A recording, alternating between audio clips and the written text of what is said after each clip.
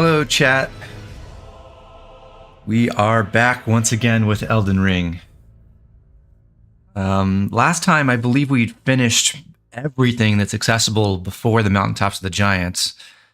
So, now we're resuming our quest up to the top of the mountaintops at Flame Peak, where we will seek the flame tended by the last fire giant. So, let's load right in and get started.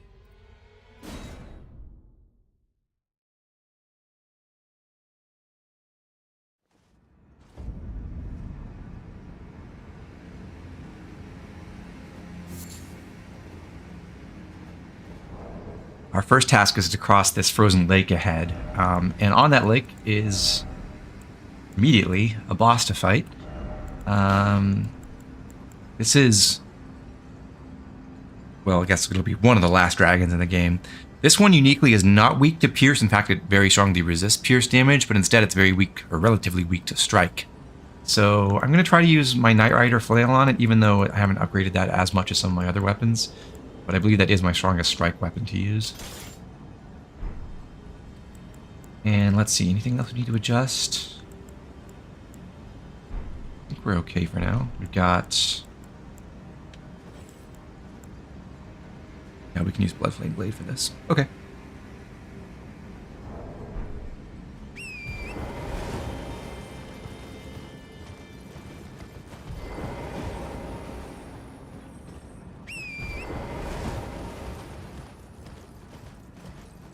Hey, Chris.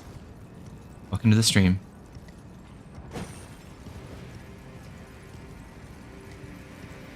How's your Sunday morning treating you so far?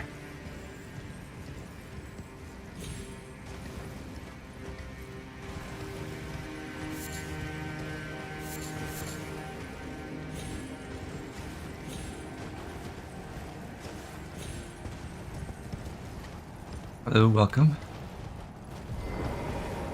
We've got this blizzard coming in. That's the signal that there is that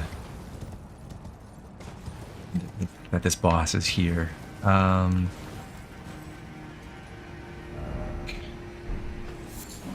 I suppose. Yep, there we go.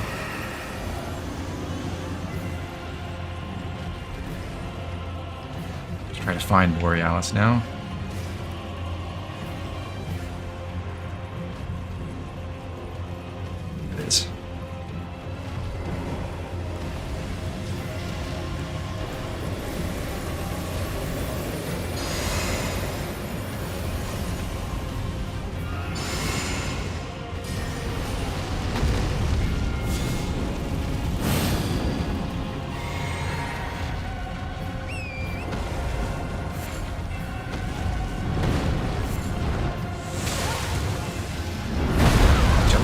Wow.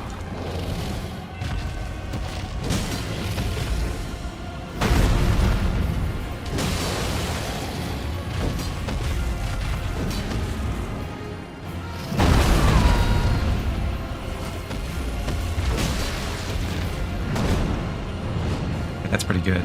Glad it didn't start using its ice breath.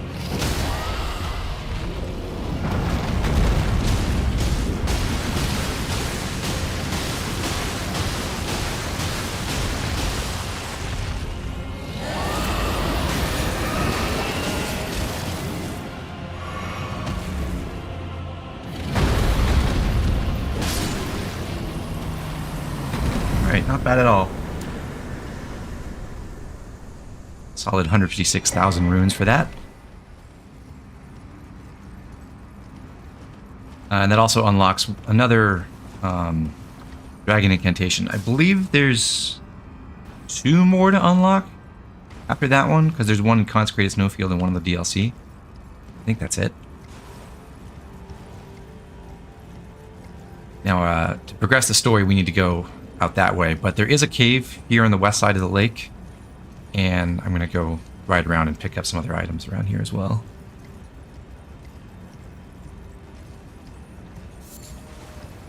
A few butterflies for one thing.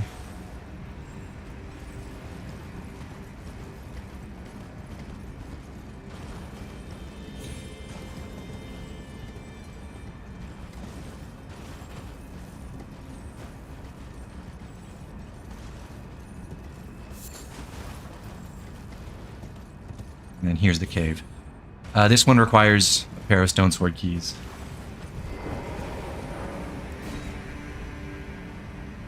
But we have more than enough at this point.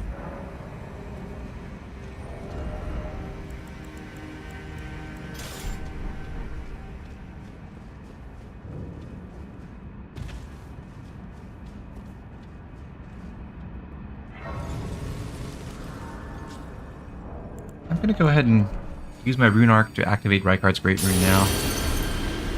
Didn't really make sense to use it for the boss, but now that we're going through a cave and fighting some regular enemies again, I'll reactivate that for some passive healing.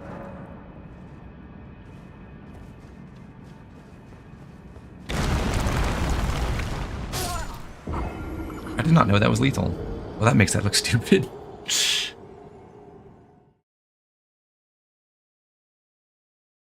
They actually put a crumbling floor trap that kills you. I thought it just dropped you to the lower level.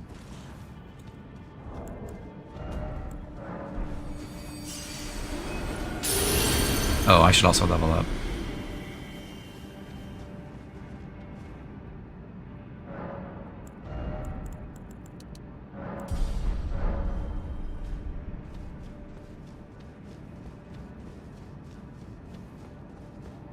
Okay, I'll go around.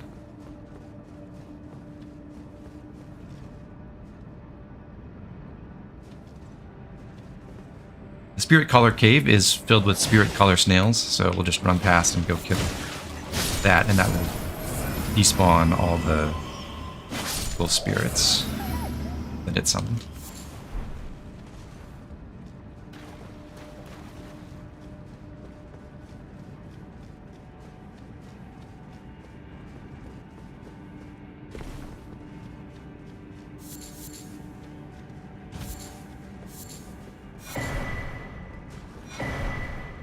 At least we get a rebate on our rune arc. Kind of.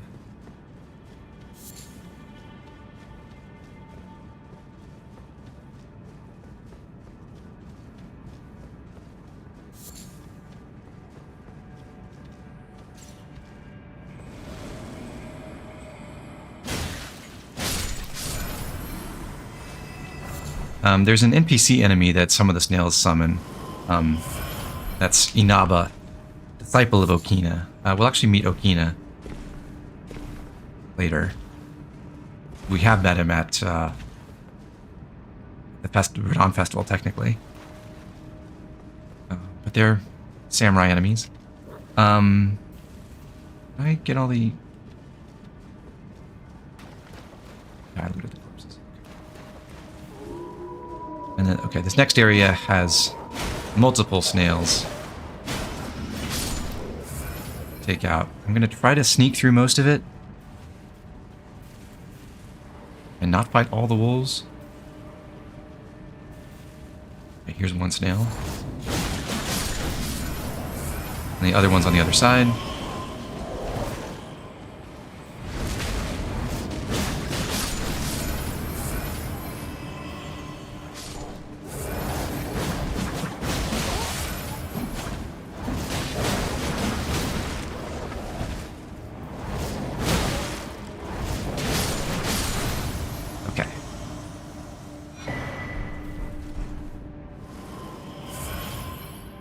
Now we've cleared all those.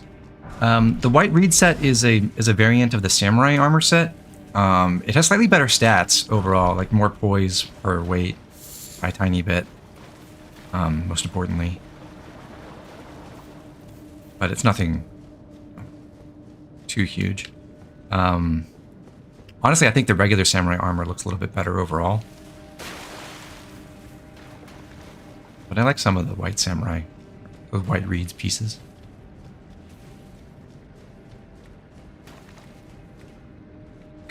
Thanks, Alchemy Knight.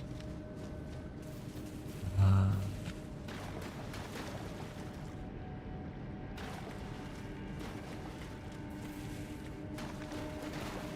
want to go this way.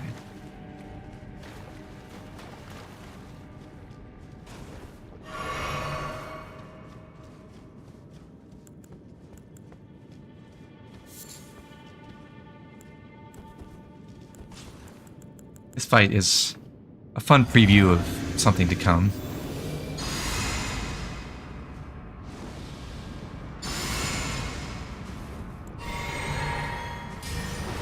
You get one more Spirit Collar Snail to fight, but this time you're not able to hunt it down before you kill its summons. You have to kill the enemies that it summons first.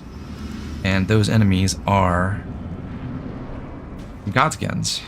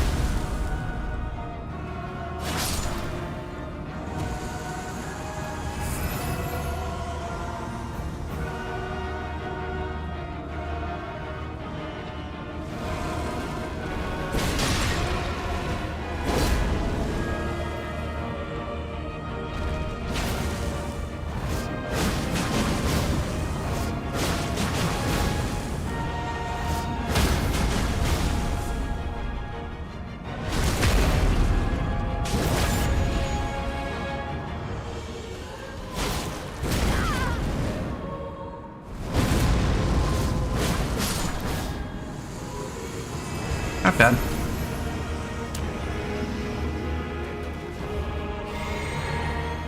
And now we can fight the snail. Hello.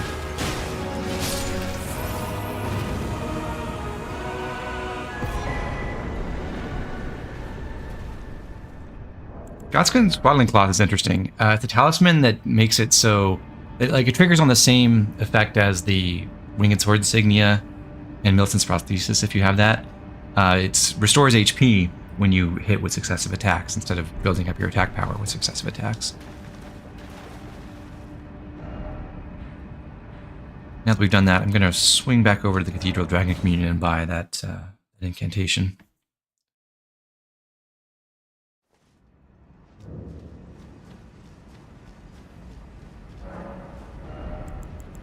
Borealis is missed.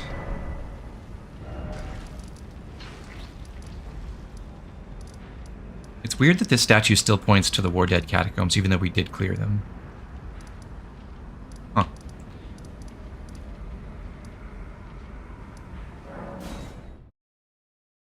Back to Spirit Collar Cave. I'm going to craft a few more sleep pots right now, because they may prove helpful in just a second. Then we'll go outside.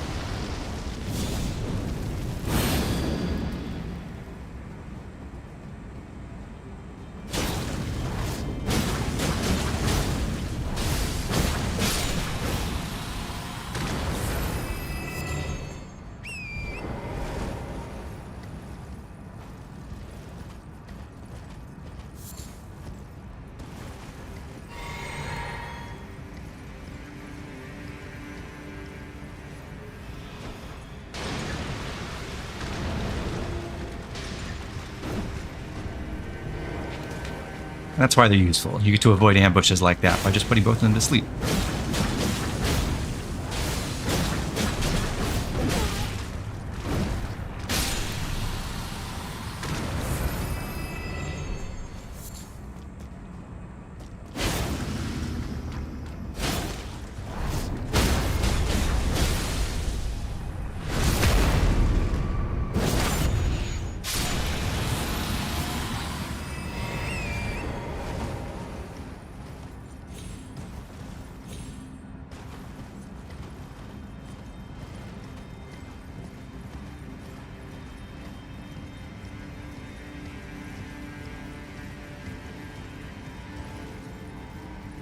This corpse in front of the church is pretty important. It gives us the Somber Stone Miners Bell Bearing 3. We got the regular Smithing Stone Miners Bell Bearing 3 from the Zamor Ruins, and now with the Somber one, we can buy Somber 5s and 6s at the Round Table Hold. Although there hasn't exactly been a shortage of Somber Stones. We've had plenty of chances to upgrade things to +7 and beyond already.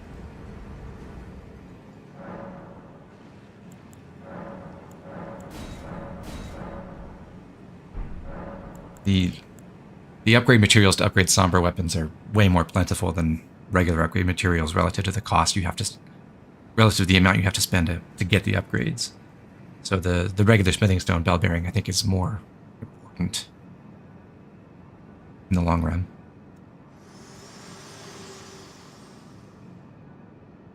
Spoken echoes of Queen Marika linger here as well. Shall I share them with you? In Marika's own words, hark, brave warriors. Hark, my Lord Godfrey. We commend your deeds. Guidance hath delivered ye through each ordeal to the place ye stand. Put the giants to the sword and confine the flame atop the mount. Let a new epoch begin, an epoch glistening with life. Brandish the Elden Ring for the age of the Erd Tree. Marika had Godfrey and her warriors exterminate all the giants on the mountaintops. We're almost there. The flame of ruin lies just ahead. I'm glad it was you I traveled with. I must tender my thanks to Torrent, too. Thank you, Torrent. Please continue to lend your aid till the end.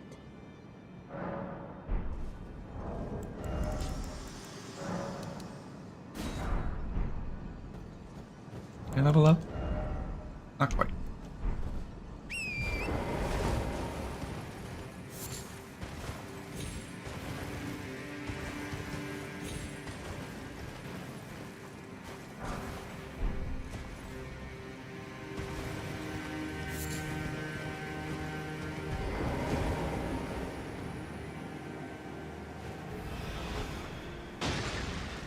Can I hit them both? Nice.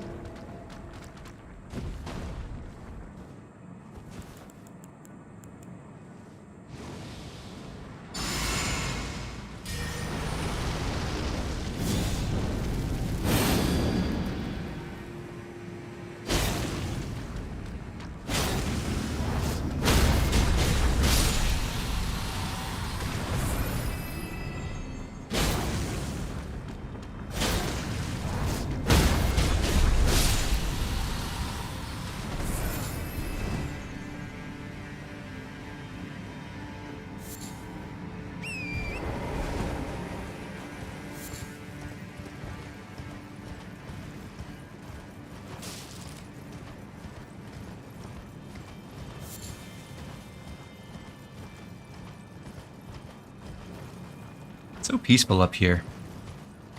I really like the snowy area. Just for general vibes.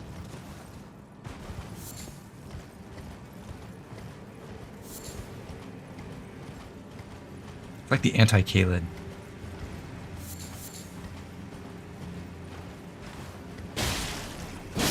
Even though it does share a good number of enemies with Kaled, come to think of it.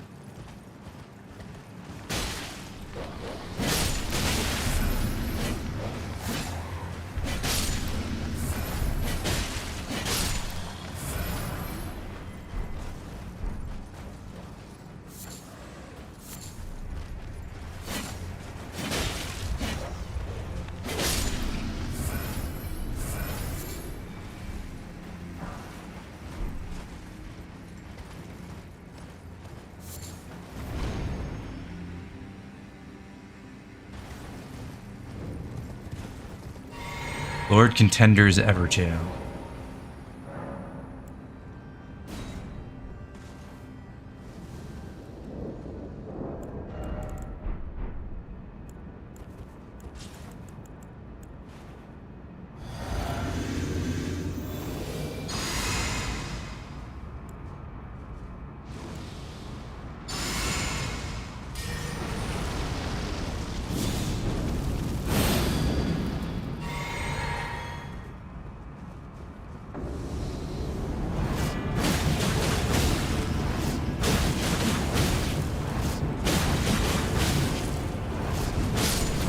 Okay. Well, that was the real Vik, unlike the festering fingerprint Vik that we fought over in Liurnia. We didn't get to see any of his moves, but he doesn't use frenzied attacks here. He uses ancient dragon incantations and Vik's Dragon Bolt, the spell he just dropped. Because Vik was a companion of, was it Lanciax, I think is the name? Yeah. Of all the knights, Vik the Dragon Spear was the one Lanciax loved the most. And this armor is, Vik is actually the knight set, but melted by the touch of the Flame of Frenzy. The description says, no other tarnish was closer to the throne of the Elden Lord than Vik. But without announcement, Vik traveled far below the capital and was scorched by the Flame of Frenzy. Did he make his choice for his maiden, or did some other force lure him with suggestion? So Vik was about to do what we're supposed to do at the mountaintops, and he heeded the advice of Shabriri and sought the Flame of Frenzy instead of burning his own maiden. But we discover, well, he's been imprisoned here, possibly by himself. Maybe he imprisoned himself, but he's apparently overcome the Flame of Frenzy. Like he split off his frenzied personality from his actual self in this Everjail. Unfortunately, if he made his choice for his maiden, it seems his maiden died anyway because we found her corpse over at the Church of Inhibition.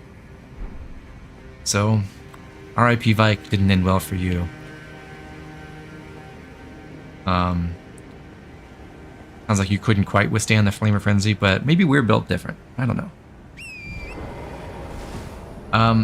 The fingerprint set is like the overall best armor set in the game in terms of the weight you have to carry to achieve 51 poise, especially if you take off the cape from the chest armor. I don't think the altered chest looks very good though. I kind of like the fingerprint set aesthetic, but it's not for us. One other thing to do over here before we proceed towards the peak that way is check out this tower. It's defended by a bunch of marionettes, kind of typical for sorcery areas.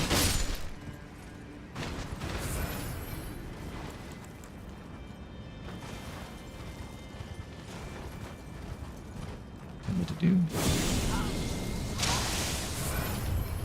As usual, we can shoot down the balloons and get some golden rune rewards from them.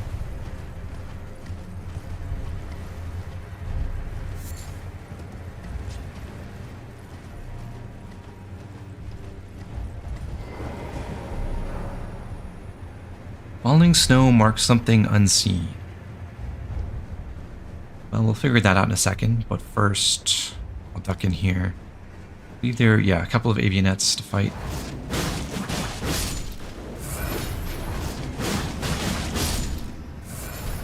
And of course, with a worthless item.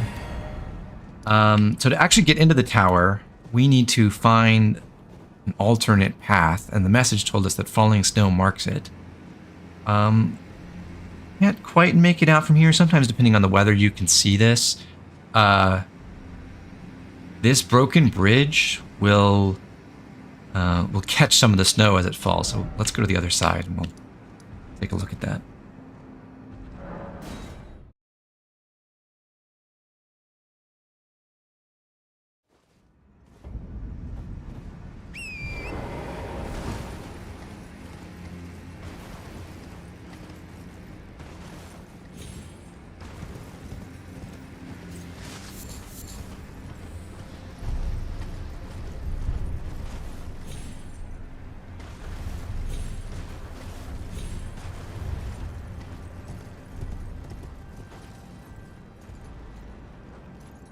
Yeah, okay, you can see the little like circles where it's fogged up a little bit with the cold as we approach. Turns out this broken bridge is not so broken after all. I don't want to rush this, but there are various ways you can make this a little bit more obvious, like using Frost Off, for example, will show you how it spreads across the ground. But you can just make out segments where the ground is fogged up a little bit.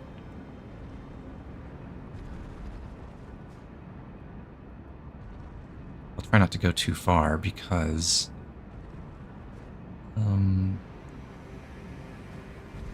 path turns left here. Oh, there it is. Okay. Well, I walked off. Oops.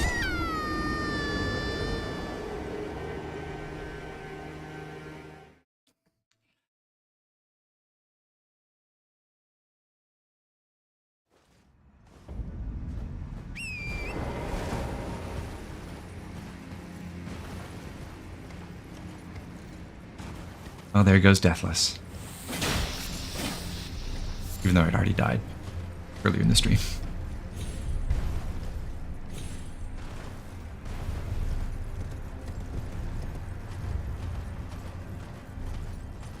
I got my runes to conveniently mark where I walked off. That's nice. Okay, let's go straight a little bit further, and then... Oh, the sun being there is really awful. Up here. Turn.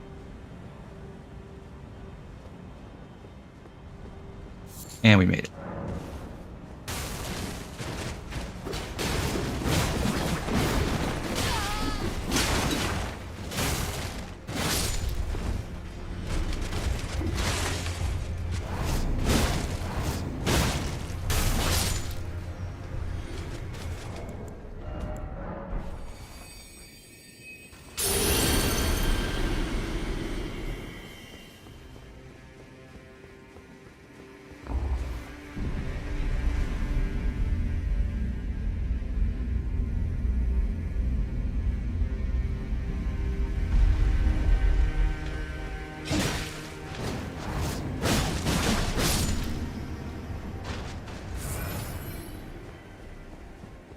Prize at the top of the tower is the sorcery Founding Rain of Stars, which is one of the legendary spells.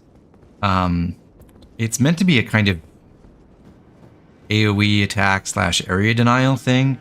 The damage is pretty bad though, even though you can charge it for more damage. So I don't think it's a very good spell. Looks cool though.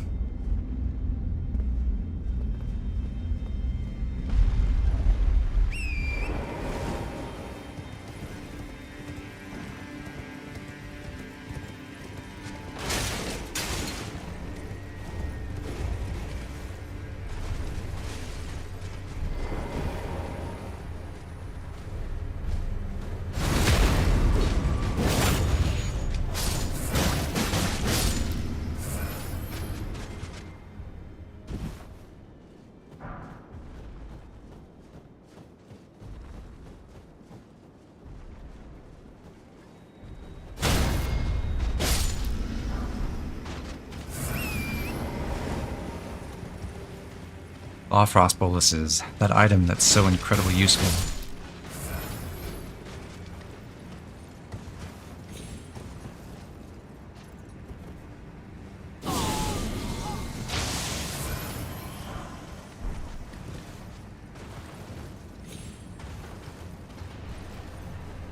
Re-aim this and hit. Is that too low?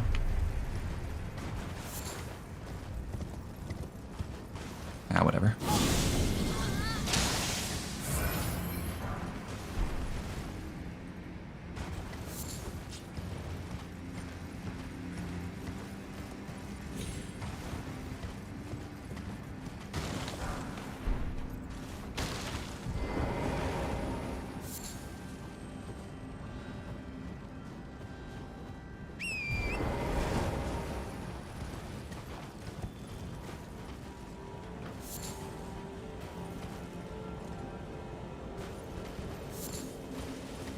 Like I was saying, there are some overlap in what enemies appear on the mountaintops and in Caelid. One big example is the monstrous dogs that appear over here. There's nothing really over in this direction, so no real reason for us to fight these, but I figure I'd do just for fun.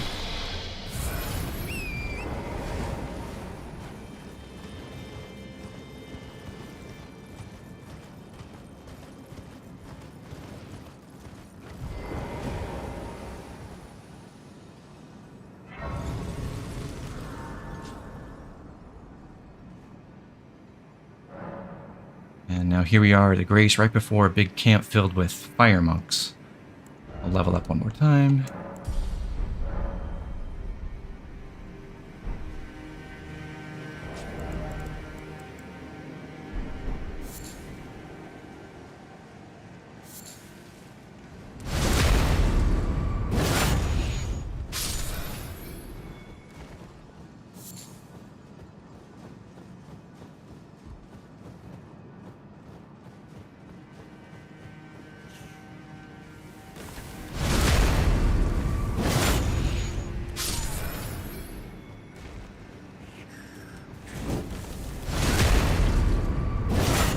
I watched State of Play and or Summer Games Fest this week.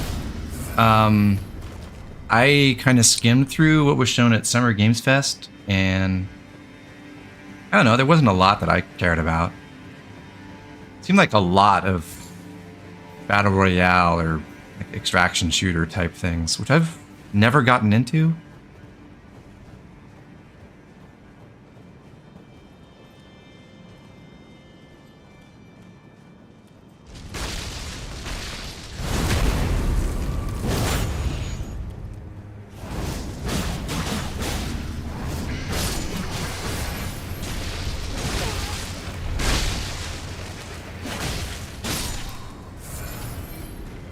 I did get a Switch 2 on launch day, which surprised me a lot because I did not manage to get a pre-order, and I expected to have problems finding one after that, but I didn't.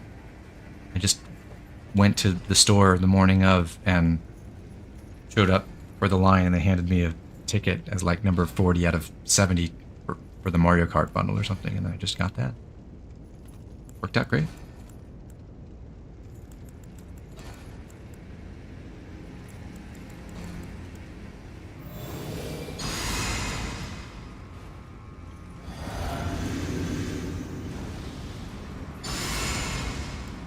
So I've been tooling around in Mario Kart a little bit. I think I said before on stream that I'm not like hugely into Mario Kart. I did get 8 Deluxe, but I never got into the online scene for that or anything.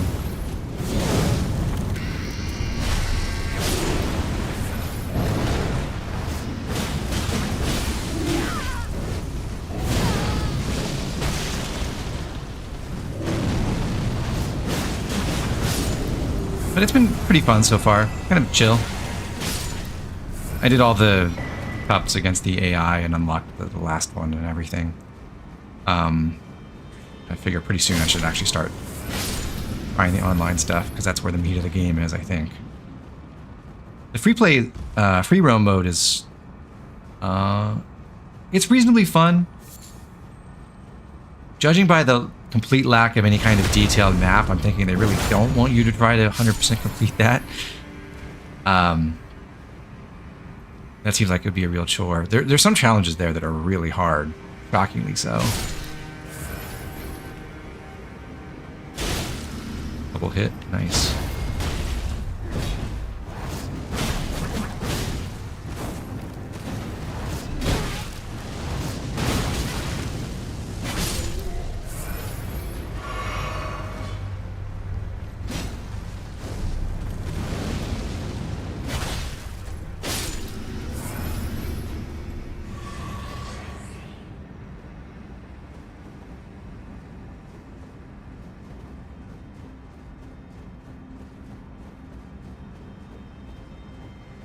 Let's see.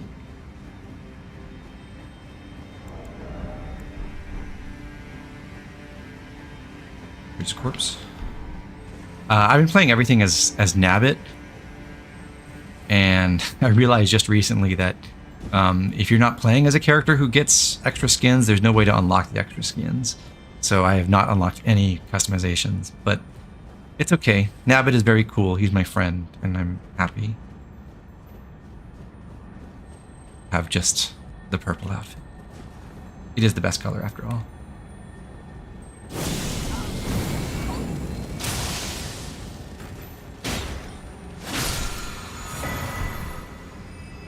I really hope they do a patch for the Xenoblade games to let them use high resolution, 60 FPS.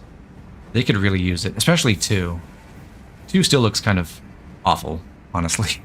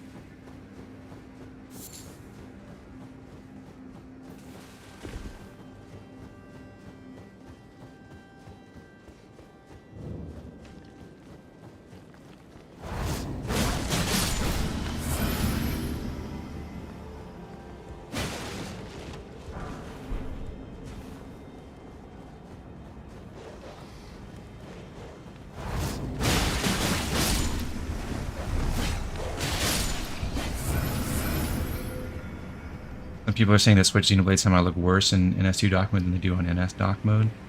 I don't think I've noticed that. I haven't tried.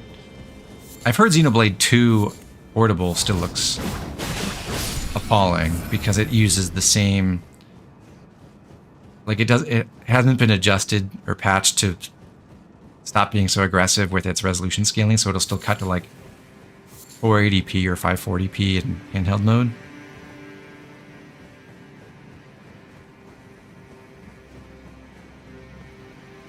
I mean, luckily I have the ability to run those games on my Nintendo PC, so I've been able to enjoy better looking versions of them for a long time, but it would be nice if official hardware had that capability.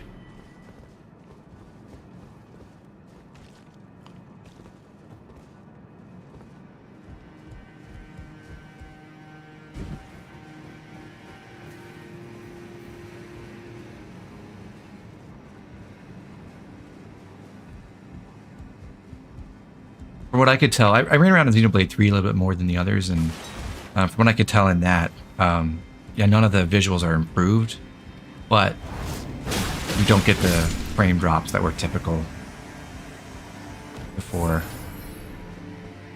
and it doesn't scale down the resolution.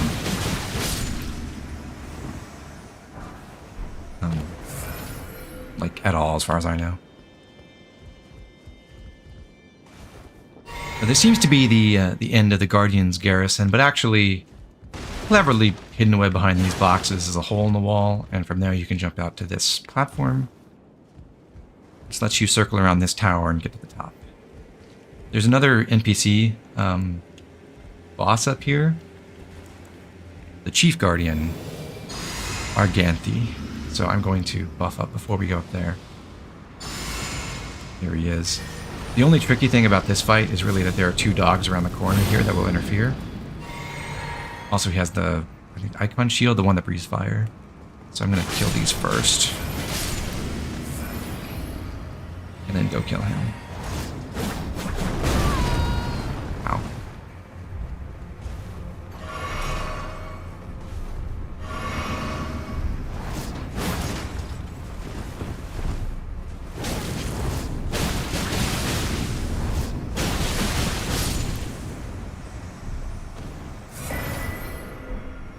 Oh, it is just the one-eyed shield. Different shield. Okay.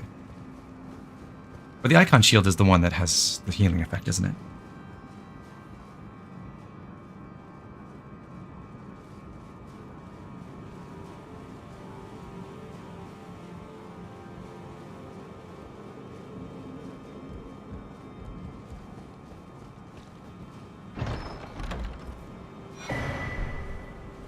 Giant's Prayer Book.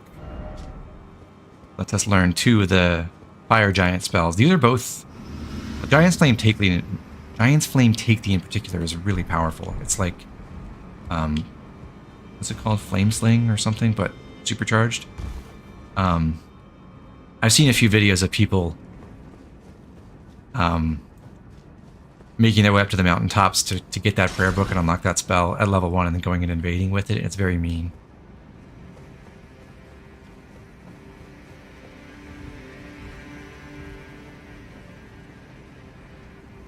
Also hidden around here on the outside of the garrison is one more corpse.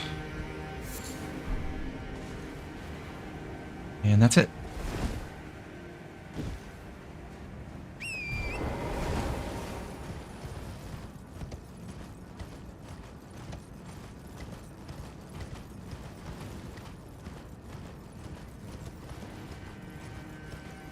Now we ride across this chain to get towards the peak. I would be very scared to walk across this thing because I just feel like the snow in the middle might fall through at any moment, especially with Torrent on it. The Tarnish is a braver person than I am.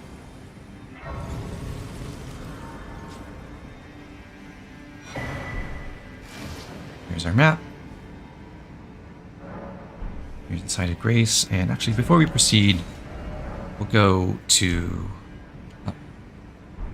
the Church of Vows and hand over that prayer book to Turtle Pope.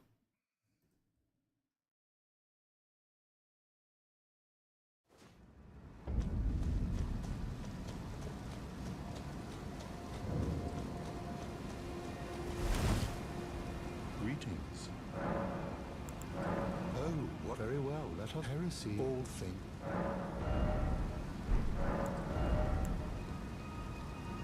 Clean out the inventory of incantations now. I can afford it.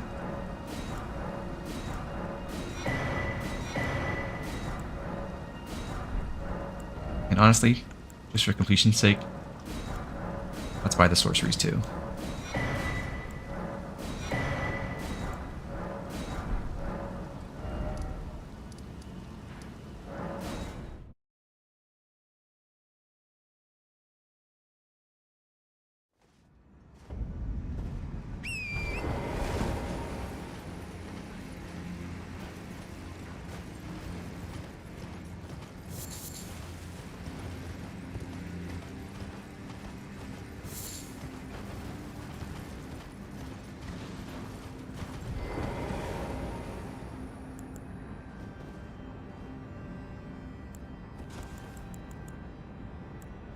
These fur-covered trolls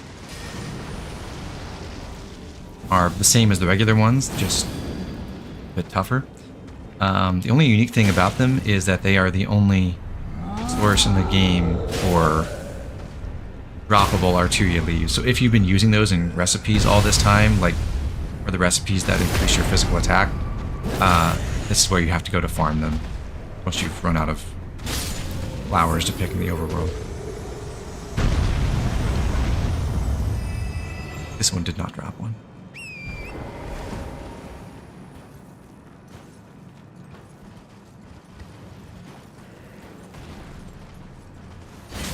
Got some finger creepers to deal with in this area too.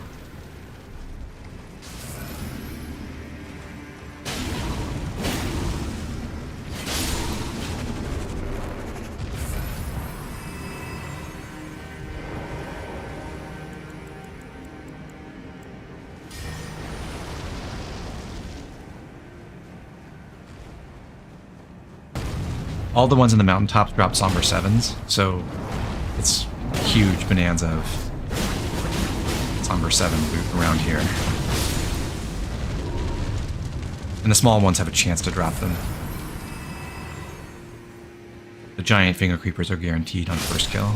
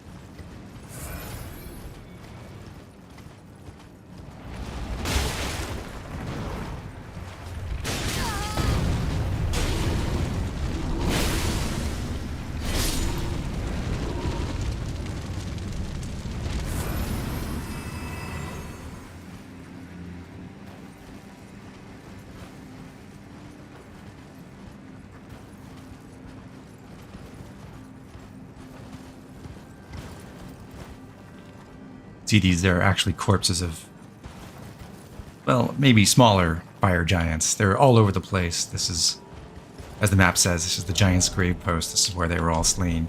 And you can see most of them have these giant, like, gnarled spears through them, through their chests.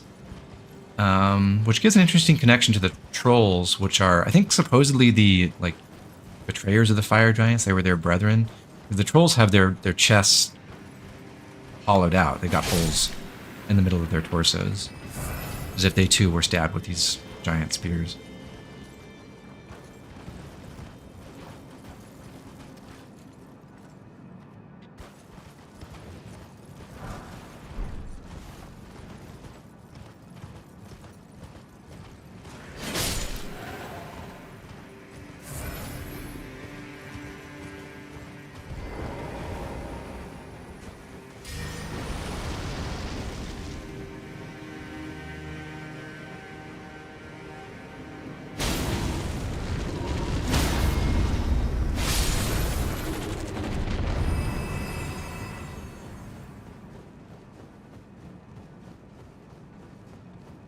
That corpse is bait.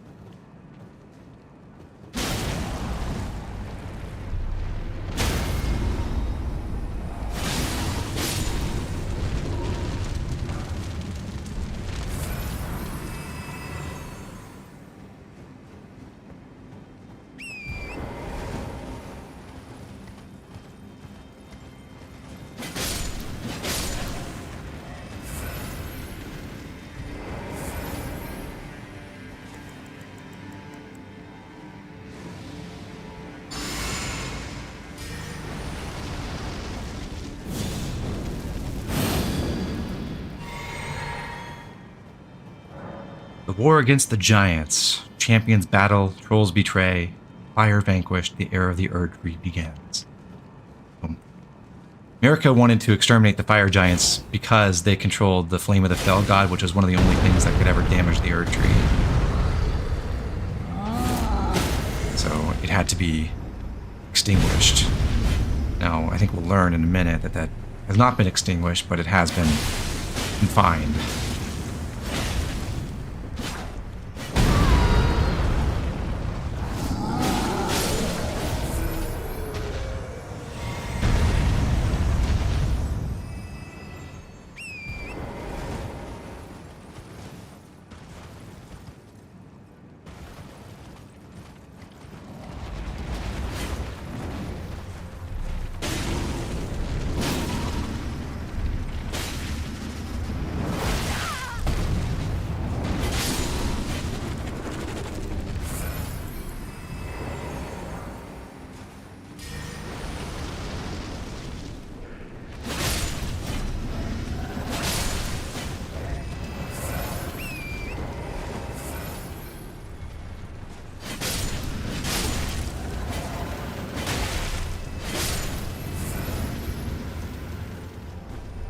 Another somber 7. As if all the ones from the Finger Creepers weren't enough.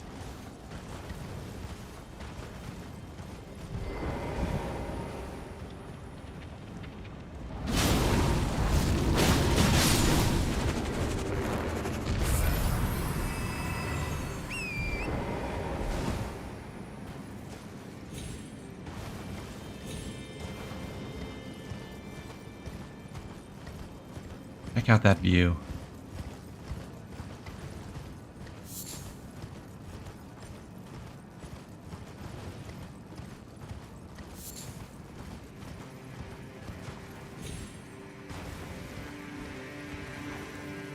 Here's the Grand Lift. We're back above the Zamor Ruins area.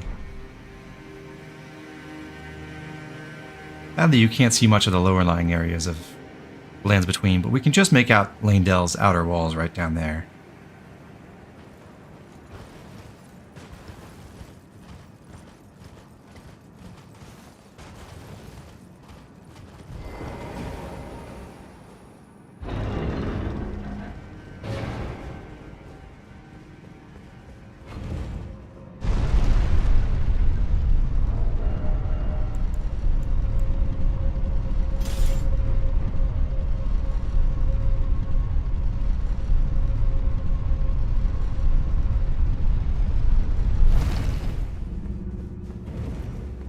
Giant Conquering Hero's Grave. I believe this is the last one. Right?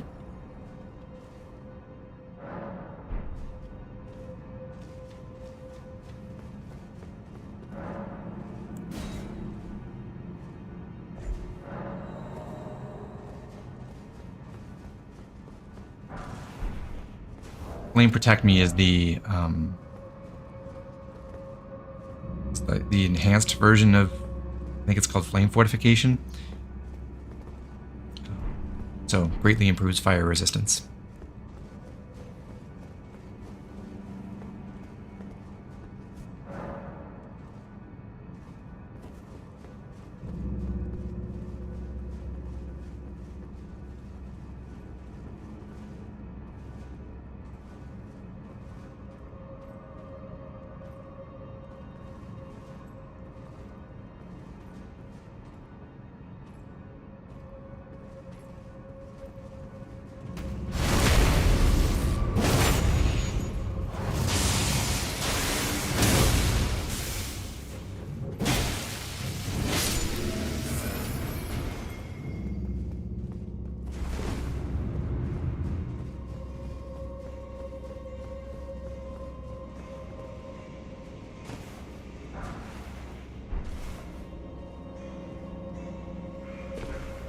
This is another place where we've got the glowing sigil thing going on, so we need the enemies to walk into it before we can damage them.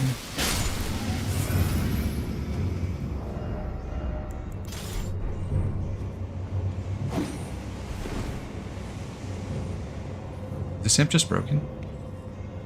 Hello?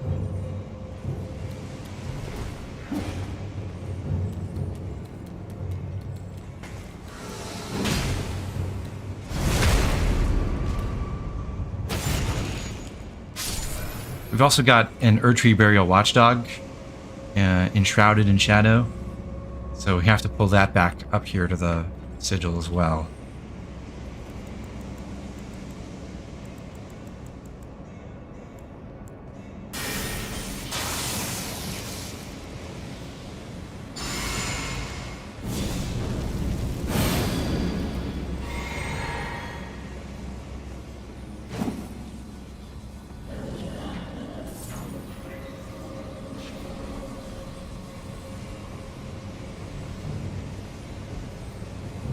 Here, kitty, kitty, kitty, kitty.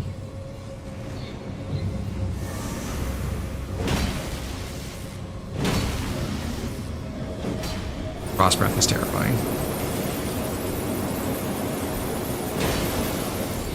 Always lasts like a little bit longer than I expected to.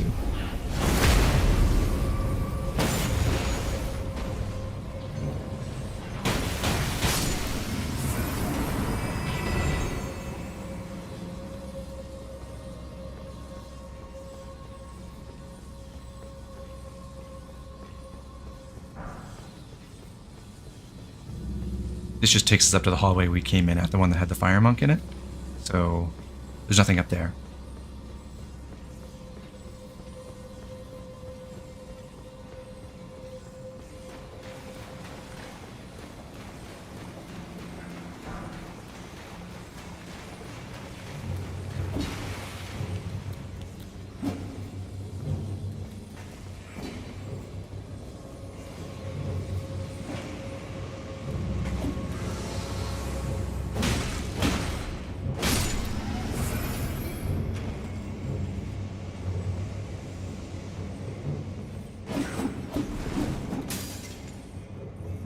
Come on.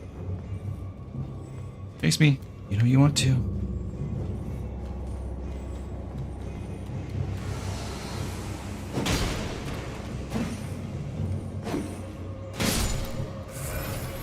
Okay, imp step.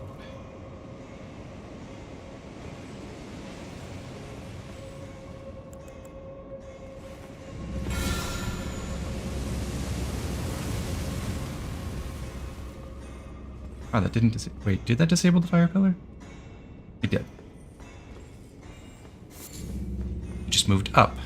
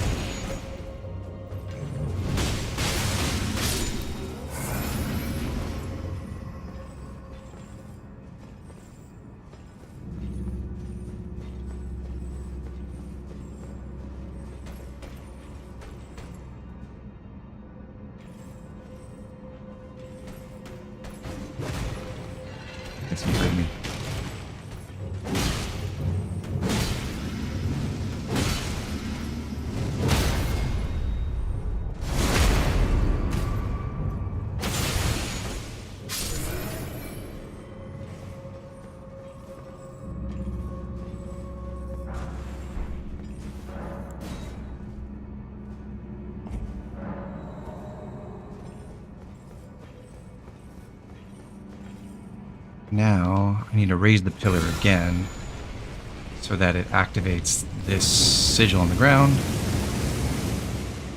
Which means when I run in here and go grab the loot and get attacked by a couple more shadow imps. Just one more shadow imp? Not two of them. No, three of them. I can actually damage them.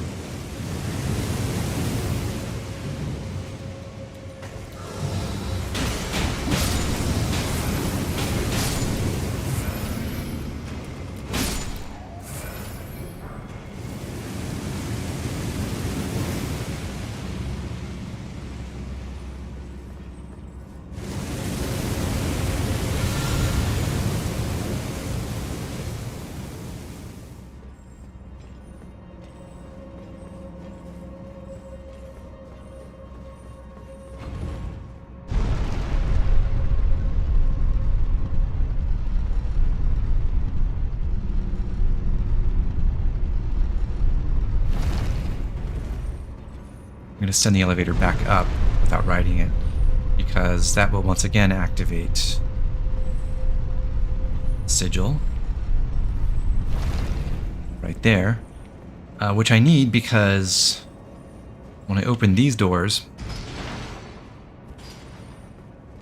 there'll be a shadow troll. I need to pull it back to the Sigil and reveal it, and then I can kill it, and that will unlock the boss doors.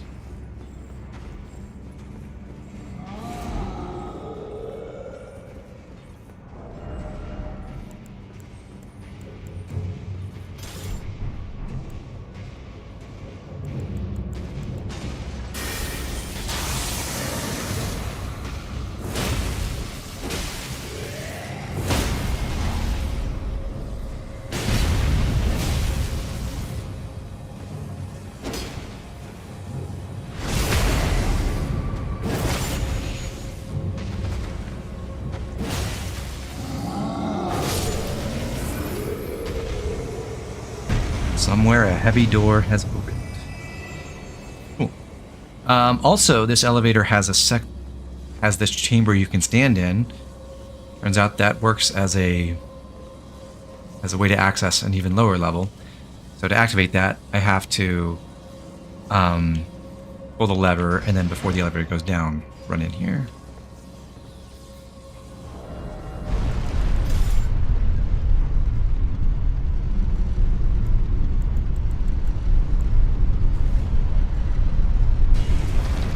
Now the sigil's on this level, and you can see there's another lovely watchdog friend to fight.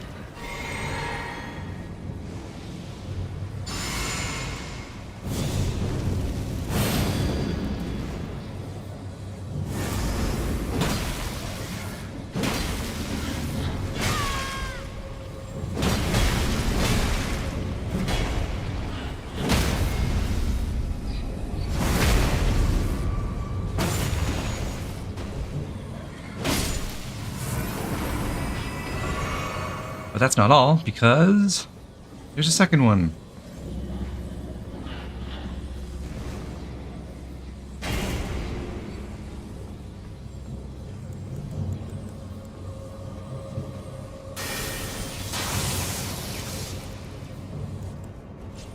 Oops. Wrong button.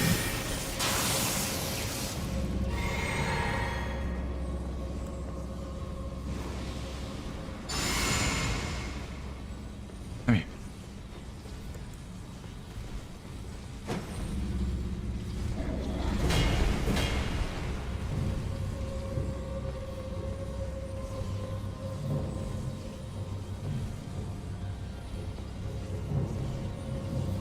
Stupid dog.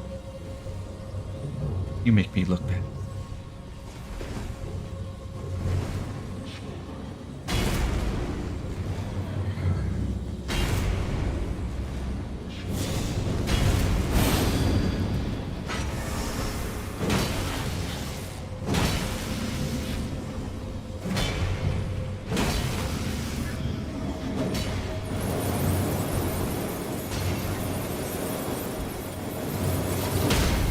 Reverse. Oh my god, they're getting clever.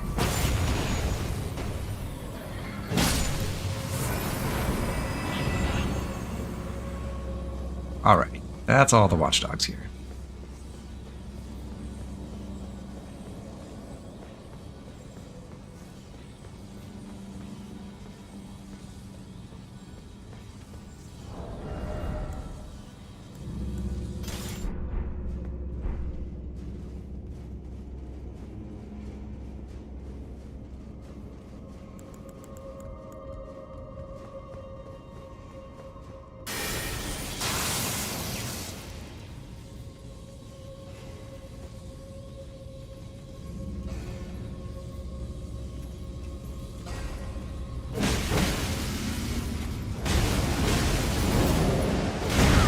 Stormcaller is not the answer for the fire prelates.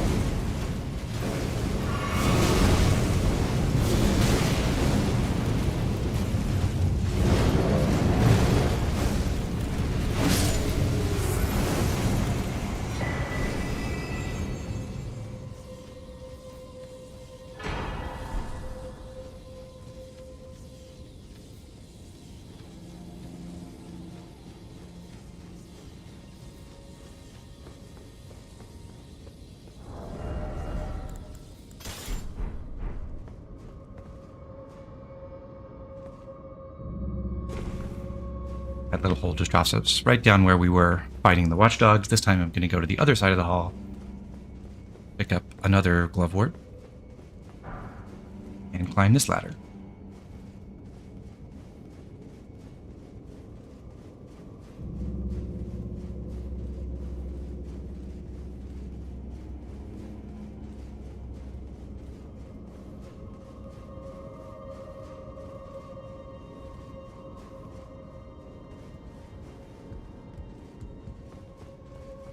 Now we're in a section of the hallway that had the troll in it up above, so we couldn't get up here because the steps were crumbled. Coming up this way lets us harvest these 2 flowers. So Grave Glovewort 7 and 8. And then if we run down the hall past where the troll was, we can pick up... We actually just got a Grave 9 down on the lower level behind the elevator. Over here is a Ghost 9.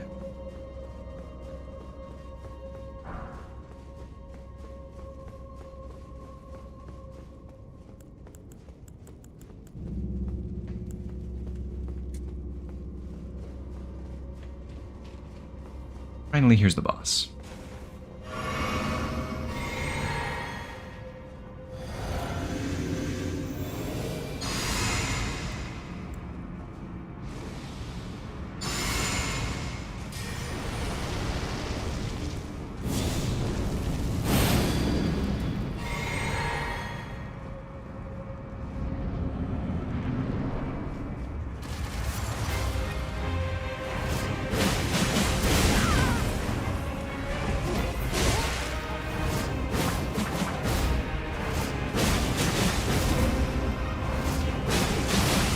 Phase transition really helps with this guy because he doesn't do anything. And that kill gives us a really cool reward. Not only the Zamor armor set, but also the Zamor curved sword, which is a curved greatsword that is principally a dex weapon. Thumbs up from us. But also has the Zamor Ice Storm skill, so it creates... In fact, I should just equip it now. Take a look.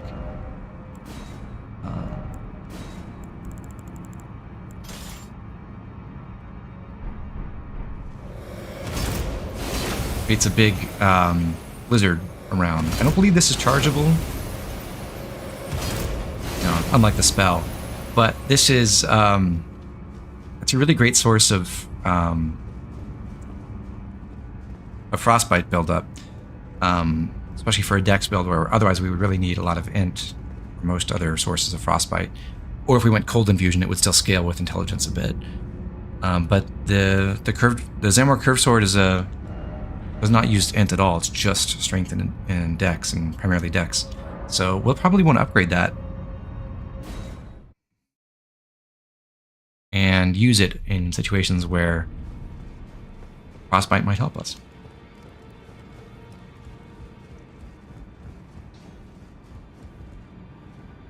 I kind of like the little icicles that are dangling from the end of the sword too.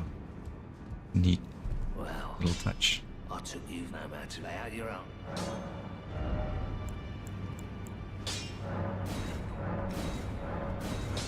You can tell which somber stones we've gotten from Finger Creepers and which we hadn't, because we had like 32 of the 2s. We get 19 4s. Those are the ones in Carrion Manor. And then all these 7s. I think we'll stick with +8 for now. But, we'll see if we can try that out. That's it for the western part of the Flame Peak area. So now back to Giant's Grave Post, and we'll continue uphill.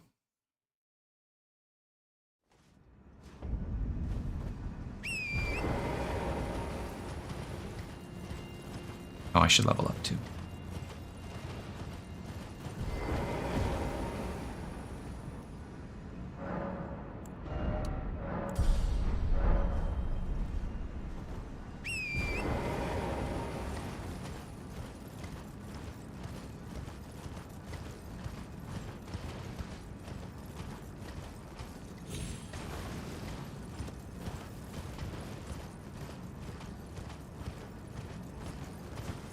Once again, mirroring Caelid, we get to fight giant crows again, our favorite.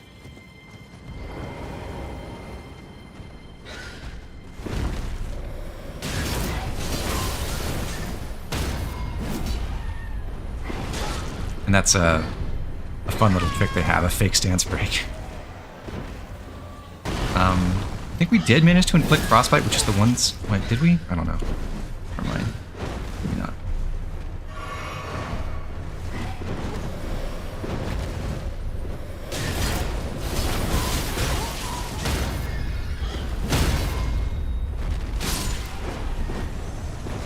Yeah, just one use of the skill can inflict frostbite, which is pretty cool.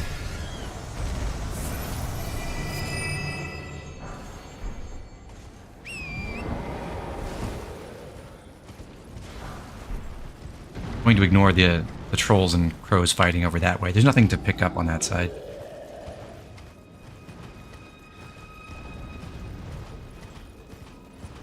But over here, where we've got this other giant crow feasting on a corpse, well, I can tell you right now, it doesn't end well for that crow.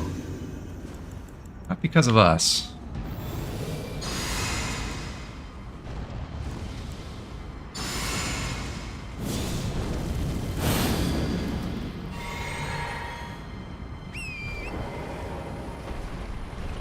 Because it gets flattened by a colossal finger creeper.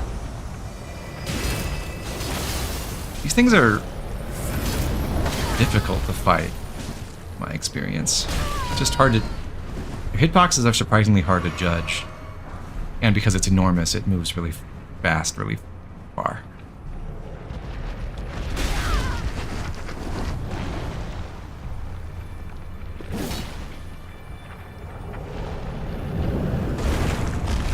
Managed to roll through that. And Zamor Ice Storm did really well. It was awesome. Unfortunately, that thing does respawn and also doesn't drop anything, so it's just an obstacle that we have to avoid.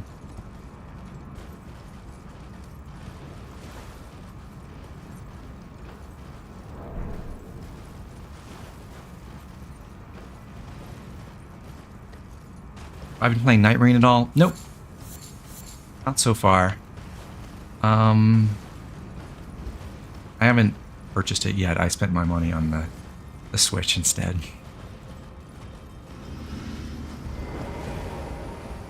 I might pick it up a little later, but I'm not sure yet.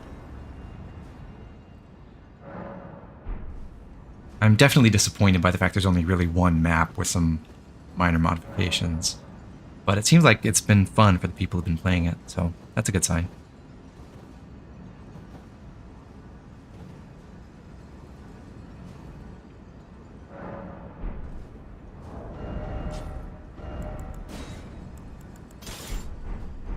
Gameplay loop is so addicting. Good.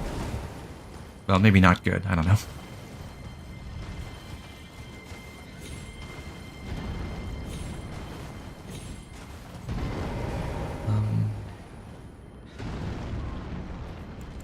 The Scarab teleports. I'm going to try to snipe it. Frenzied Burst. I don't think that'll one-shot it, though. Not even close. Oh, but the fall killed it. Awesome.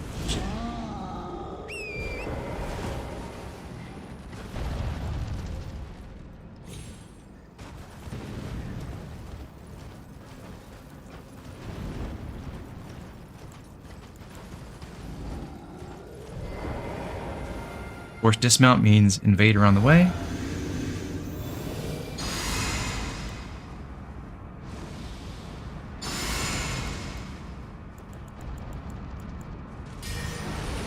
This one is Okina, whose disciple we killed in the Spirit Caller Cave.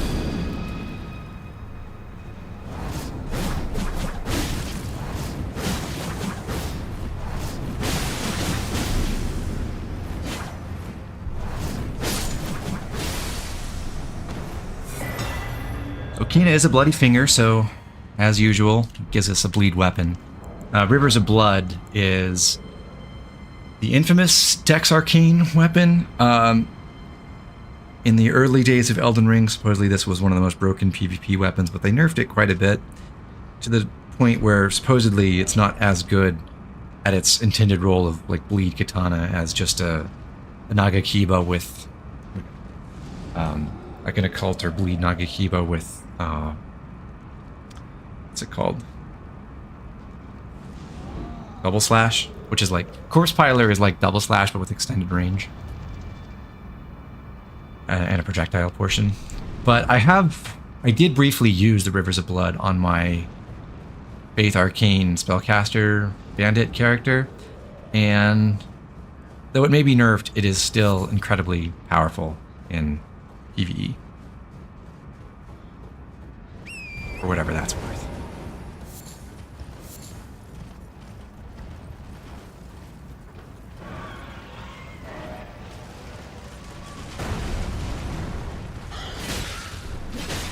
Ooh, I got a crow with glowing eyes.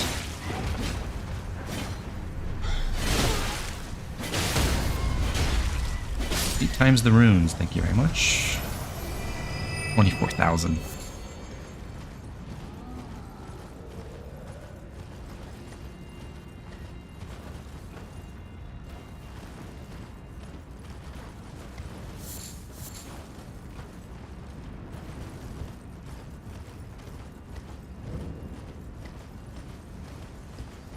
The Church of Repose gives us a sacred tier, which is, in fact, the very last one. With that, we can upgrade our flasks to rank 12.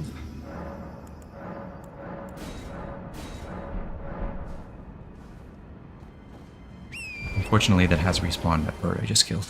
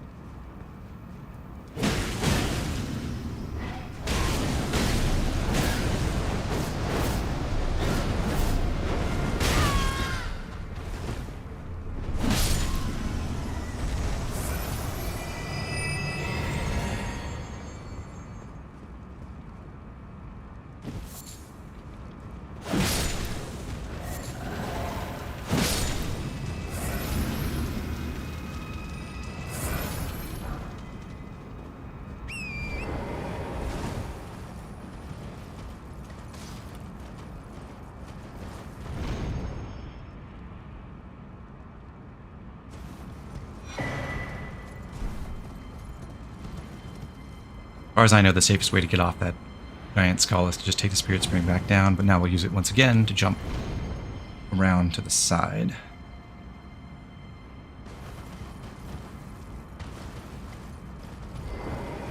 See, there's a couple more giant crows up here. So we'll take them down too.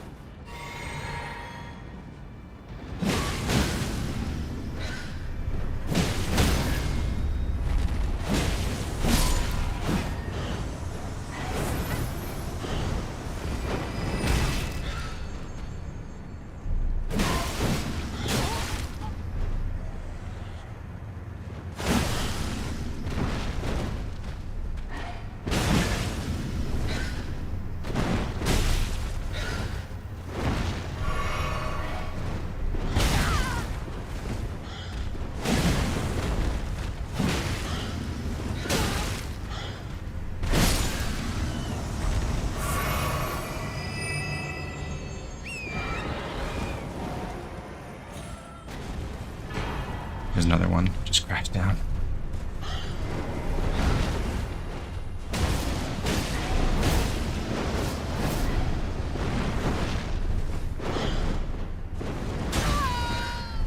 I'm so bad at judging when they're going to land.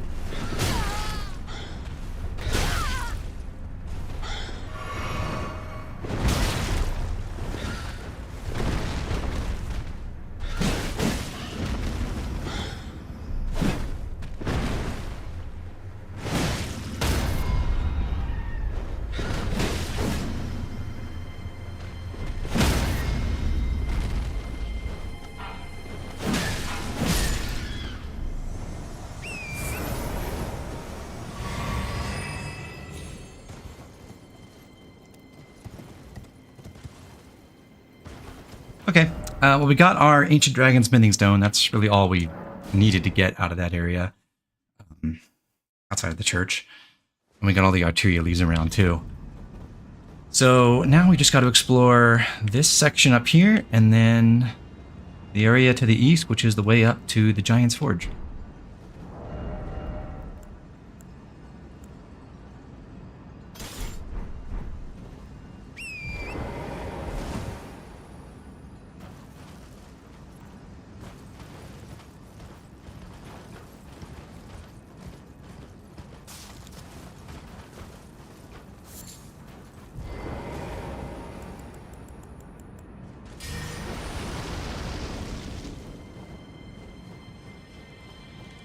Not see that.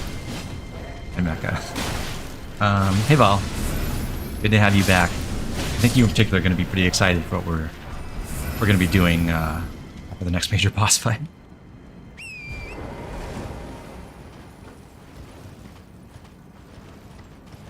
Hello, doggy.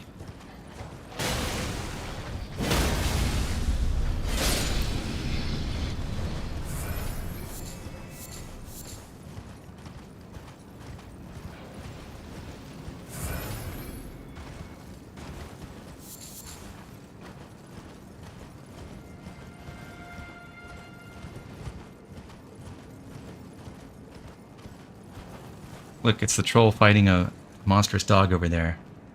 And once he's done throwing pots at the dog, he's going to turn on us. But we'll let him take care of that for us. Boom.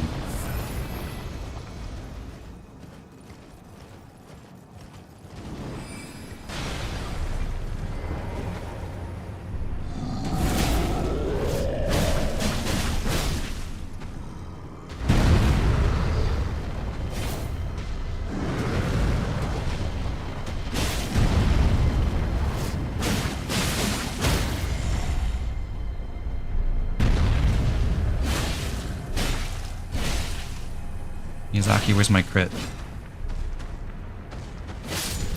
Oh well. No crit for me.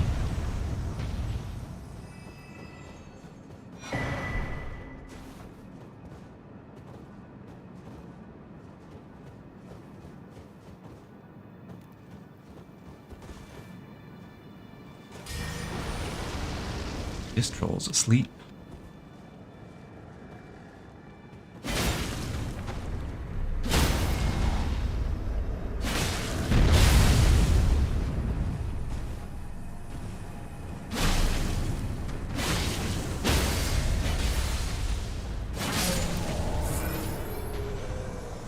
so is this one.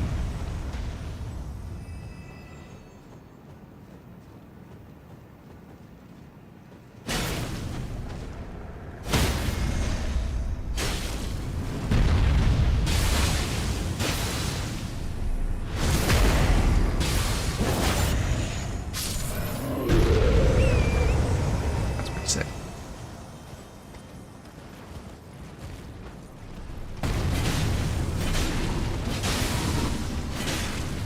Good, my blood flame blade held out long enough to set that finger creeper on fire. Another Somber 7. More Starlight Shards, which I don't need for currency anymore. I've bought all the things you can buy with them, so I could use them for their FP regen effect. But, you know, Elixir Syndrome, I probably never will.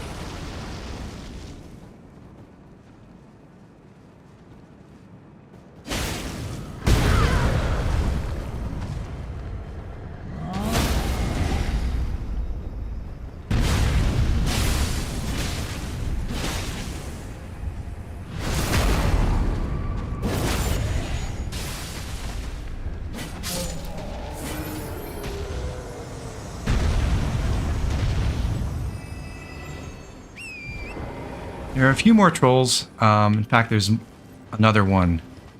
I believe this one also throws magic pots at you. Not the one on the ground here, but the one up top. Yeah. So we'll hunt him down first.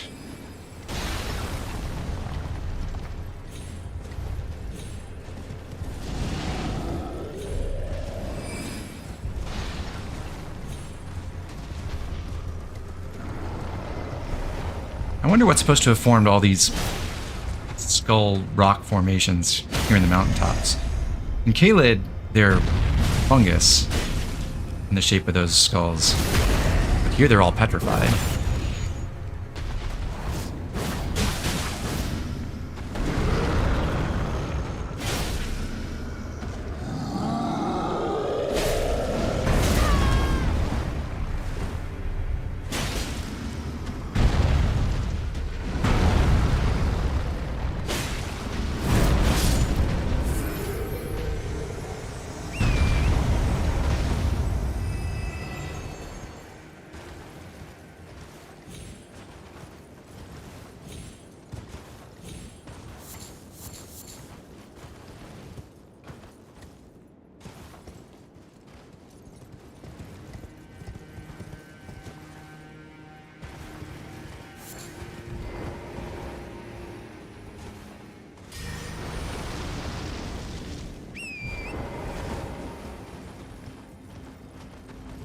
They're not giants, because we know how big the giants are.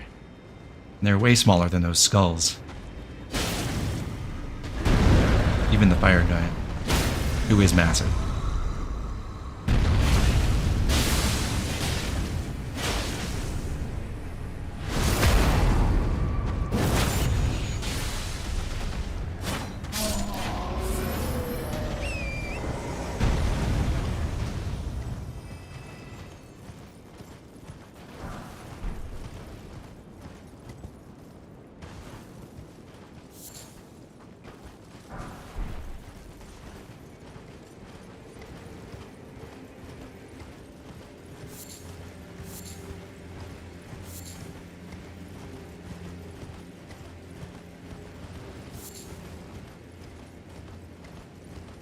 There's a pretty large supply of Arteria leaves around here, even if you don't farm them from the trolls.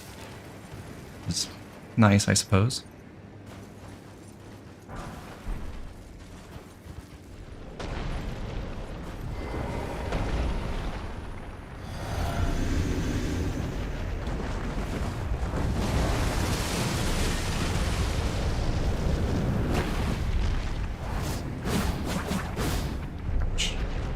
Complete whiff.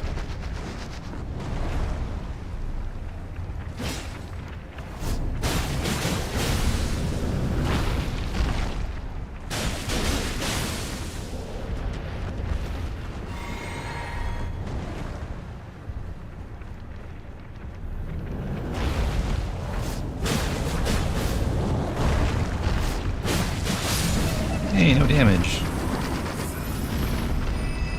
Very cool. That, I believe, is the only other colossal finger creeper I can remember in the game. I think that's it.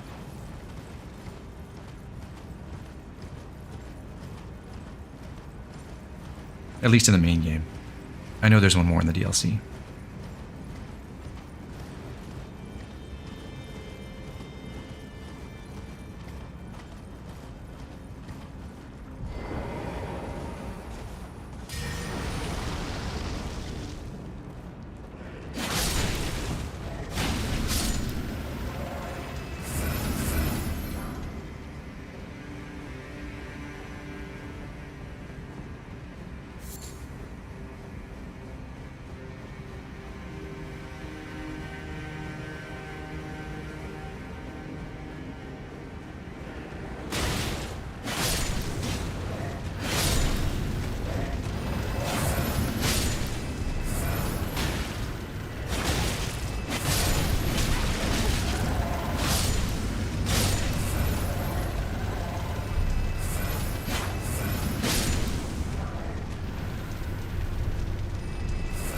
Finger Creeper Massacre.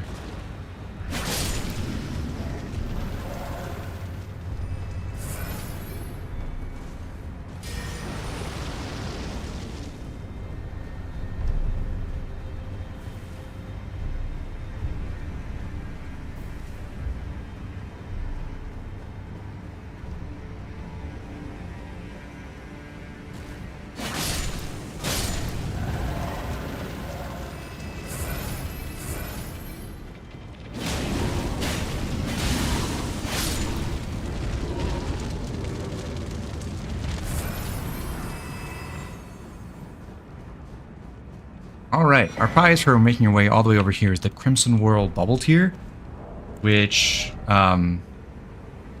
heals back the damage you receive. I think it's a pretty short duration, like 30 seconds or something. It restores non-physical damage, that is. So, a couple places you can use that. I think I've seen people use it for the Rykard fight to stand in his lava pool and not use the Serpent Hunter, and I think there's some other places where it's potentially useful. I've never bothered with it, though.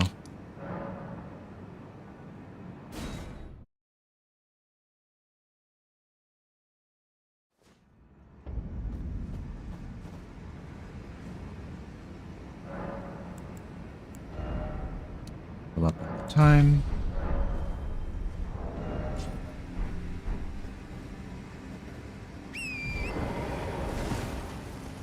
And we're going to make our way to the Giant's Forge.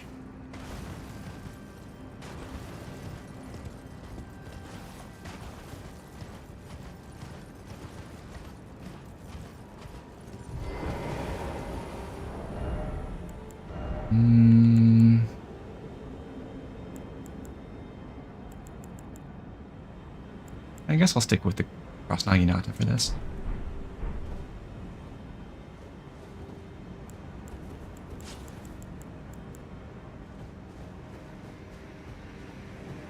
When we come in here, we can summon our friend Alexander the Warrior Jar. And this is inside the arena, so I believe this doesn't affect our rune reward. Maybe it does. But I believe it doesn't affect the boss's health. I think that's the distinction here. Unfortunately, if you summon an NPC, you can't use your horse, and having access to Torrent is very helpful in this fight. It's unfortunate.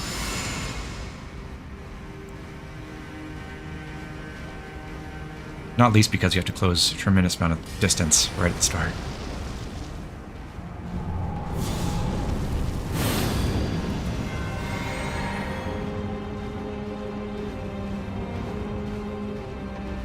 The Fire Giant has a huge amount of HP. Having bleed should help a bit. He has pretty good bleed resistance too. The nice thing about Alexander is he's completely immune to fire, so he takes nothing from the Fire Giant's fire attacks. And that makes him a pretty good tank. I'm attacking the left ankle because that's the Giant's weaker ankle. It takes more damage there.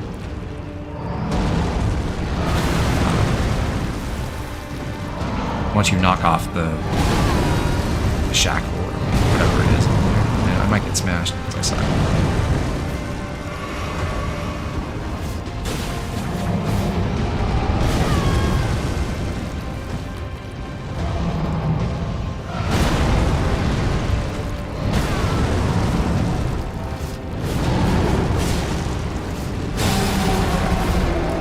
We broke the ankle bracelet. The anklet.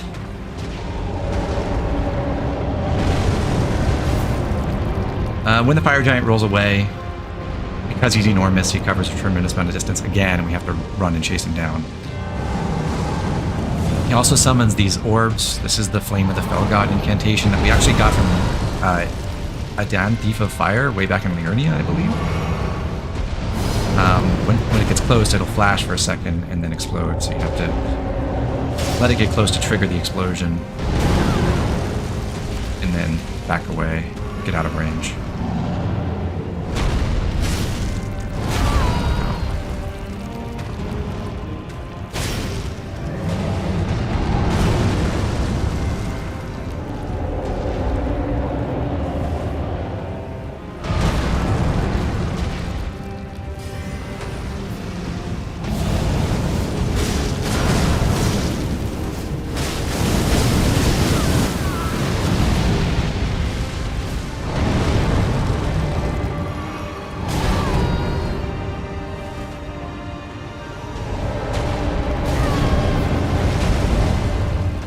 I'm already out of flasks.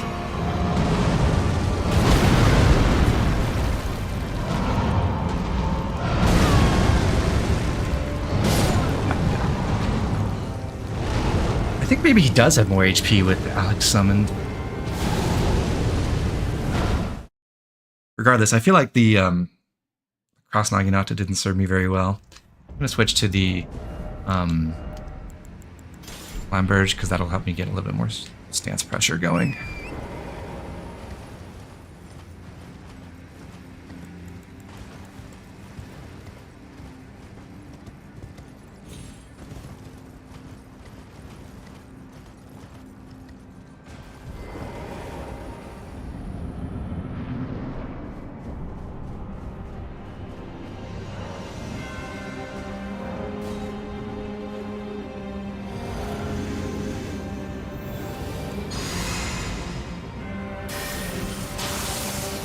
Spell.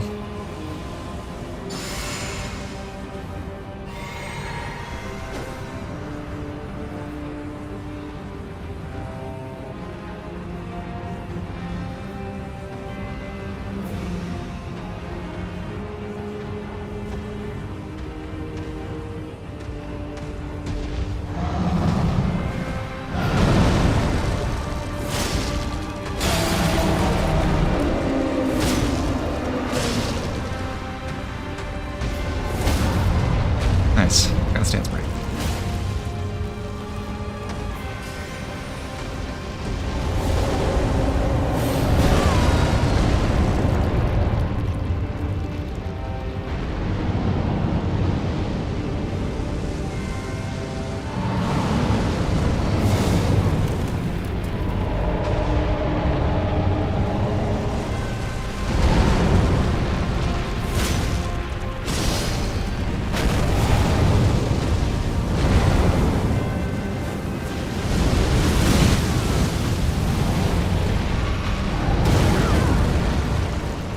Alright, we're almost to phase 2.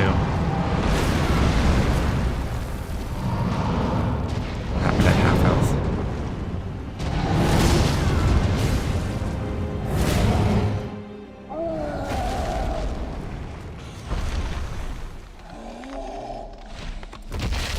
Alright, if you're squeamish, chat, don't watch this.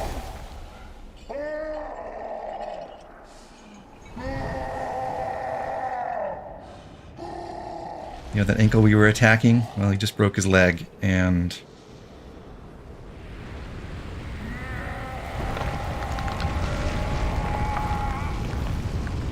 Oof.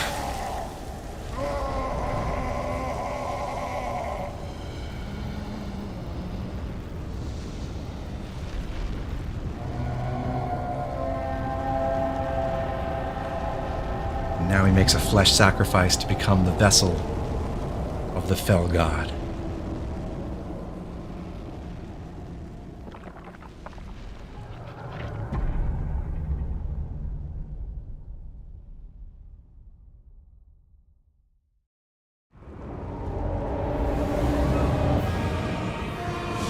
for this phase, the fire giant, I believe, is weakest in the hands, weirdly enough. Oh, I got another stance break. Sick. Oh, unfortunately, that didn't get the crit. I was slightly too greedy, I suppose.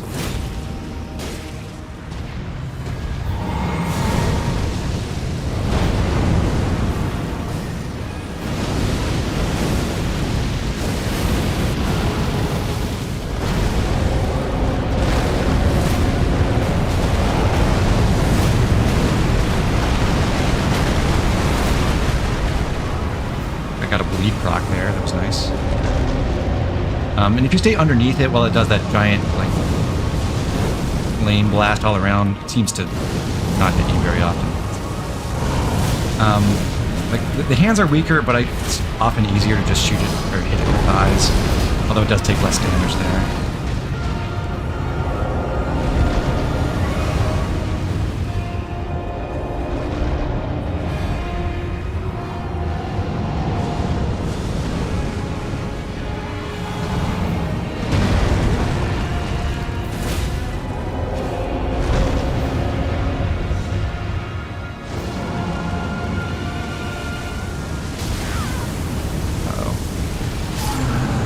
Thanks, Alex. Good kill, friend.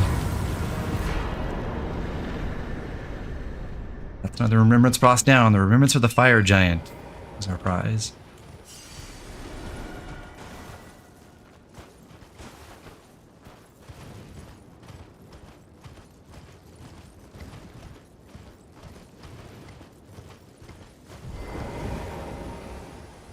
I think hitting the arms makes the fight a lot cooler as well. That's pretty true.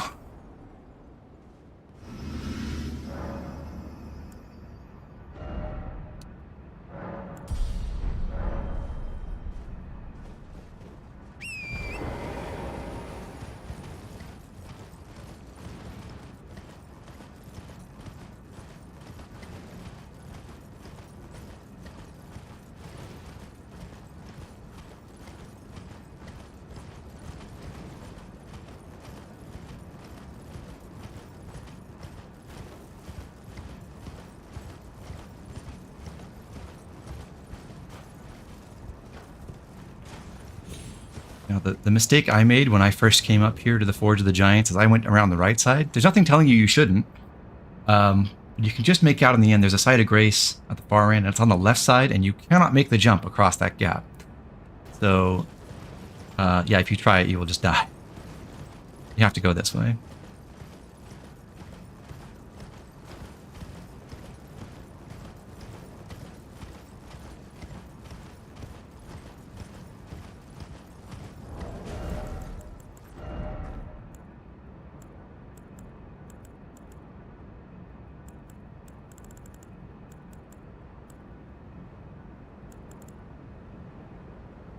Thinking I don't really like having the ritual sword talisman effect visible right now.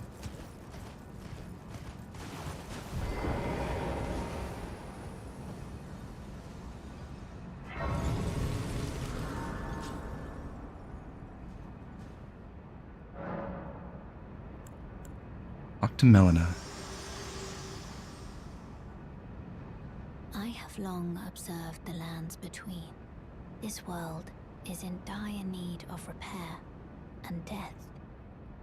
Indiscriminate. Are you prepared to commit a cardinal sin? I'm prepared to do it, Melina, but not with you. Very well. Tell me when you are fully prepared. I think I have a better way.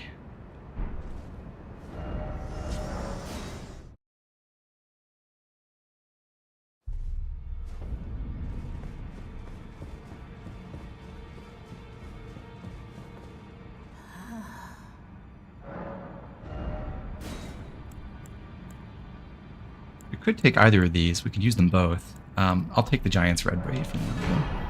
Now go forth. Let the words of the fingers guide you.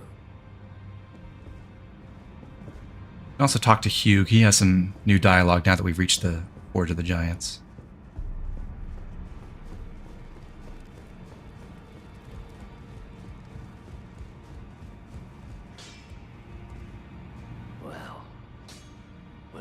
in hiding.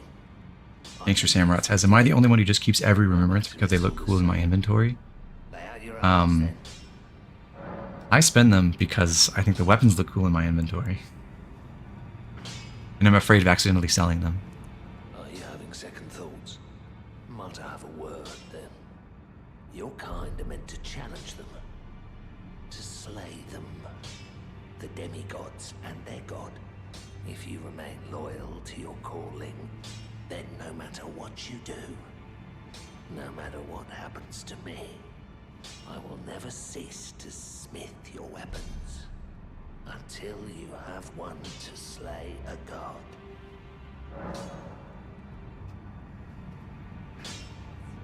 Thank you, Hugh.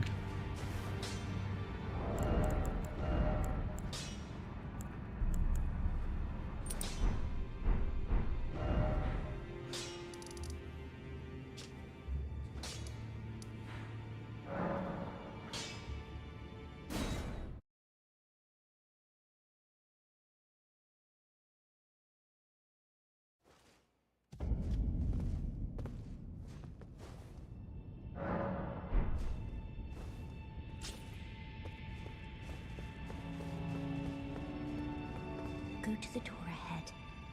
After divesting yourself of your possessions, it will surely open, and the three fingers will welcome you.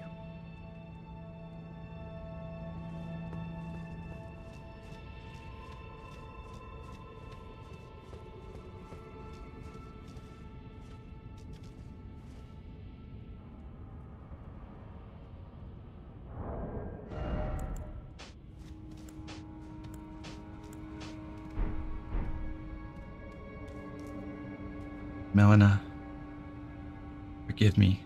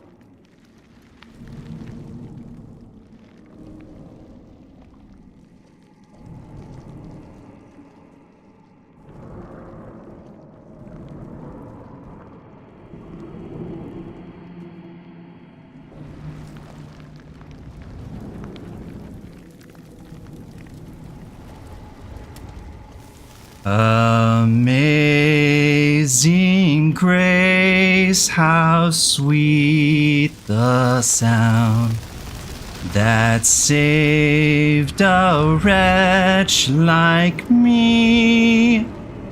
I once was lost, but now am found. Was blind, but now I see.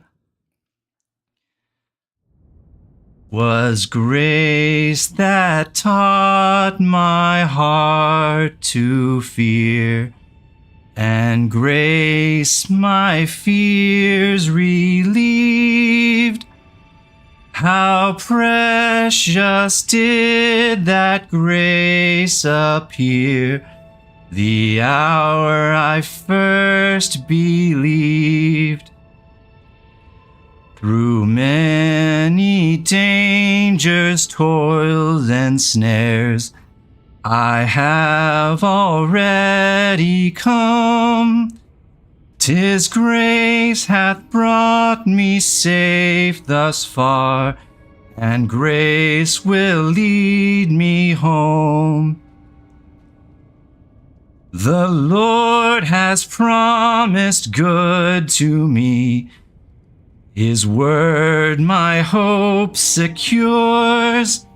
He will my shield and portion be, as long as life endures. Yea, when this flesh and heart shall fail, and mortal life shall cease, I shall possess within the veil a life of joy and peace.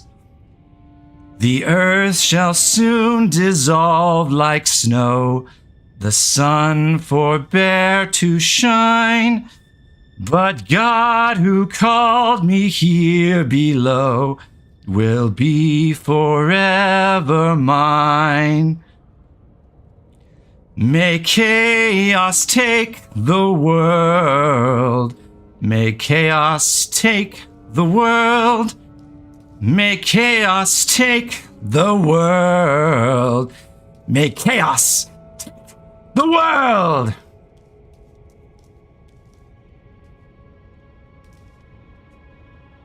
I am blind no longer.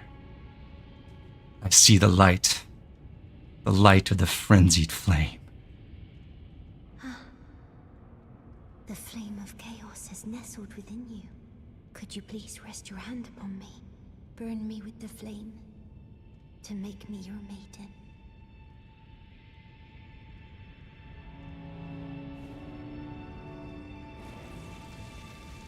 Oh, it burns. My eyes, they're melting.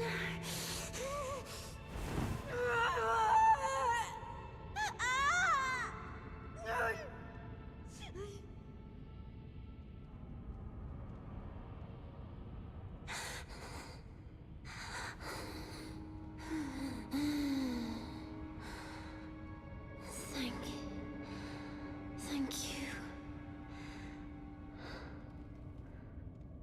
I have touched them. The words of the three fingers. As your maiden, allow me to divine them. All that there is came from the one great. Then came fractures, and births, and souls. But the greater will made a mistake.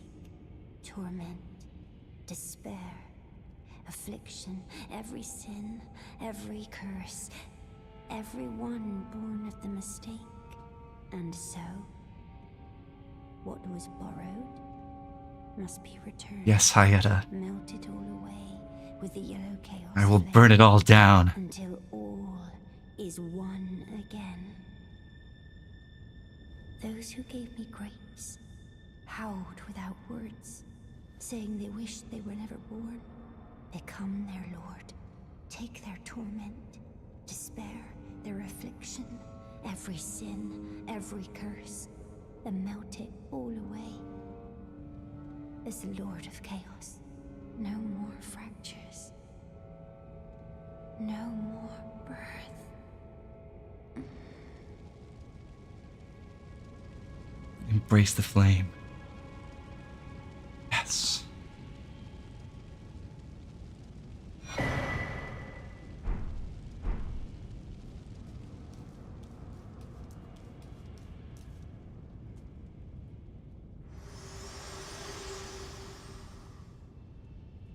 You have inherited the frenzied flame. A pity. You are no longer fit. Our journey together ends here. And remember, No, Melina, you don't see it. you rise as the Lord of Chaos. You don't see the vision that I will have seen. kill you. As sure as night follows day. It's a miracle. Such is my duty. Frenzied flame Allowing you will melt it all the away. of runes. Goodbye, my companion. Goodbye, Torrent. And I will make you see.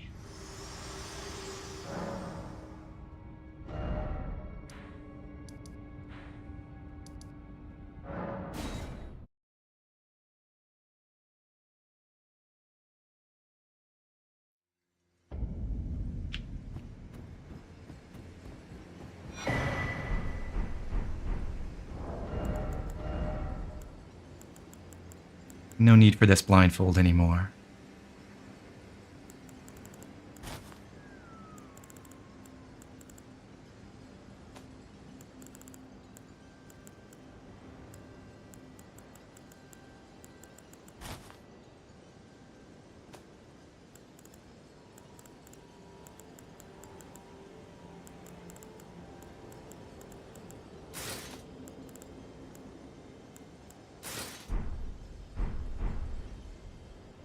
I'd say we're looking pretty good now.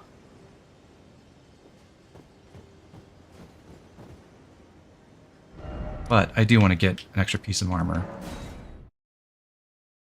Oh, we're going to try to farm from the fire prelate. Yeah, I'll make a few attempts at this. I want to get the greaves.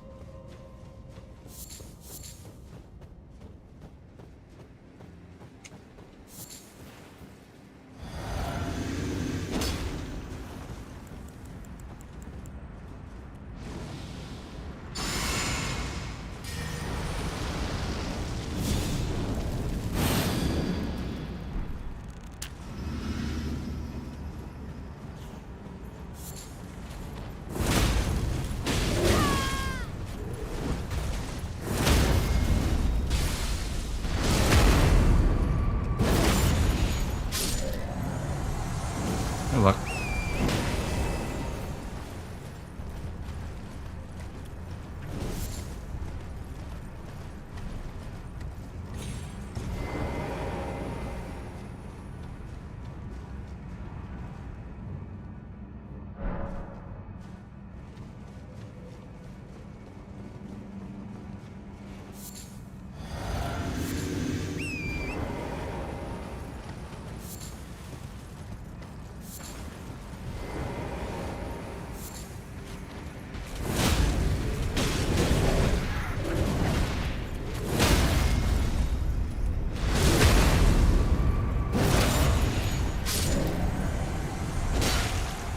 Come on, show me pants. I think that's not it. That's the helm.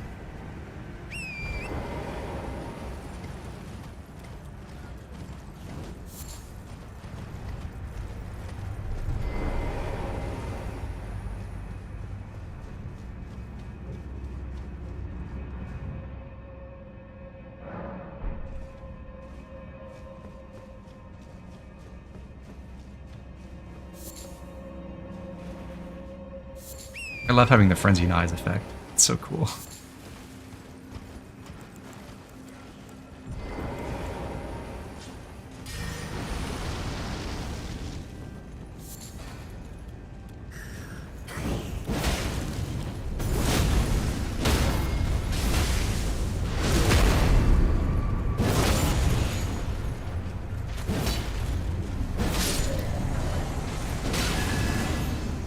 No drop. No.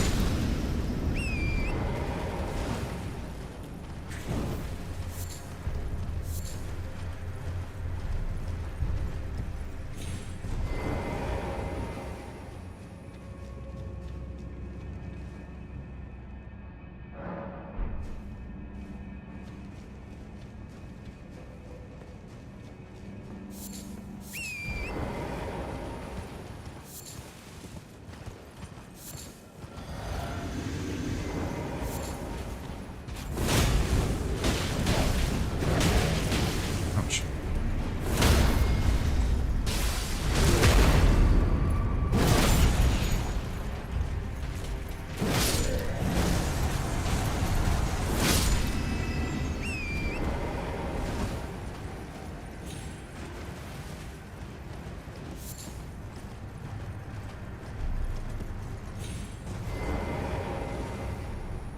Okay, my foul foot ran out. We'll avoid doing any more farming for now. Just wanted to see if I could get them. So we got 52 poise with the bull goat greaves. Or we could run Blythes, gauntlets, or they work as well. Let's go with those. Okay. Where were we? So, right. We've got the frenzied flame, and it's time to burn down the Erd Tree and Mikola's sad imitation of the Erd Tree. We gotta find that too.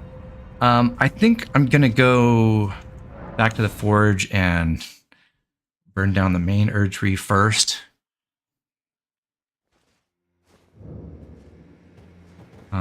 Just because I want to go into Crumbling Fair Missoula and get the other smithing stone bell bearings. We can upgrade all our weapons.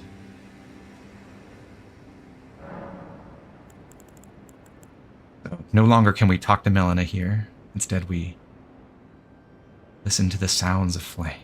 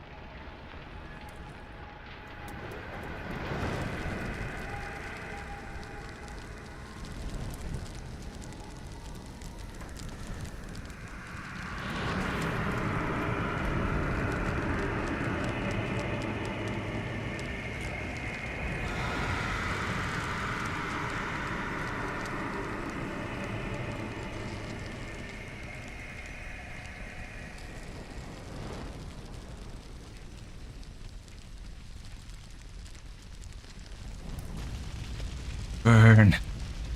Burn it all.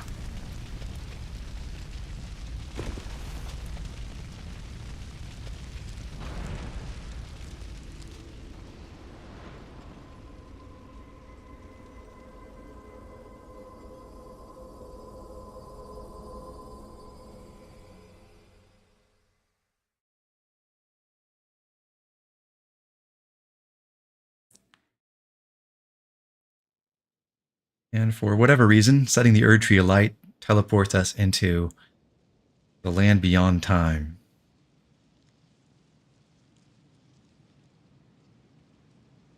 Rumbling Faramazula.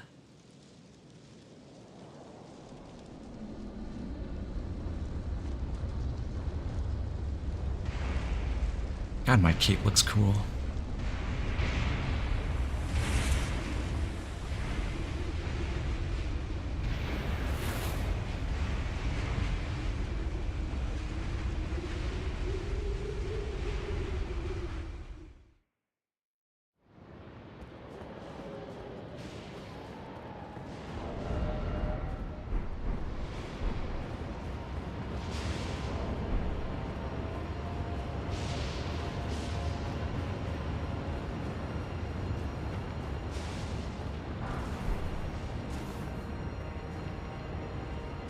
Try not to fail the first couple jumps.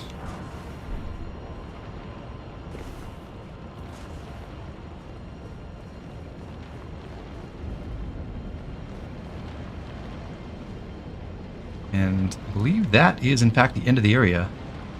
Right there. That's the final boss's... the boss of the area's arena right there. Sneak preview. It'll take a while to get there, though.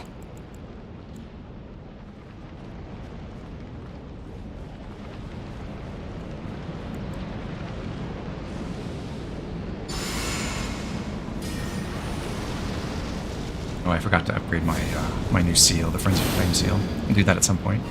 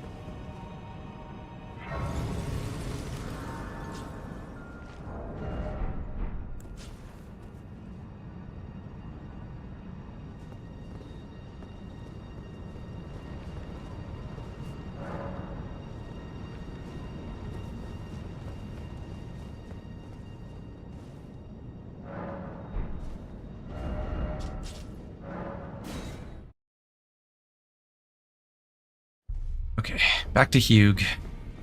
Get that frenzied flame seal going. There's also some more dialogue. Take a look around. The round table hold is burned, razed to the ground.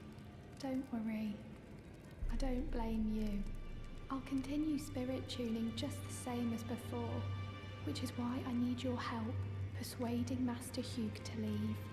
His roots are so knotted in this place. He won't last much longer if he stays here. His shackles are broken. He's a free man now. It's high time he put the round table behind him.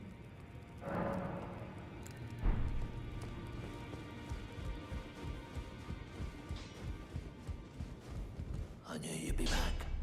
Lay out your arms. Let's get smithing. Weren't you listening?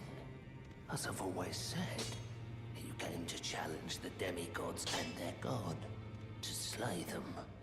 And as long as you do, I will always smith your weapons. It is what I wish. To smith a weapon for you to slay a god.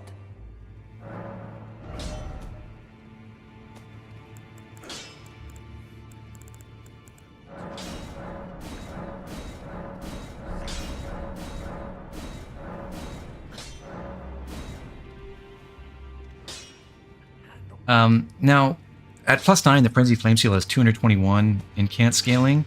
Our +18 Godslayer Seal only has 174.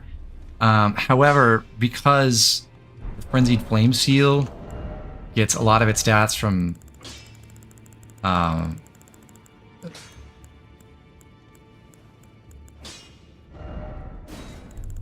because it gets a lot of its incantation scaling from stats besides faith.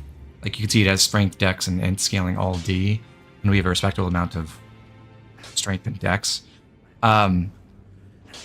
It's not as good as the Godslayer's Seal for things like buffing our weapons with Electrify Armament, because those only benefit from the faith portion of your incant scaling. However, this will be better for offensive spells. So I'm going to equip that in the right-hand slot with my... I'll move the Godslayer's Seal.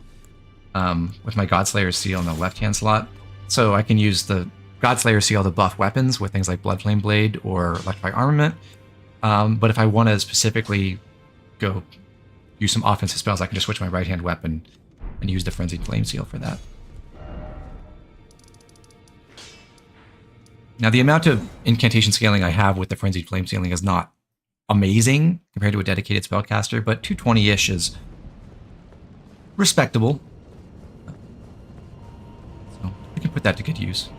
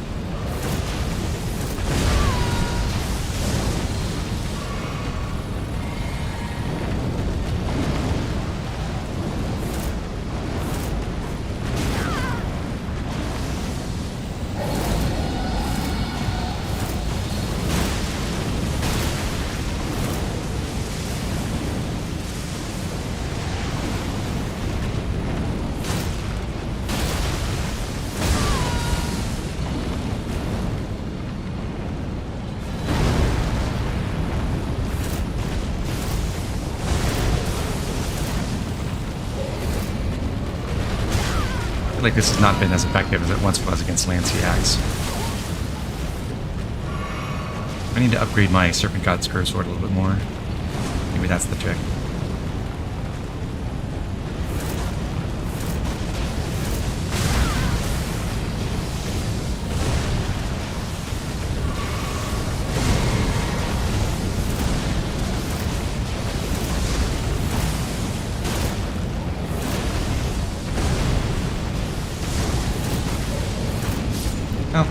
it got the job done. That gives us another Ancient Dragon Spinning Stone. So the funny thing is, right now, we've gotten several regular max rank Smithing Stones, but not enough Smithing 8s to actually get anything to plus 24 so we can use those. Meanwhile, we've gotten a fair few Somber 9s, but we haven't found a Somber 10, an Somber Ancient Dragon Smithing Stone to use after that point.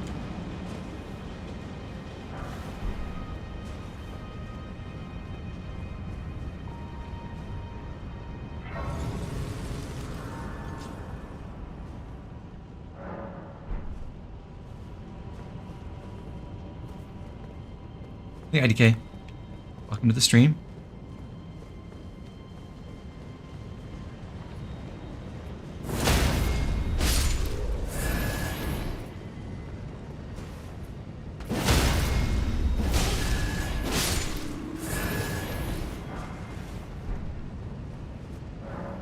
What boss am I on? We just beat the Fire Giant. So now we're making our way through Farum Azula. Although we're going to be taking the scenic route, as it were.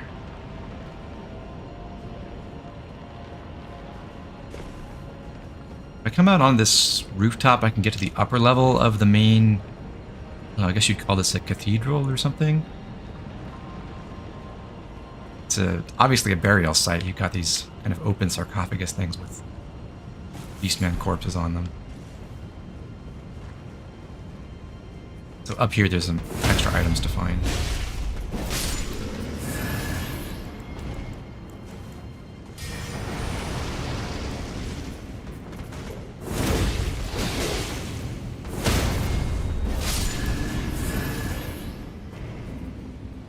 You know what boss comes next? I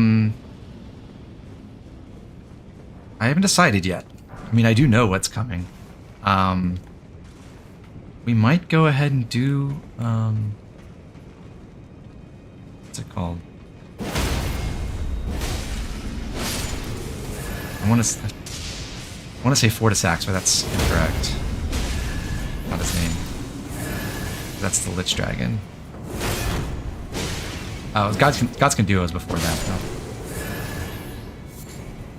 And that we'll definitely do next.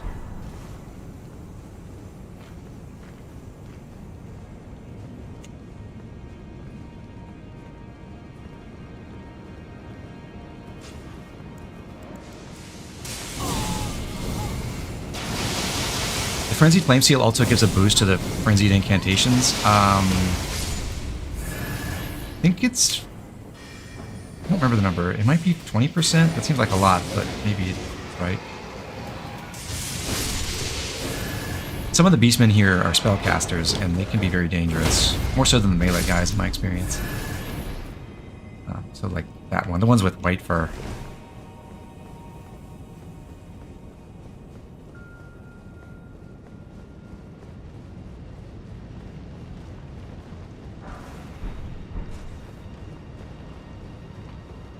Am I on NG+? Nope, this is the first run.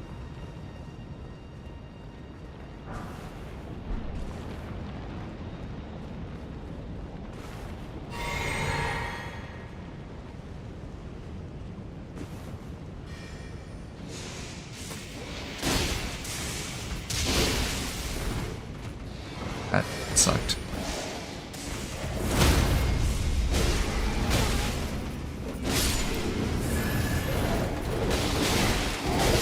God. Ouch.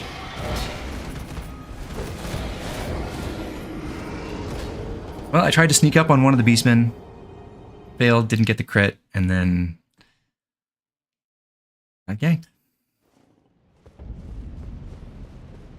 Should have buffed first, I suppose. I had the tools available.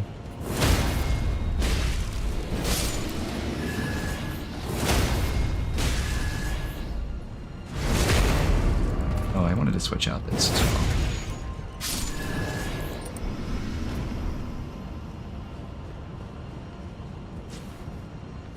Going to buy a throwing club? Good idea.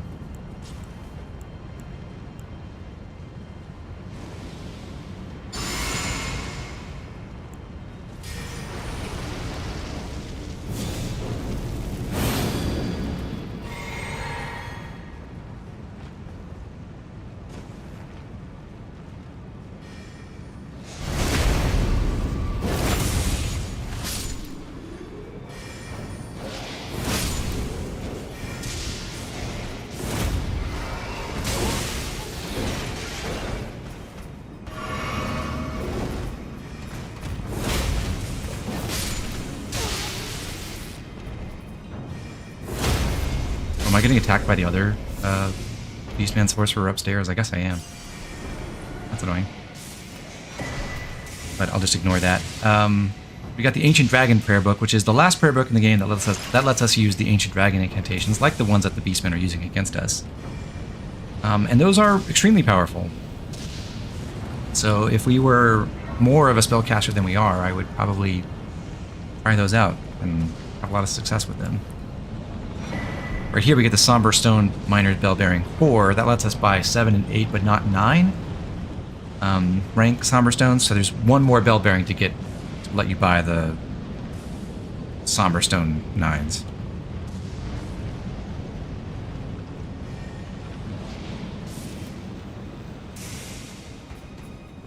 Are Azura's stats weirdly good? Her offensive stats are incredible. That's normal.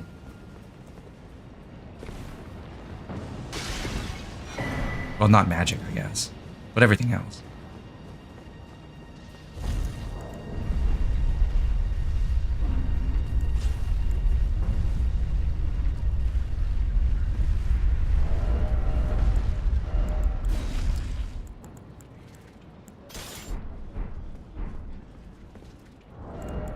Go for a change of pace on this next dragon.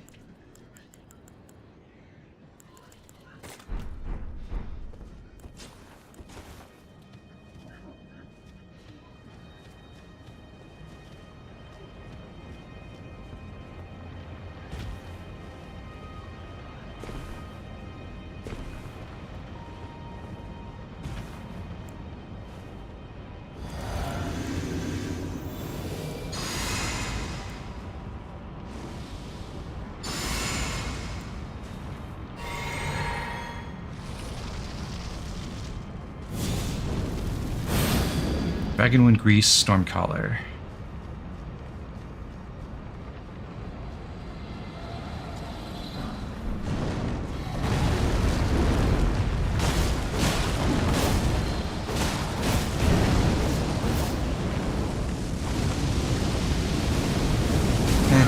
Not super impressed.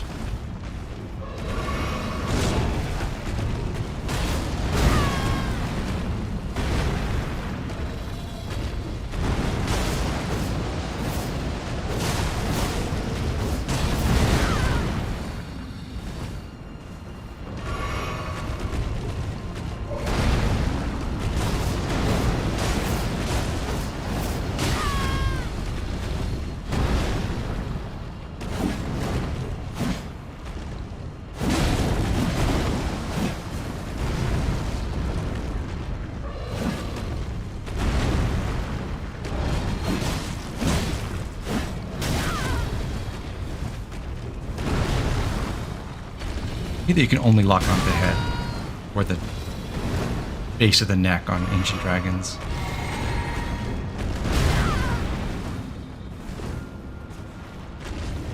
Oh, I'm gonna switch back to gun mode.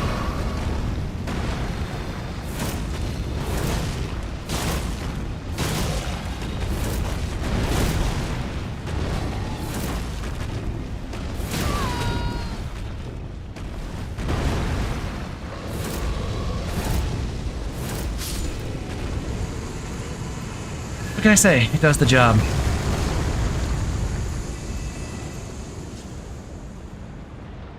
Better put some respect on your Paladin Azura. No. You put shelter on the wrong unit. It also says it feels like you're... Oh, you also said feels like you're doing something wrong in the Ancient Dragon fights. I actually unironically think they're great if you have a handful of specific spells. Or, you know what? Maybe I should have tried the Zamor Curved Sword. I bet that would have really helped.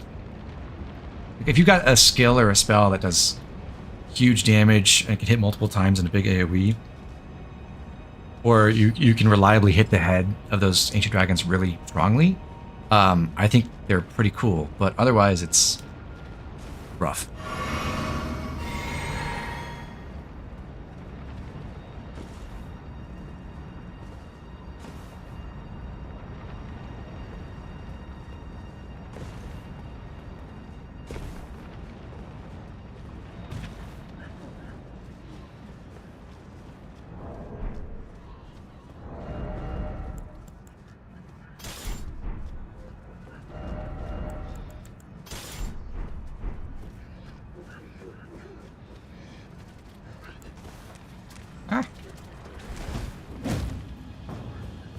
Worm faces.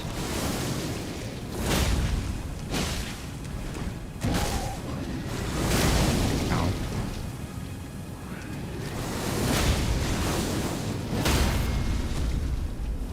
You have to fall down.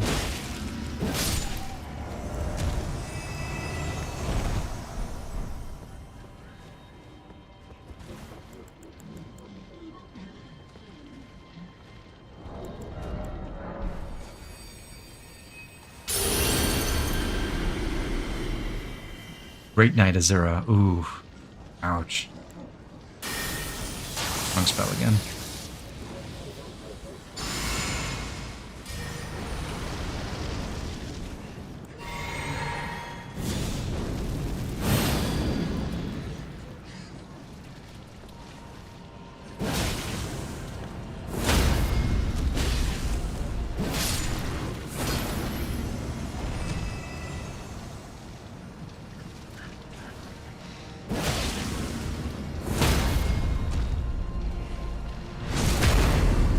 How many hours you on? On this playthrough, it's like 55-ish, I think.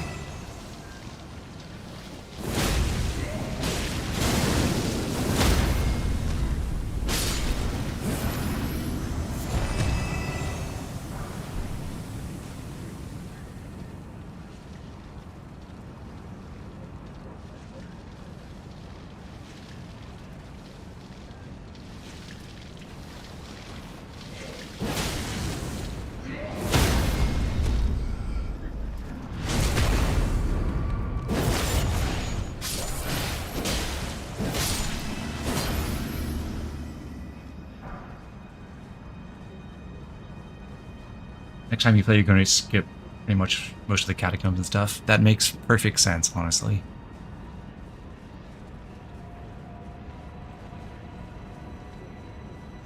I've done a few playthroughs now, and they've been mostly completionist, but I've also spaced them out months and months apart, so it's not so bad.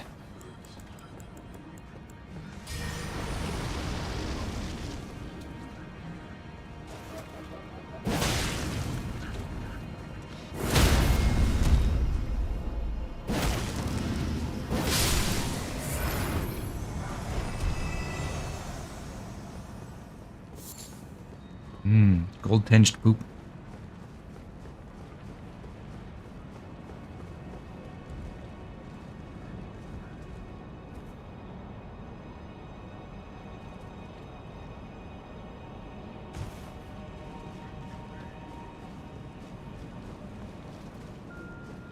PCR is cooking you, IDK. I have, so sort of simultaneously to this, I am doing a Vex Int playthrough, and I have been really struggling with him and that character. Trying to do it with the Dark Moon Greatsword, because I think that's really fun and thematic, and using Ronnie's Dark Moon against his meteor attacks and everything. Really cool, but I'm just not getting the timing right. Skill issue.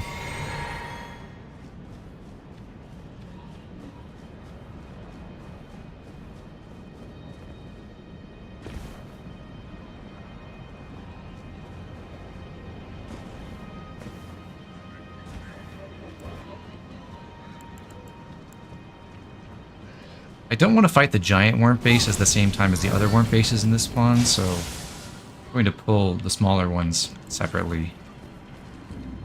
Spell.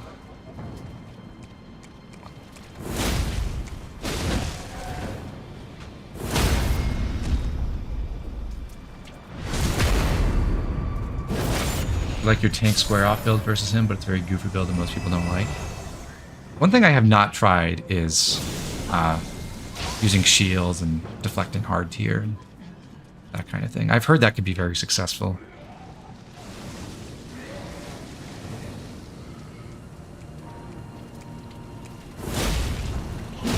Right, you basically said the same thing.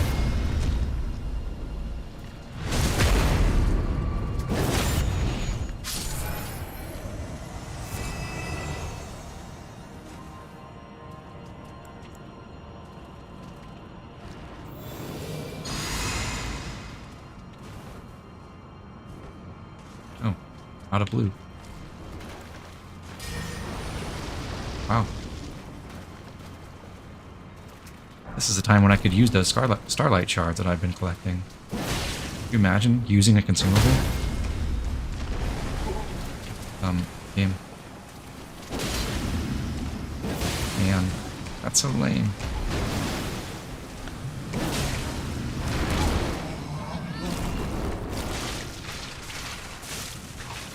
Please don't insta-kill me. I'm very sad.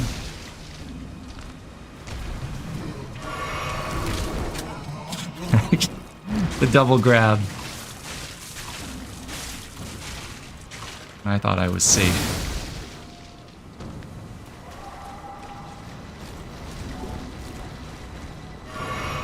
Okay, no more flasks. Dying here would really suck.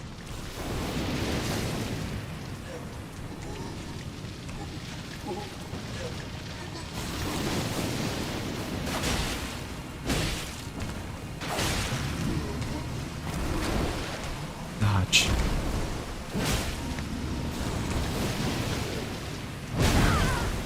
I just realized I was not getting any stance pressure with those impaling thrusts because I was out of FP. And now I'm very scared. Ah! Wow. I have to come all the way back. No!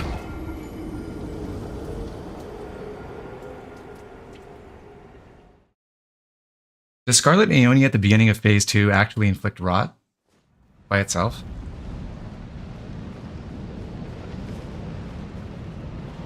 I'm just gonna roll through here. Hopefully not get whacked.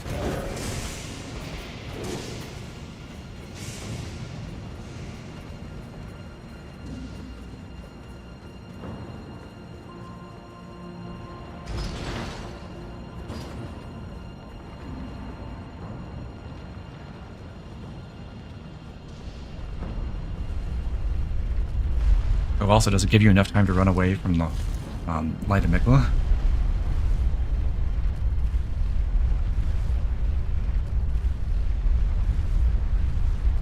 I wish Ronnie's Dark Moon protected you from that attack. That would be sick.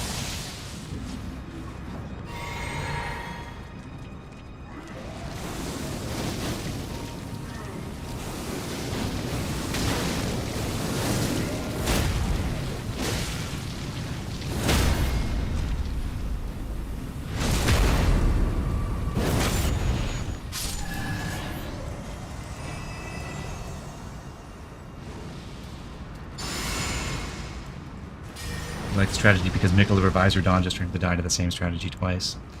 It is fitting.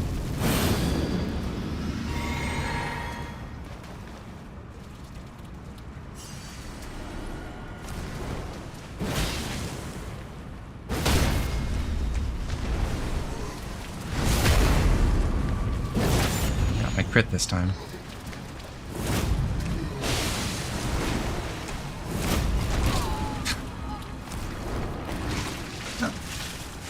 I am bad.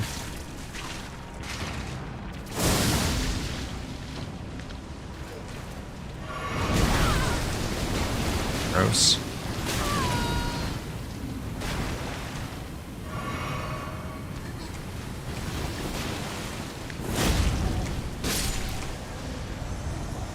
Okay, enemy down. Didn't even technically have to kill him for anything. Other than pride. But over in this gazebo over here, we can pick up the... one of the Glovewort bell bearings. I think it's the regular one. Yeah. And that lets you buy everything up to rank 9.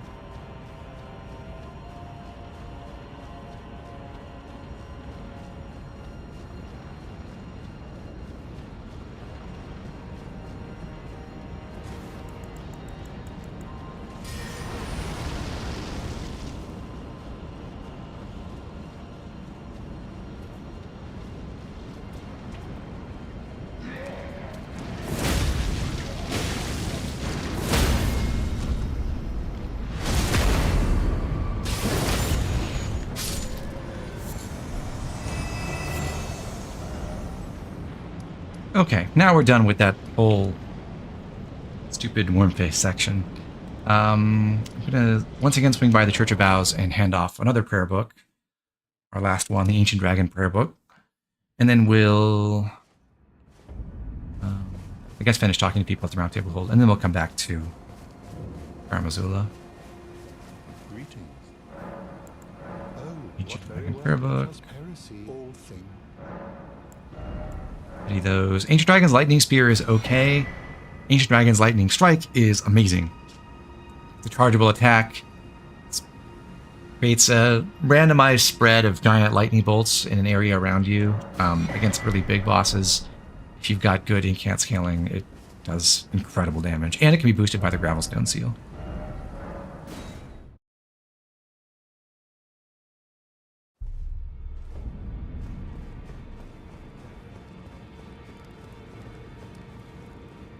I see. Oh, is that right? So Master Hugh won't listen to you either. You have my thanks regardless. I'll try and talk him round next time. I know he was given this great entreaty to craft a weapon which could slay a god. Though I can't help but think of it as a curse. A fearsome curse. Put on him by Queen Marika.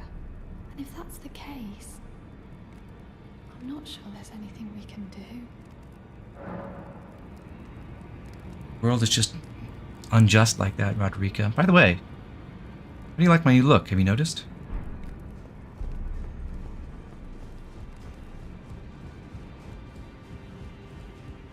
Lay out your arm.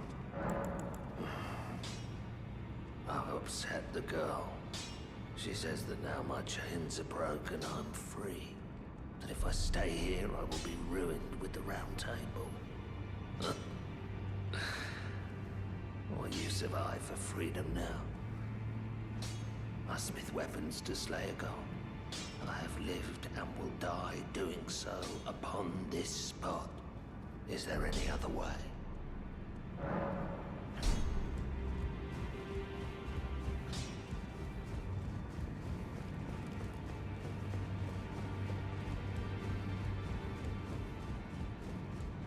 Gideon has something to say. Burned the Earth Tree, didn't you?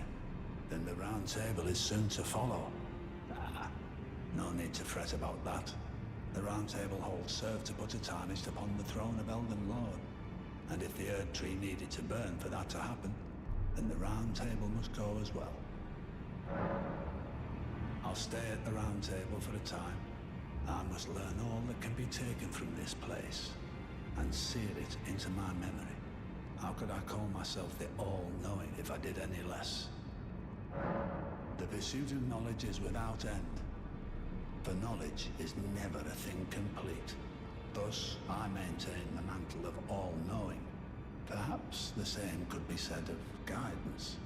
Who's to say whether we'll remain who we are once the fight is finished? What do you think? As one who aspires to become Elden Lord. General Azura, A+ gimmick. That's my opinion. If you're gonna commit, commit.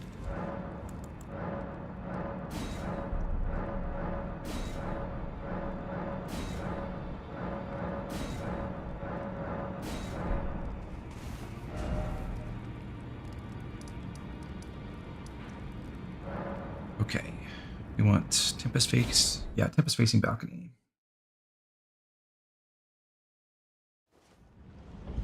Should also level up. Wow, the storm is loud. It is right next to me, after all.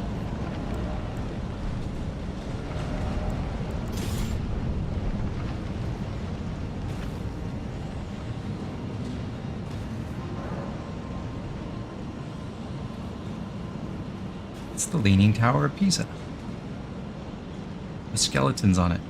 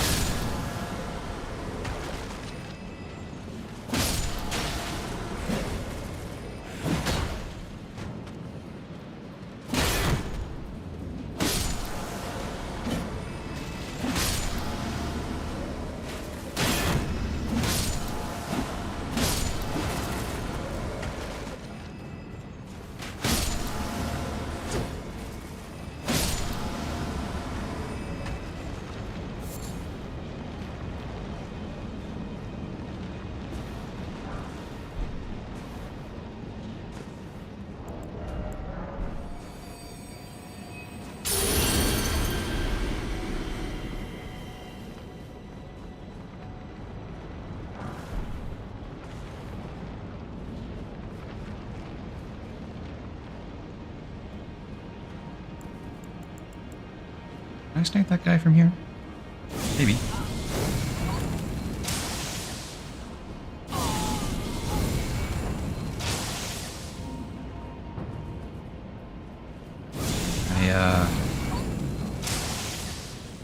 Can't stop it from respawning.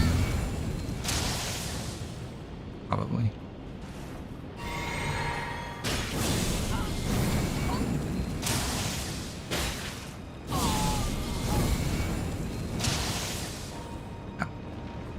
I give up.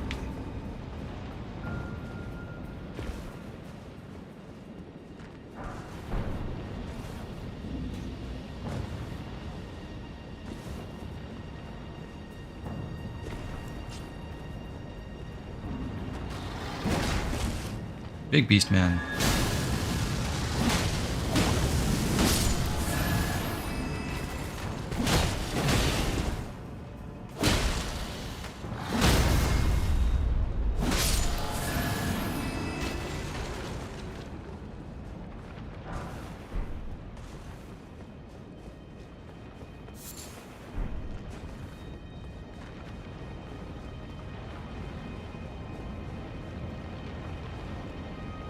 You use Sacred Blade on the undead dragons in the DLC and it did like a quarter of his health. If you play your cards right, you can one-shot those dragons with Sacred Blade without even having a faith, like any faith investment at all. It's pretty funny.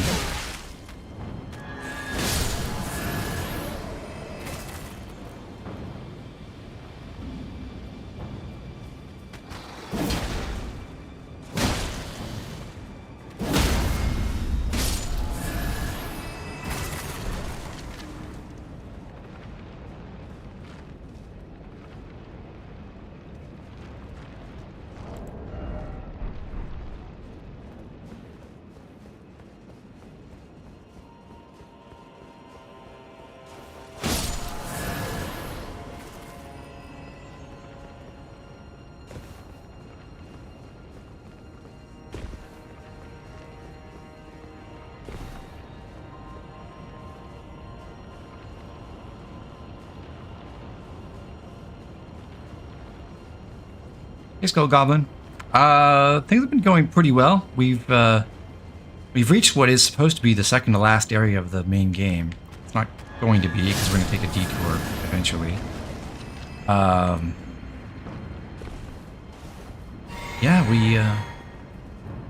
we've embraced the frenzied flame and spared Melina from her fate, so we're feeling pretty good about that, right, Chad? It's a good thing.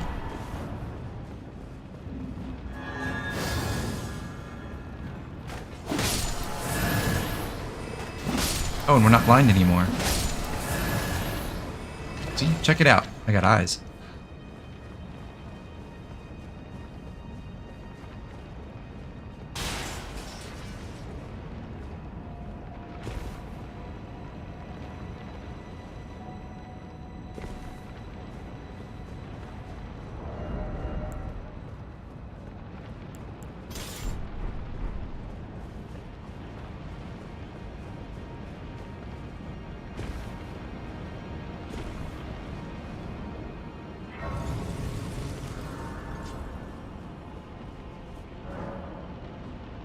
last time you were here, I was in Liurnia. Yeah, that's been a while then. Although we did swing by Liurnia just last stream, I think, to go finish that up. Went to the Moonlight Altar. That was fun.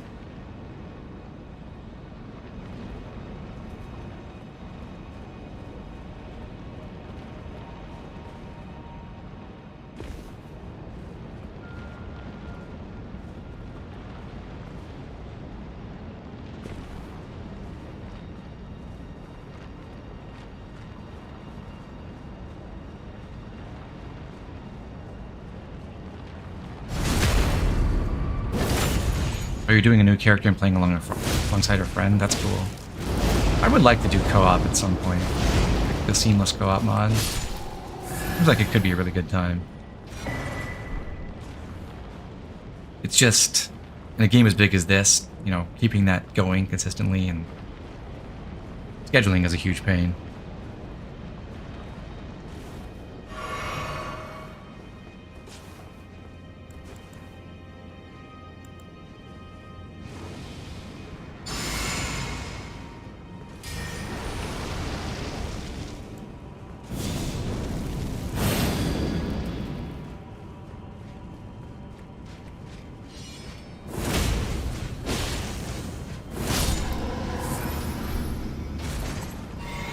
I got the duck boots.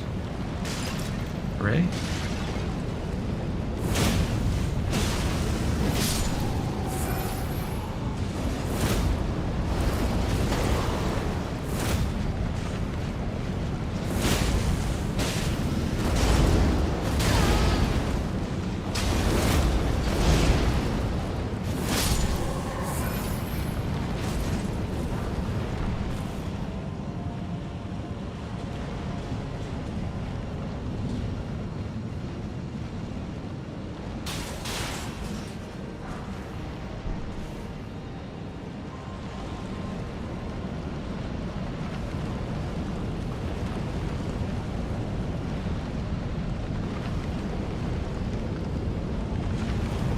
I have walked off the ledge there and fallen in that hole before. It was very sad. Faith Strength aiming for the Blasphemous Blade. That's one of those things I'd like to do eventually. I've never used Blasphemous Blade build. Anytime you're using the Holy Scythe. You mean like the one you get in Weeping Peninsula? The Winged Scythe, I think it's called. I don't want to go up in here yet, so I'm going to work back to the Dragon Temple, the main Dragon Temple, Grace.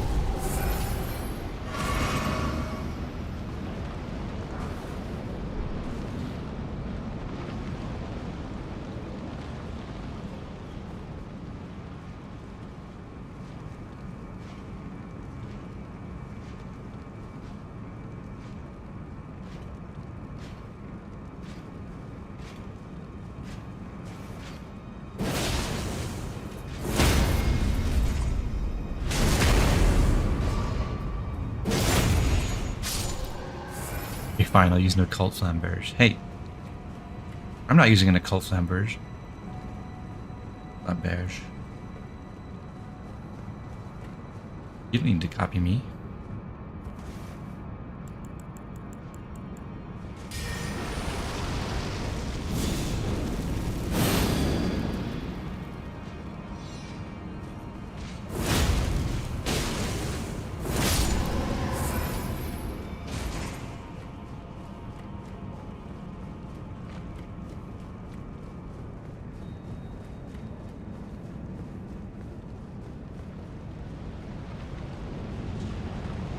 think the sword and shield banished knights are the easiest to fight. The halberd ones have more obnoxious spinning attacks, and the dual sword ones have those flurries that can sometimes kill you.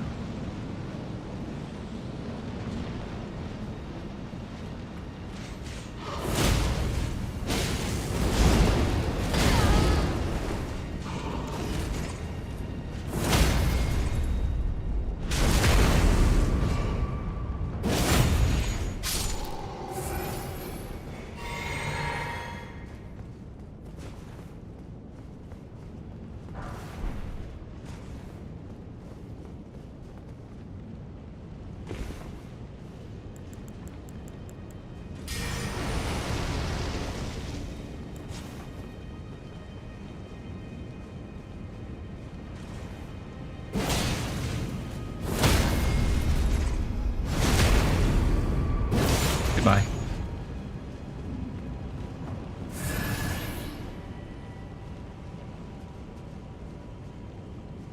What's the stance damage on Impaling Thrust? It's like 33 or something. 35 on a greatsword, something like that.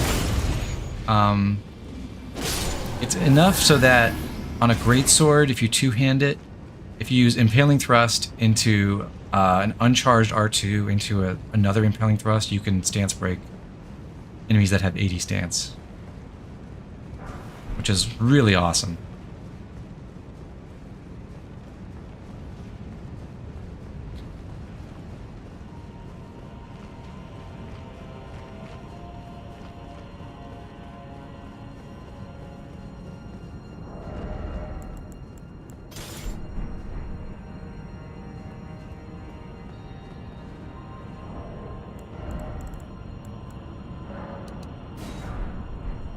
Gonna get myself a few more sleep pots and summon our friend from Volcano Manor, who's never fought alongside us before, Fusant Bernal.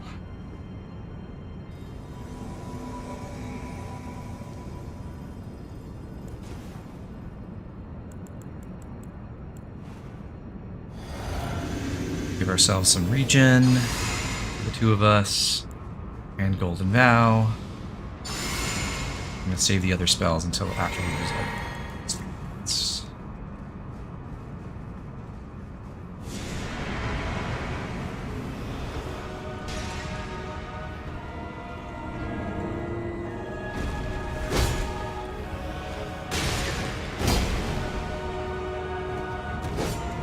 That really not hit? Damn. Oh, I'll just do this the old-fashioned way. And I was going to keep one of them awake anyway.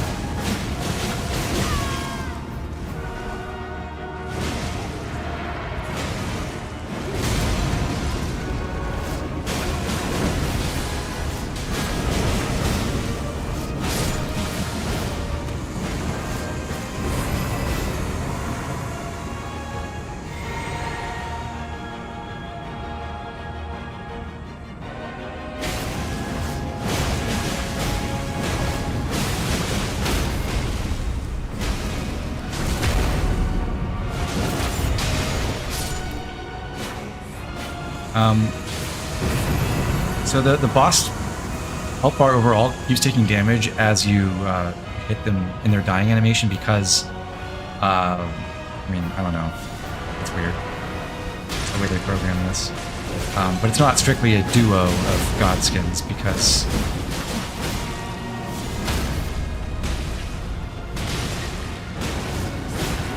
they just keep spawning until the boss health bar runs out. So we actually fight for them.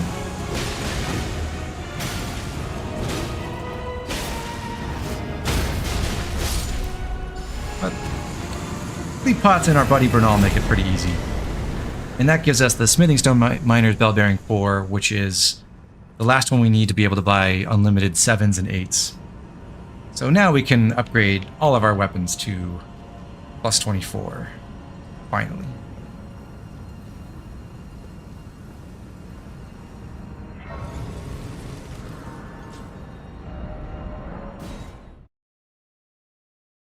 You didn't do the invasion in Lanedale? I did. Doing the invasion doesn't get rid of Bernal.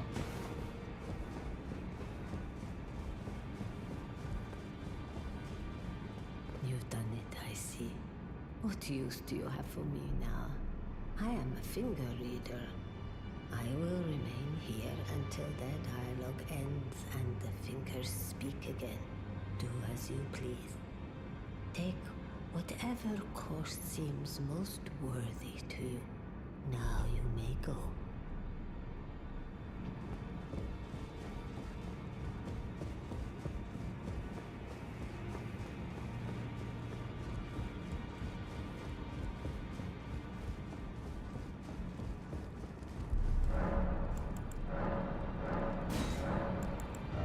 Okay.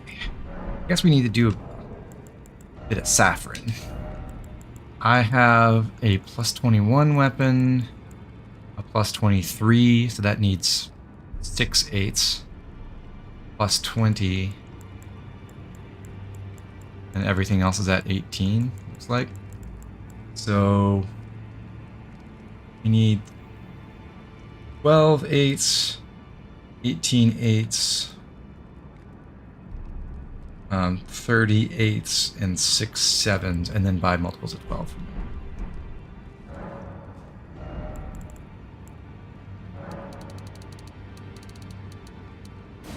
38. I have enough 7s. So okay, let's go upgrade stuff.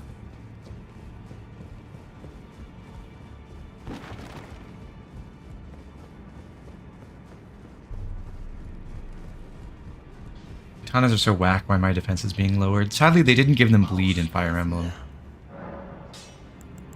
Use my masterpiece to slay a god.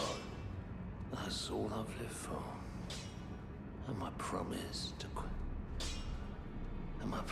Queen Marika. But do me a favor and do look after the girl. Oh, right. Okay, sorry, Val. Yeah, I saw you. Understood your message. You're right. I did fight alongside Bernal against the wizard and Vargrim in the round table. Totally forgot about that. I can't hold on much longer. I'm going the way of the round table. It was a great Gotta go get a katana with poison strike for the bleed procs. Well, you know, bleed in this game works whether you're attacking or defending. So I believe the equivalent to bleed is actually Gridley Wound and not Poison Strike. It's beast exclusive. For that is what you are. Oh, thank you, Hugh. I'm proud to be your lord. I will burn it all down in your honor. That. Max out this.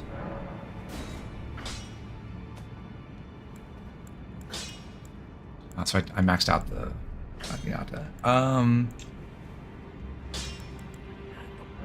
take you to plus 24.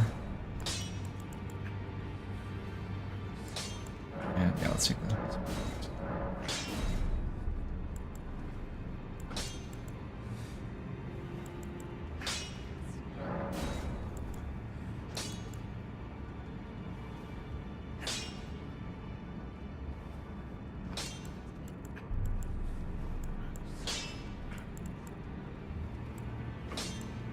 What else do I want to upgrade?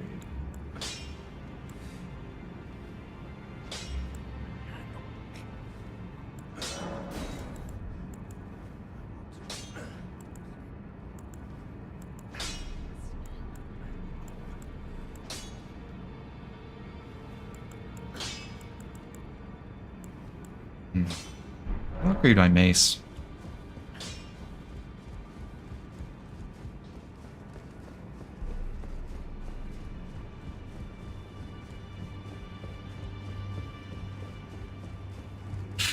Are you playing Birthright for the first time? Or is this Revelation?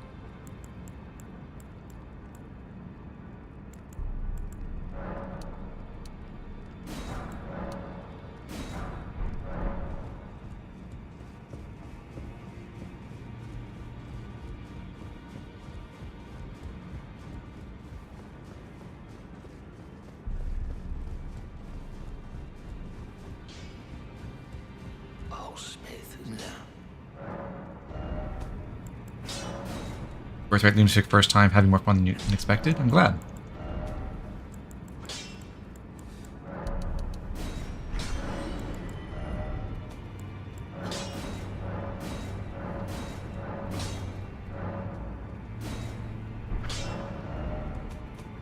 Now, do we upgrade gun to plus 25?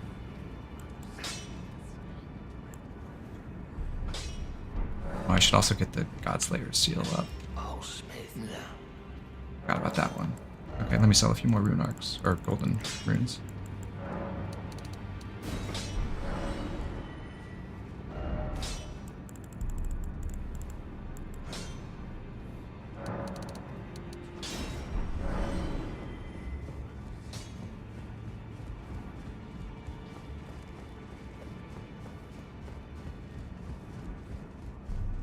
I'm not sure this is actually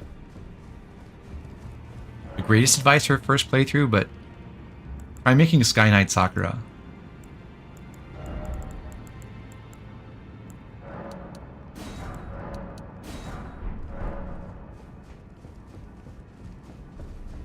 Was that seal plus 18? I thought they only went up to 10. If they're not a special seal and they use the regular smithing stones, then they go to 25. Godslayer seal is one of the regular weapons. Even though none of the seals are farmable, they're all unique.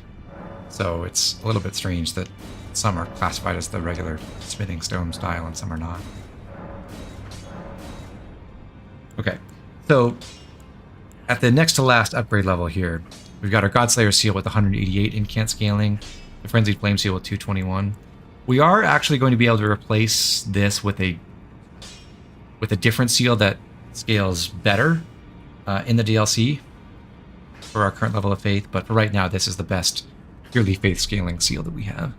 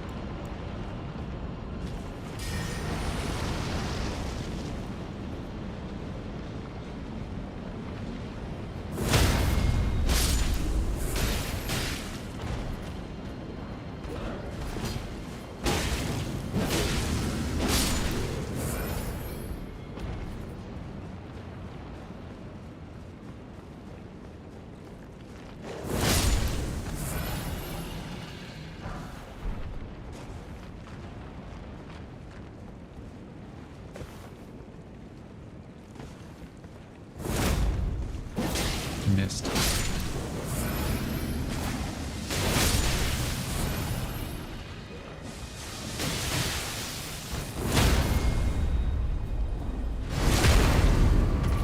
Goodbye. Have a nice trip.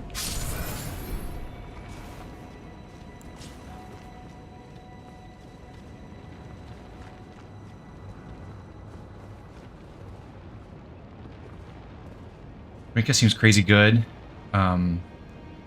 Yeah, she gets +4 from being at less than full HP. It is a very good skill. She's not amazingly strong even with that, but it's more than enough to do what she needs to do. By the way, Rinka is the best mage in Birthright. Keep that in mind.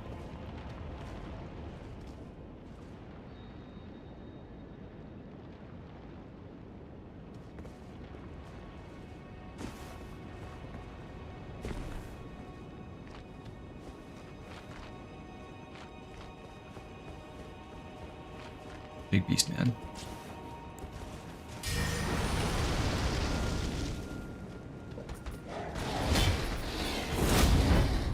Like Bofa. Very weakest boss in the game after Rick.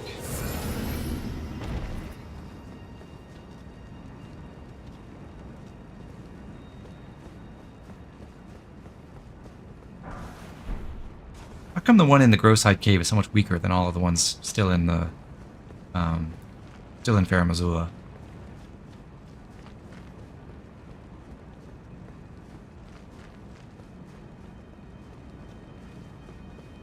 Birthright doesn't feel like you should be allowed to have tanky units like her. It is very much not designed around having units with a ton of raw defense. That's correct.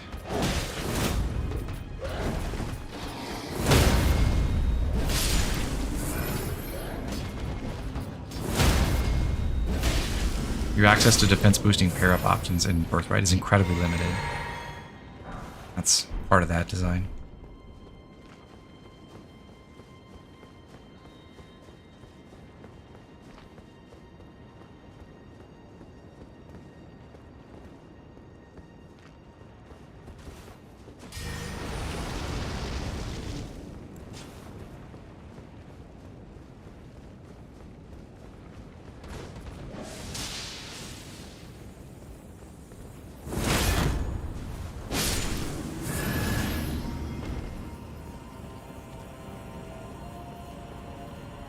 Gotta do some parkour. Just a little bit.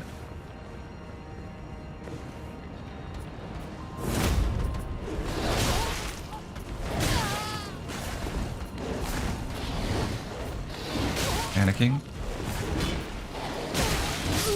I'm dead. That's stupid.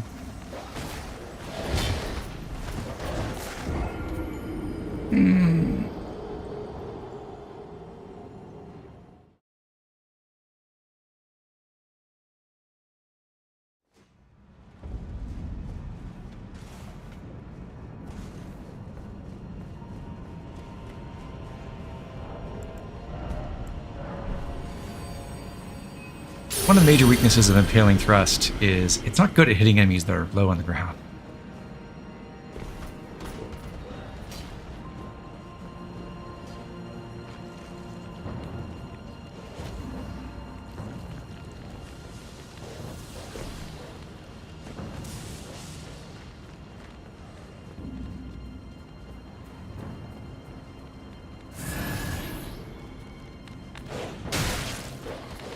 Why did you?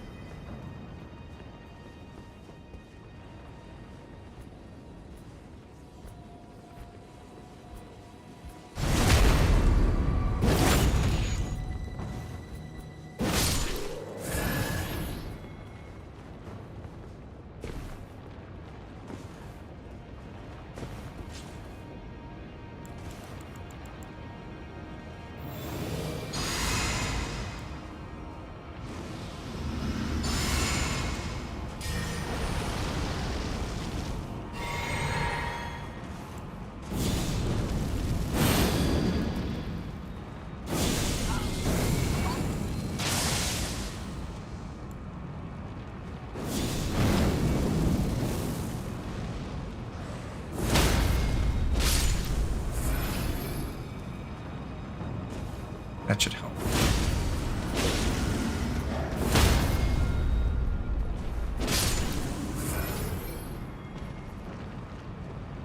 All right, we're safe. And we got another Ancient Dragon Smithing Stone. I think that's all that's up here. Yeah. Think you're a Rev apologist? I think that's a respectable position. There's a lot to like about Rev. In fact, it may be true that because Conquest difficulty depends so much on you, like, not really understanding the way that it's going to punish you, and then, like, and the way it punishes you is by failing to kill things when you can. If you're familiar with how to manage stat stacking and Conquest to kill stuff efficiently, probably easier than Revelation.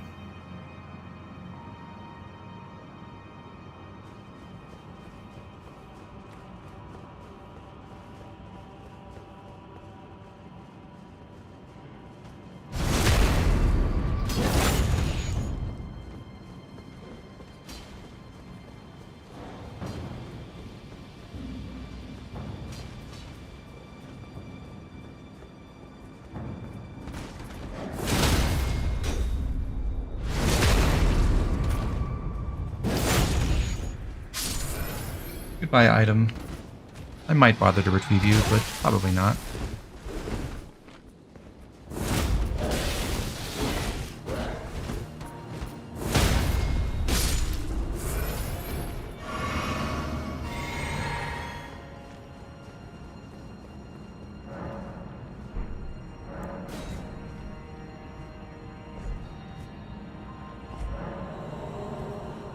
I think the biggest disappointment about Revelation is just that there aren't nearly enough deployment slots to actually make full use of the gigantic roster. And that feels like a waste.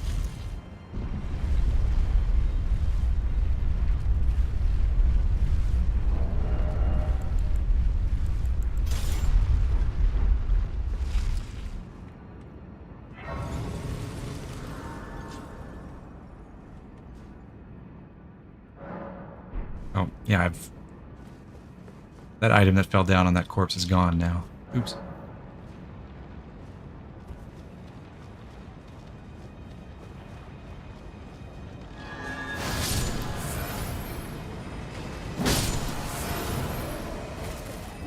Even the skeletal beastman has spells now. Go figure.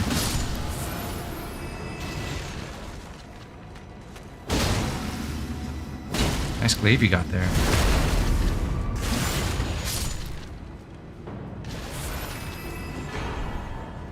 Be a shame if someone backstabbed you for it.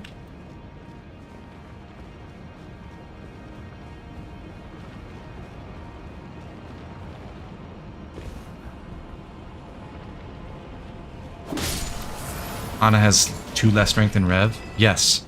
That happened because there's basically the game has internal patch files to make adjustments for characters relative to their base unit stats. So there's like a definition for each character that's just shared across all routes, and then there's what are called handover files that tell the game like what to do with this character in Conquest versus Birthright or whatever. It's like why Silas has different weapon ranks in Conquest versus Birthright. And they made one for Hana that gives her 2 extra strength in Birthright and did not do the same in Rev. So my suspicion is they just straight up didn't do like real balance passes for Revelation, but they did for Birthright. And in Birthright, the playtesting team realized, oh, we made Hana a bit underpowered, we should buff her a little bit. But that did not get passed over to the Revelation team at all. So yes, she has a buff in Birthright, and it's actually implemented that way, not a nerf in Revelation. Imagine Rev was really last minute addition. I doubt that's true from the standpoint of like project planning, but it was definitely true from the standpoint of which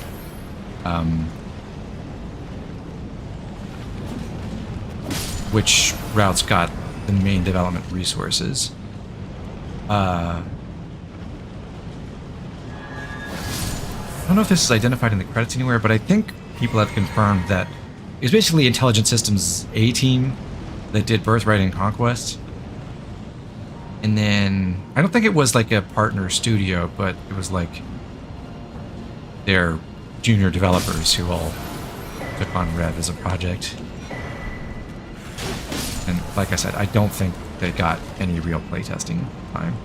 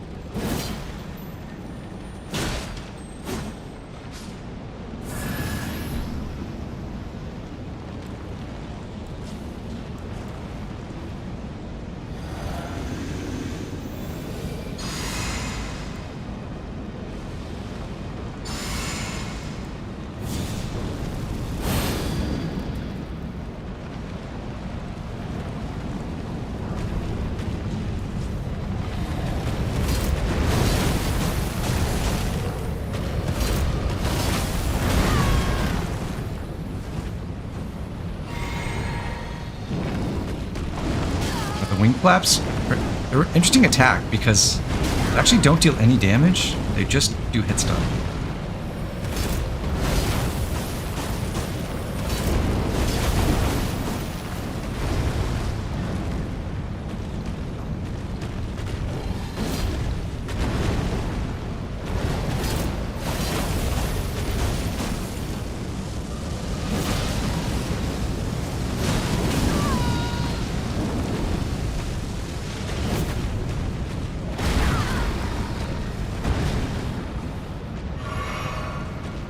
By the way, it's really hard to stance break ancient dragons. I might have discussed this before, but they have some really stupid, like, fractional stance damage multiplier across their entire bodies, so that most of your hits do like 20% of what they would have done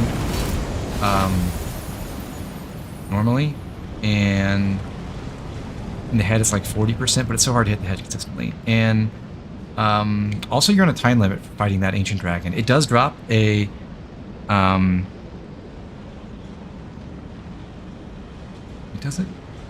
it drops something, but if you don't kill it fast enough, it just flies away. So I'm gonna quit out and try to respawn it. Yeah, like, part of the problem is the way the stance mechanic works is if you have a really high stance number, then your stance regen is slower. But if you have one of these effects that just dramatically reduces the stance damage you take, that doesn't apply in the same way because it just looks at the raw number. So if you have like 100 stance, everything does 20% stance damage to you, then you have 500 stance, but effectively, but you still regen like you have 100. So I'm out my flask now. What I'm going to try to do is actually apply Frostbite with the Zamor Curve Sword and then go gun mode. Let's see here. Hit regen, because why not?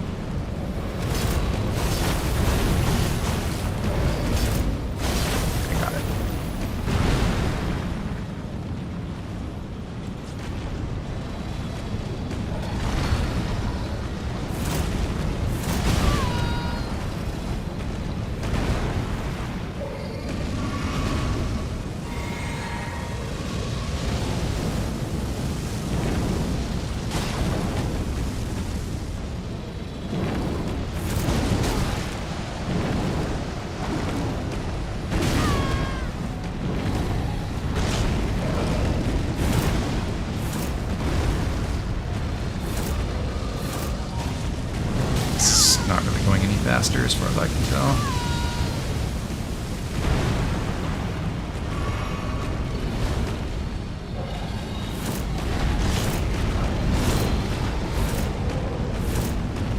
So I just whiffed on every attack there.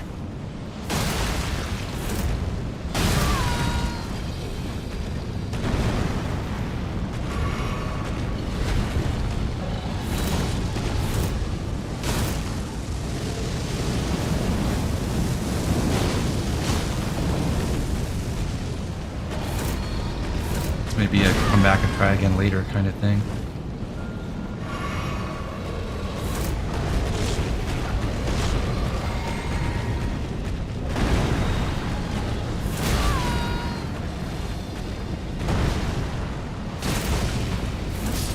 Okay, I got it. What do I get? It's like 20,000 runes and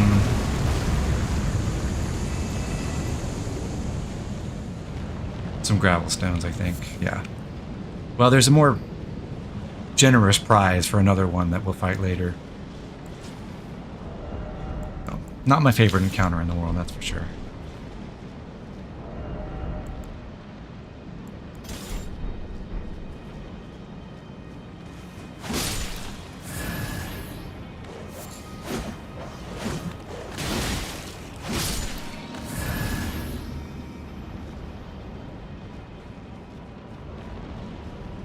I wish you could ride Torrent around here. That would help.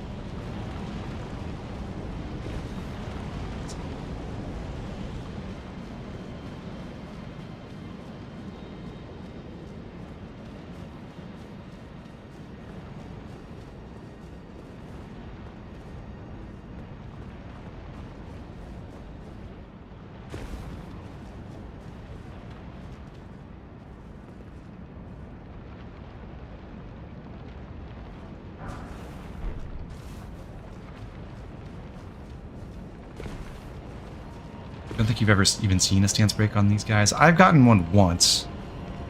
I think I was using... what's the name of the spear Ash of War? It's like the one that I think Lutel the Headless uses.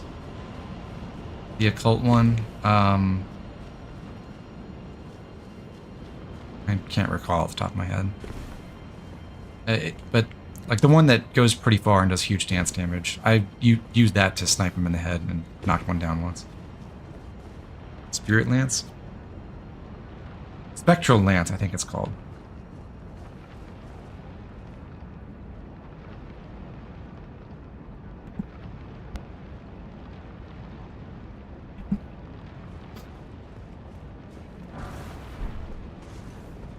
Hello, Alexander. I see you finally made it here yourself.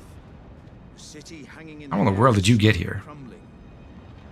What an incredible place we find ourselves. But that aside, you're certainly a force to be reckoned with. I mean, I know you were at the Giant's Forge with me, but did you get teleported too? Handled that giant other than you. It was practically a god. Of course, I count myself the great Alexander among many, which means I've but one thing to ask of you.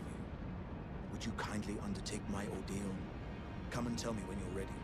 How in the world did we get here? That's a fair question.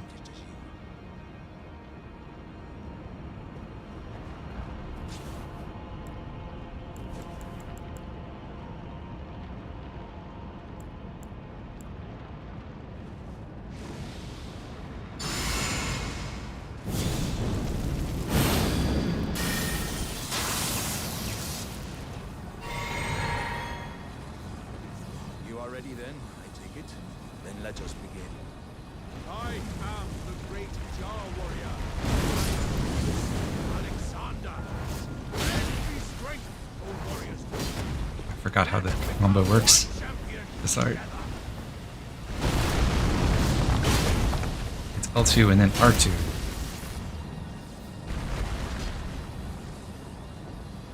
As I suspected, victory was impossible. This vessel was found lacking. My thanks. I knew you were the stuff of champions. It was a marvelous battle. I implore you, take what I bequeath from inside me. All vessels are destined to one day break. But the great Alexander lived as a warrior to his last. I will tell the world of you, Alex. And I thank you for your gift. But the Shroud of Alexander is amazing. It's 20% or no, 15% extra power on skills. So if you're using weapon skills for damage, like we've been using with Impaling Thrust, or if we want to use Bloodhound's Finesse or anything like that, it's one of the best talismans in the whole game. And we could have gotten the 10% version right at the beginning by murdering Alex. I talked about this in some of the first streams, but we waited all the way till here so we could get that upgraded one for the rest of the game.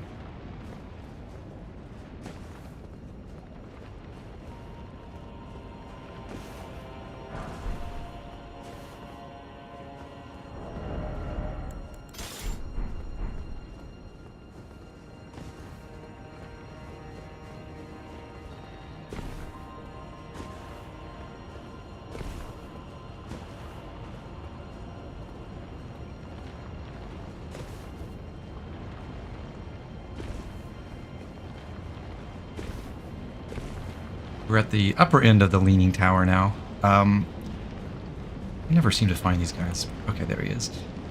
We did spot one of these giant skeletons way back then. It's meant to sneak up on you if you just walk in and take that, loot that corpse. I say turnabout is fair play. I think there's another one up here, but I never spot him before he just jumps me.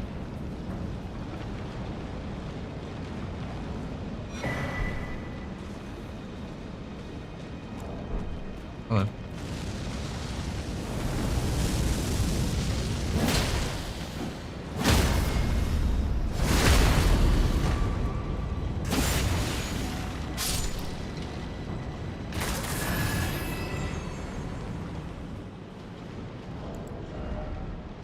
we can now craft ancient dragon bolt pots, so red lightning pots, and finally we could craft lightning-proof dried liver if we wanted to use a craftable item for a body buff to get lightning resistance. Might actually be a reasonable choice for one of the upcoming bosses, except that we do have access to an incantation that can do the same thing.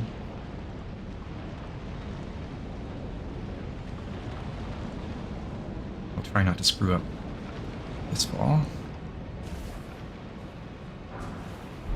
Okay. Now we've sort of doubled back. If we drop down here, we would be back on top of that area where we fought all the skeletal beastmen in the first place. So I'm going to warp out back to Jarburg. The other thing we got from Alex was his innards, and we can hand those off to Jarbairn.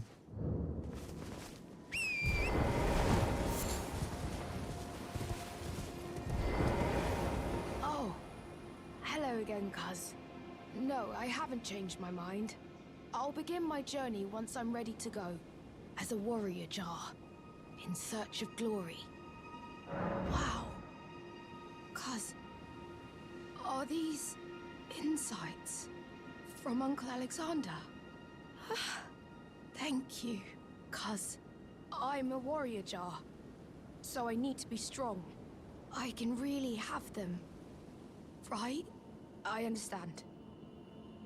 I'll get strong. Strong enough. I deserve to have Uncle's insights. Living jars are weird, man. I don't think I'll see you again. When I set out, warriors are supposed to work alone. Goodbye, cuz. And thanks for everything. I'll never forget you, cuz.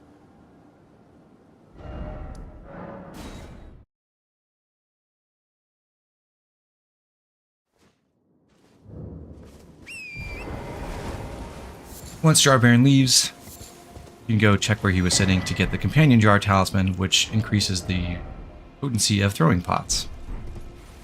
I've never gone for a pot throwing build, but honestly, it sounds like a fun gimmick.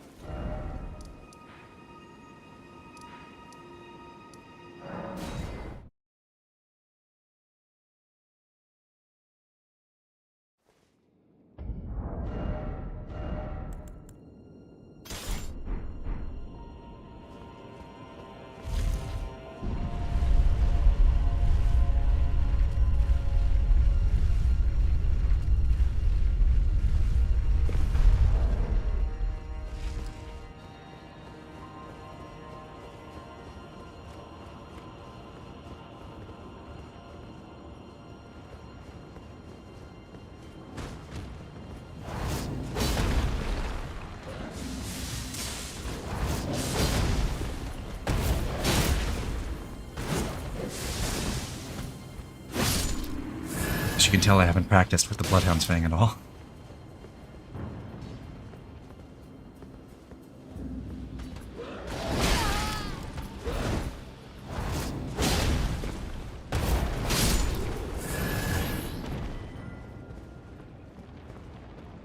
Okay, so to make progress, we have to jump off this stairway down to here. You could also go downstairs and then a slightly less obtuse method of getting here, going out this hallway. Then down here, and we can see a couple items below us. One's easy to get to. And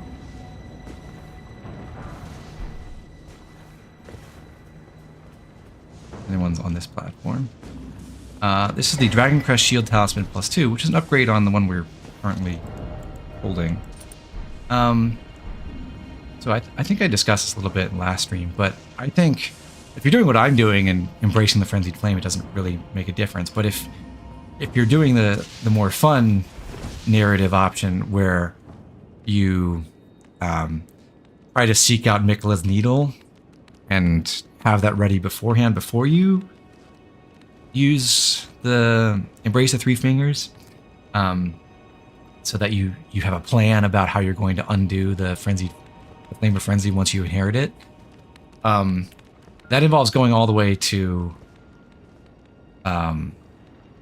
Melina, and on the way there you get the Dragon Crest Great Shield Talisman, which is like the Dragon Crest Shield Talisman +3. Now I think it's kind of lame that getting the max, you get the max maximal version of that talisman before you would come here and get the +2. It's like, if you were doing the most narratively satisfying path, you would get things out of order. That seems sad.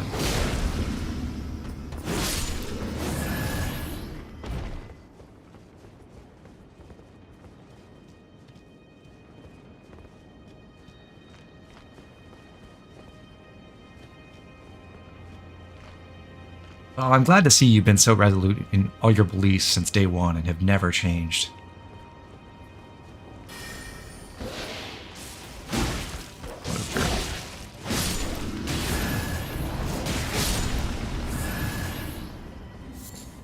Alley Tree is like the super boss dungeon. That's true. And it makes sense for the area scaling. I just think it sucks for the narrative progression.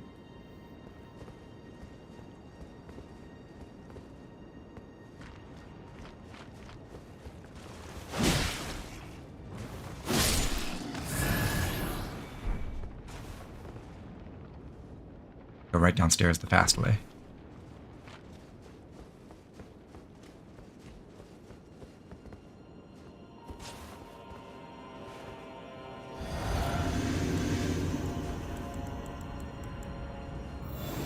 What level is your character right now? I believe it's 149? Yep.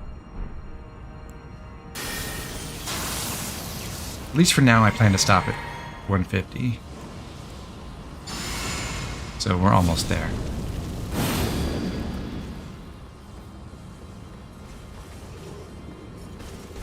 How did this Crucible Knight end up way out here?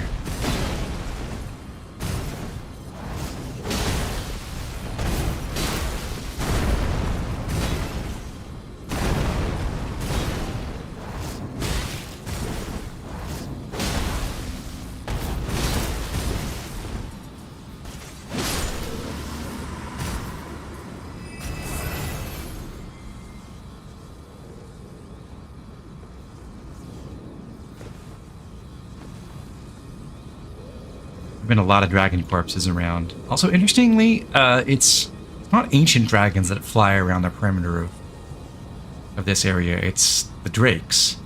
And we don't get a lot of elaboration on this in the main game, but the drakes and the ancient dragons are enemies. So maybe this place is under siege by all those two-legged dragons.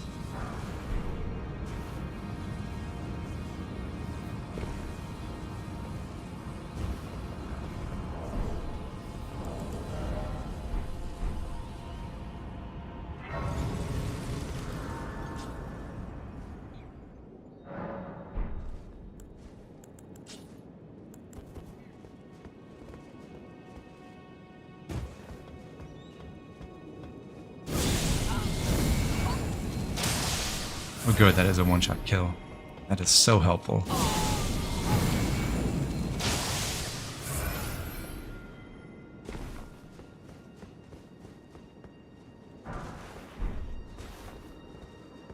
There is an elevator in this tower. Sadly, we can't use it yet. We have to go the other way around, along the rooftops. Yes, this is the dreaded bird run. The challenge here is also that there's another ancient dragon at the end here who's just constantly calling down lightning all over these rooftops. We have to avoid that while also dealing with all the Stormhawks.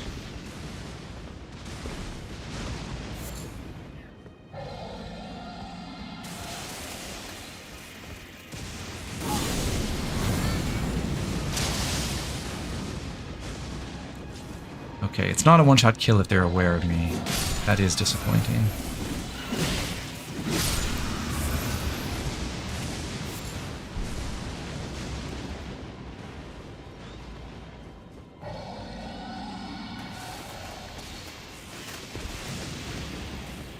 This rooftop is safe. Which is good.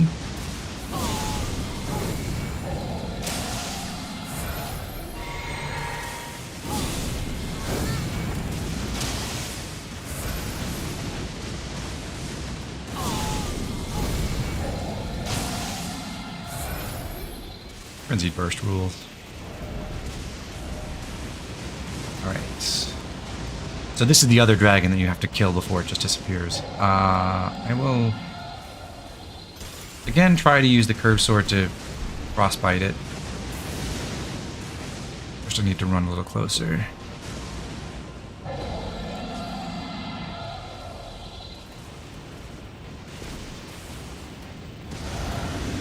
Flask, use my buffs.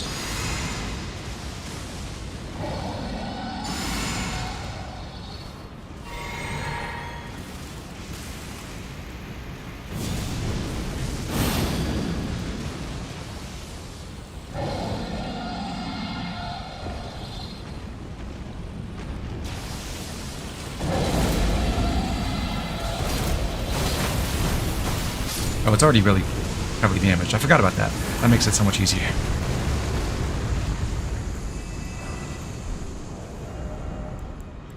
That one's basically free.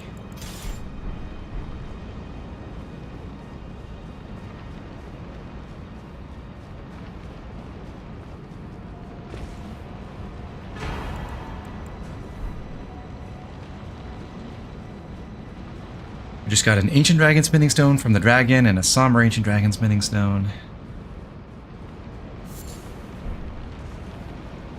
And that way is the way forward, but once again we're going to take a detour.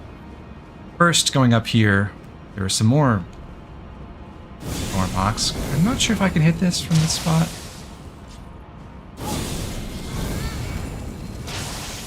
Okay, one down.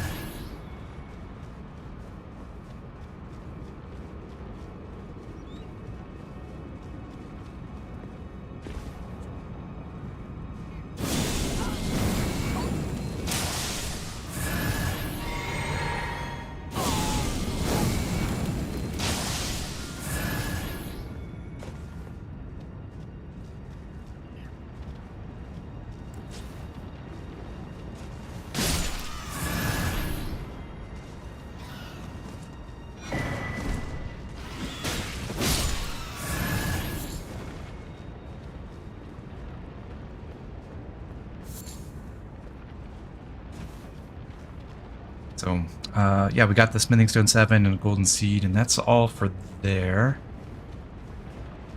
Next, down this way.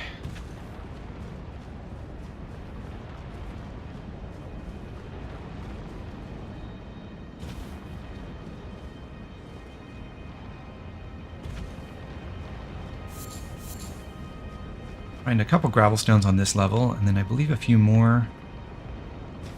We descend.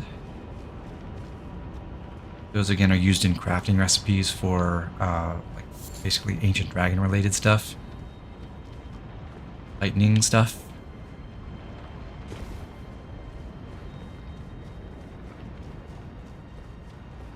Should be a few more on this platform. There we go.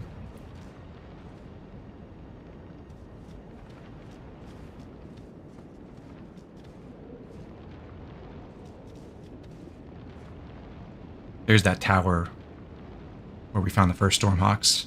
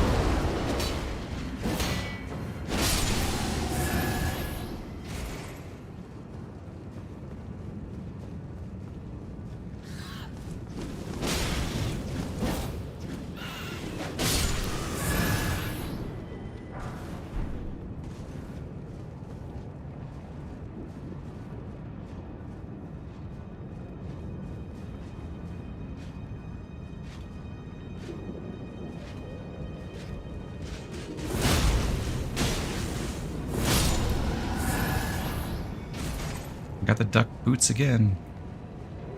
Joy.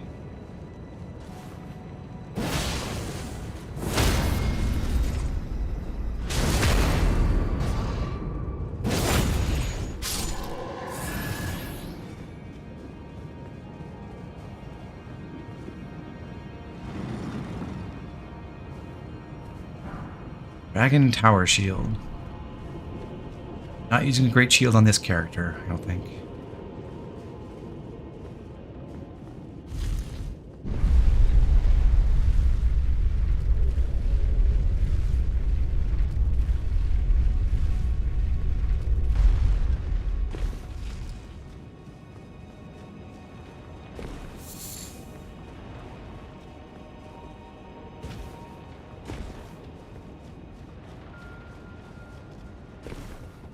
In here, there's another Crucible Knight, but this one starts off fighting some Beastmen, so we'll let them do that for a minute.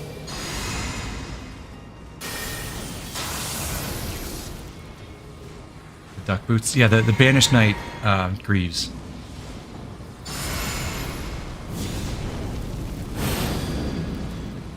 Because the boots are shaped to look like they're like webbed feet.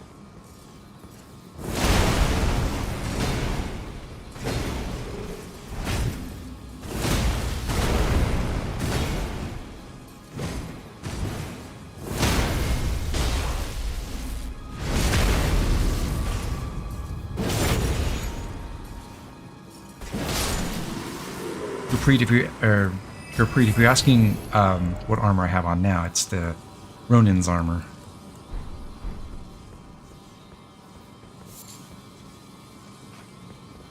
I'll show what I'm talking about with the Banished Knight greaves.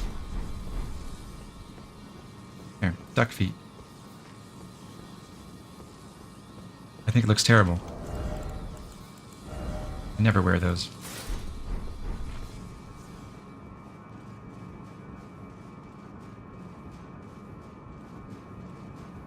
Also, notice all around the halls here, there's terrible infestation of Deathroot. So even though this place is supposedly unaffected by time, something has been decaying here.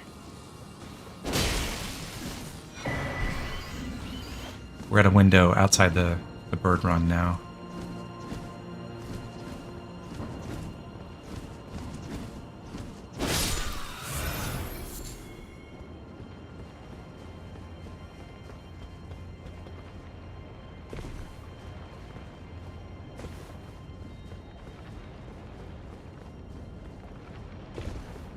Do you get weapon XP if your attack was blocked by dual guard? Yes.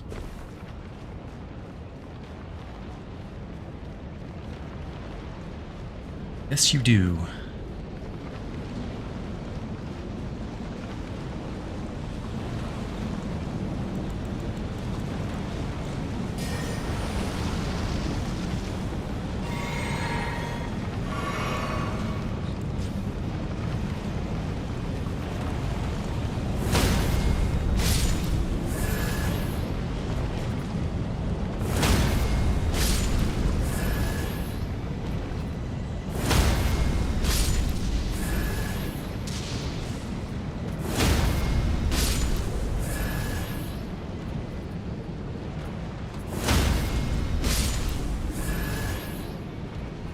What a combo. L2, R2. This game is so easy.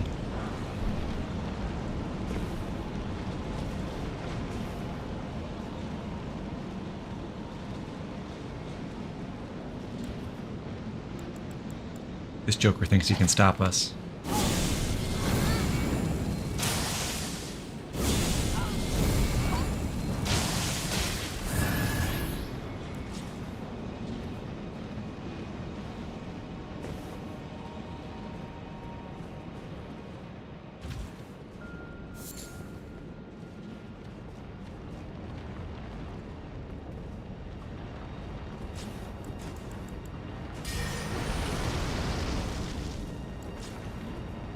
Next room is kind of dangerous.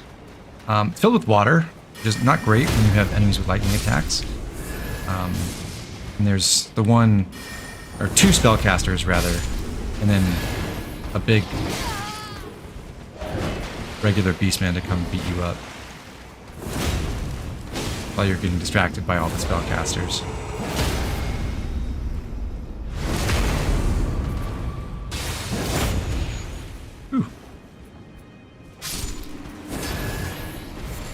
Blood Flame Blade doing work.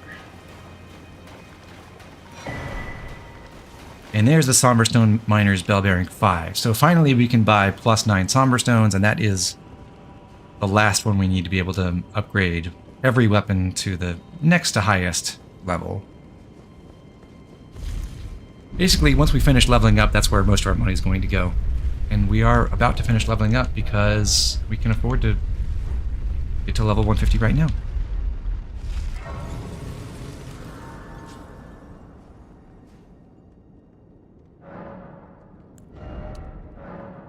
There we are. So what I'm going for is 60 Vigor, 23 Mind, which is enough to cast like all 4 of the buffs that I've been routinely doing. 29 Endurance, because that's a nice healthy amount. Lets me wear the armor I want, with a little bit to spare. 20 Strength, which is the one amount I need to one-hand the Bolt of Grandsax.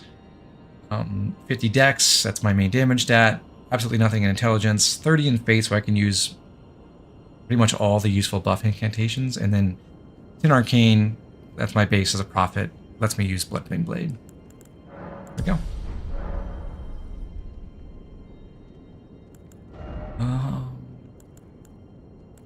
Let's swap out Flame Cleanse Me. I've meant to do that for a while. Put Great Heal back on. And instead of Flame Grant Me Strength,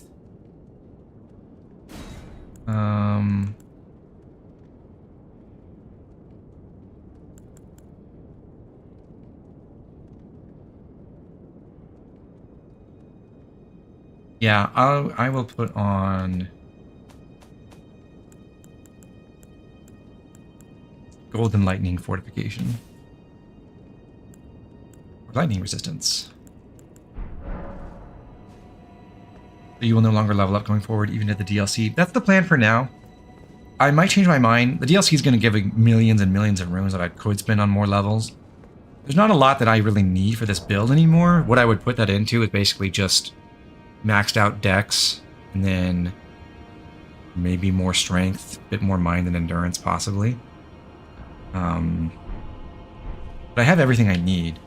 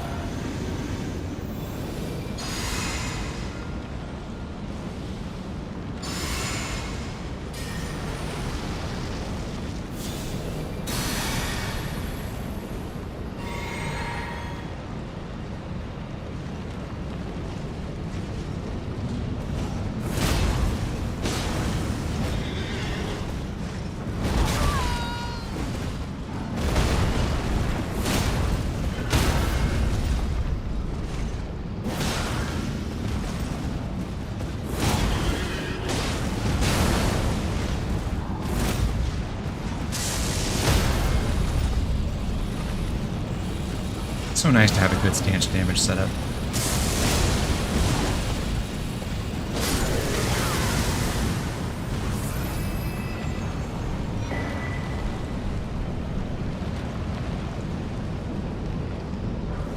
I will not be going into the Colosseum just yet. That's when the Erdtree, you fight the boss in there, and then the Erdtree fully burns down. And that locks out some stuff in the main overworld. I think we've basically taken care of everything, but just in case we want to farm some stuff in Leyndell, we'll hold off on that for now.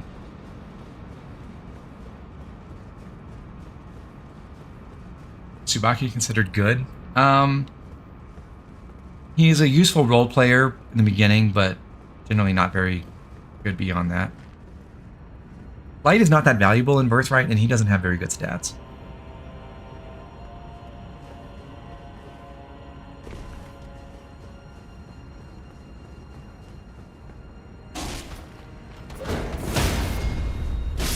Sorry for Goomba stomping you. That was rude.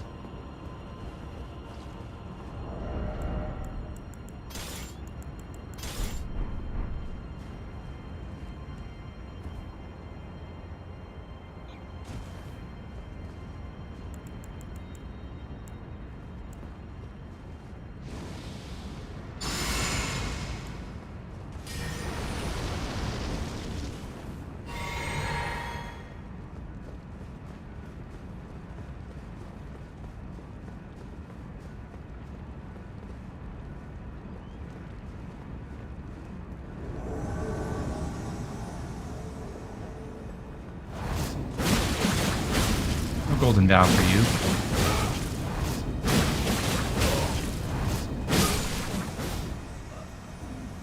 Sick.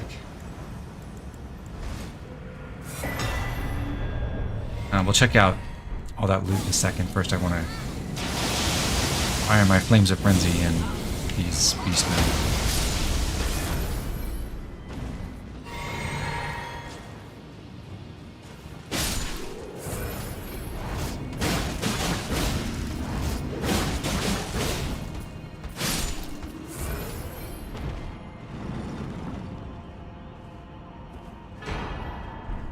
Alright, just got a bunch of stuff. Old Lord's Talisman increases buff duration by like 30%. Unfortunately, it doesn't stick if you put it on, apply your buffs, and then take it off. Because I guess effectively what it does is it decreases the rate at which your buffs tick down. So if you take it off, your buffs will just revert to the normal duration, basically. I don't really think this is worth a talisman slot, but it is a thing that people sometimes recommend. Beast Champion set, I think is overall pretty hideous because all the intricate carvings on everything are just too much for me. This comes in altered form. If you unalter it, then you get a sweet cape out of it. So that's a cool feature with the Beast Champion armor. We got Devourer's Scepter, which is a strength faith weapon that for whatever reason also requires much of dex. So huge stat requirements. We could technically use it by two-handing, but it's kind of a pain that this requires this much dexterity. It doesn't... I don't really understand why they did it that way. Devourer of Worlds is a skill that like sucks HP from everyone in the area. From what I've heard, it's not actually that good, but it sounds great. And then the other drop we got from Recusant Bernal is the Blasphemous Claw, which is a tool we can put in one of our item slots. It says, a slab of rock engraved with traces of the Rune of Death can deflect the power of the Black Blade. On the night of the dire plot, Ranni rewarded Praetor Rykard with these traces. Remember, that's her brother. Should their coming trespass one day transpire, they would serve as a last resort foil, allowing Rykard to challenge Malekith the Black Blade, Black Beast of Destined Death. This was basically Ranni's backup plan in case she and the Black Knife Assassins couldn't steal the Rune of Death from Malekith. She gave her brother this tool to help him challenge Malekith instead.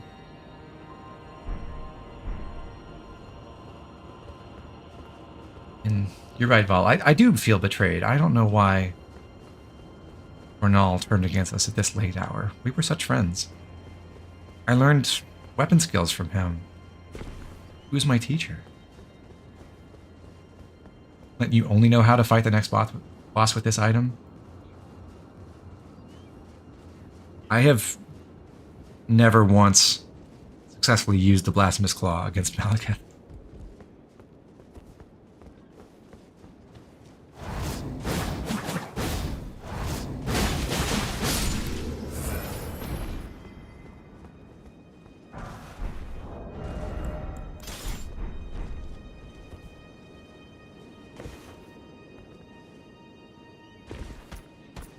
Rise.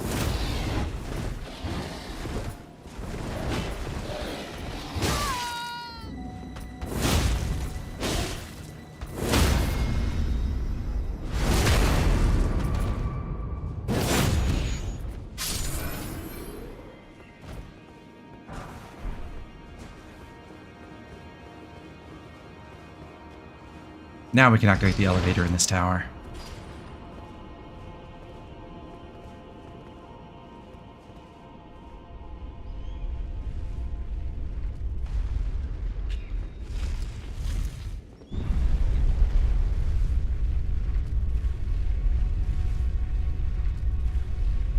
You wait for the move where he shoots 4 projectiles at you and then you parry the physical hit. I will attempt that.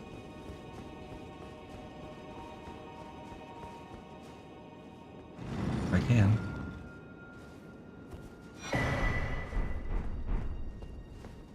We just got the Drake Knight helm. That's the armor that Eleonora Yura's lost love was wearing. Oh, hello. Forgot you'd be here waiting for me.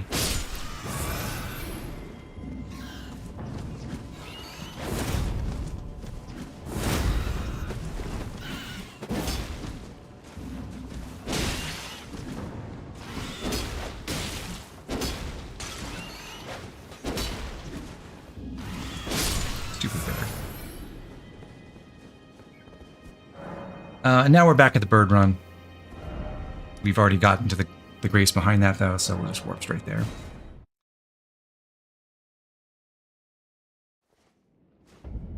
Now...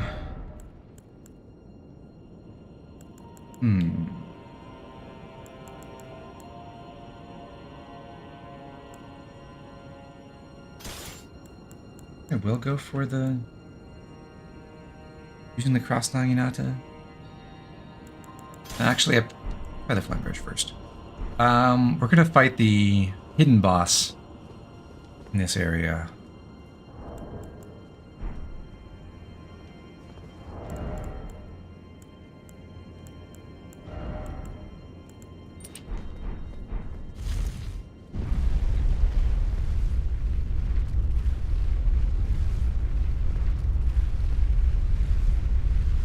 I have no idea how you were meant to find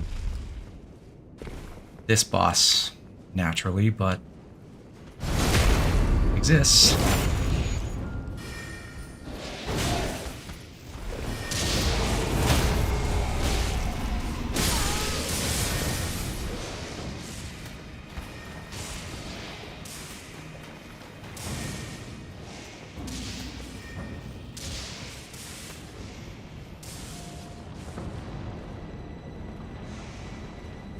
If we look over the edge here, we can find some platforms down below that we can safely fall down to.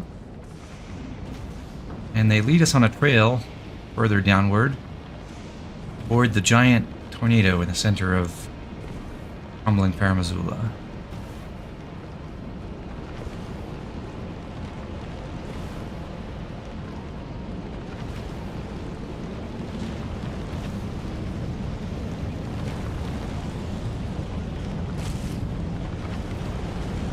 Here we can lie down and, for reasons that defy logic, just like how we got teleported here in the first place, lying in that gravesite reverses time and causes the whole Grand Colosseum of Farum Azula to reassemble.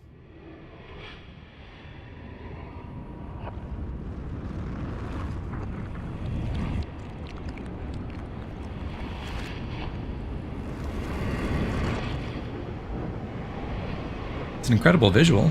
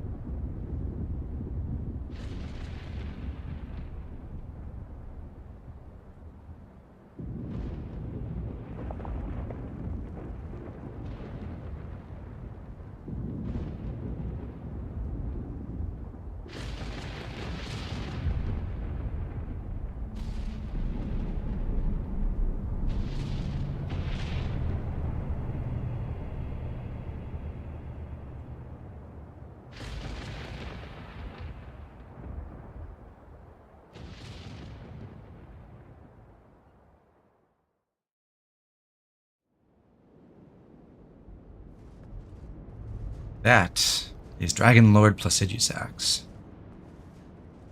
Let me just check that I have everything I want equipped. And also the question is, do I want to use Dragon Wound Grease for this fight or Blood Flame Blade? Placidusax has huge bleed resistance, so it's going to take forever to build up even a single bleed proc. But yeah, honestly, I think Dragon Wound Grease is probably better.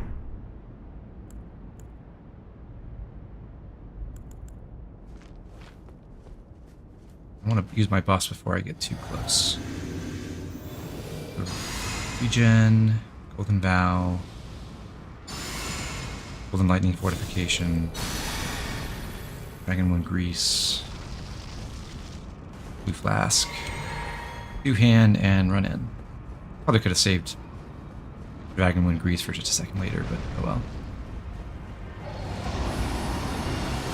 Well, Sigisax calls down lightning constantly, so what you do is you get like 1 or 2 attacks off and then move out of the way, and then repeat. Out of the way.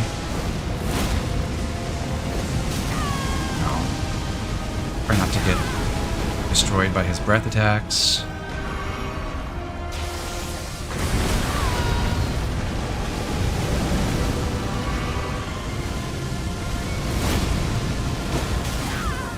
Should have been farther back to be safe from that one. But got a stance break. That's pretty cool.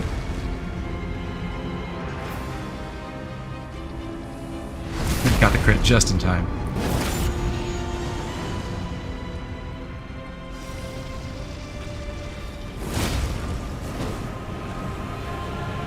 Okay, phase 2.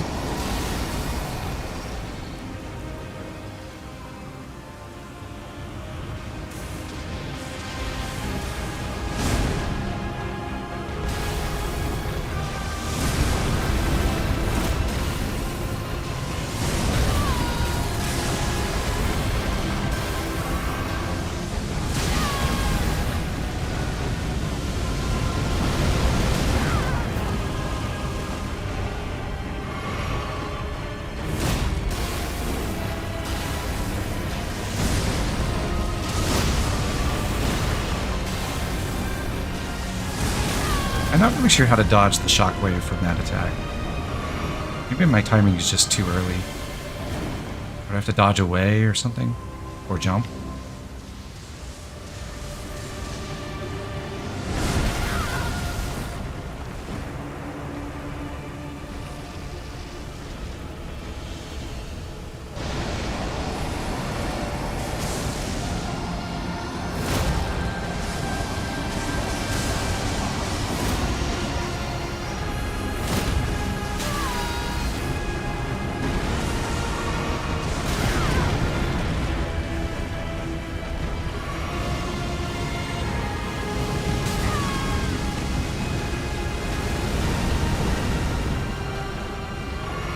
Going to lose. That was my last healing flask.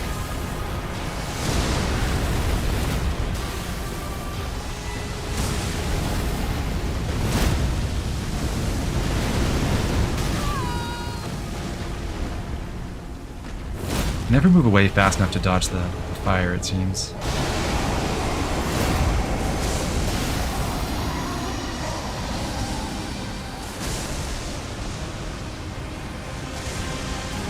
You know what? I do have great heal. Oh, I got owned. Alright, now I have to do the run back, which really sucks.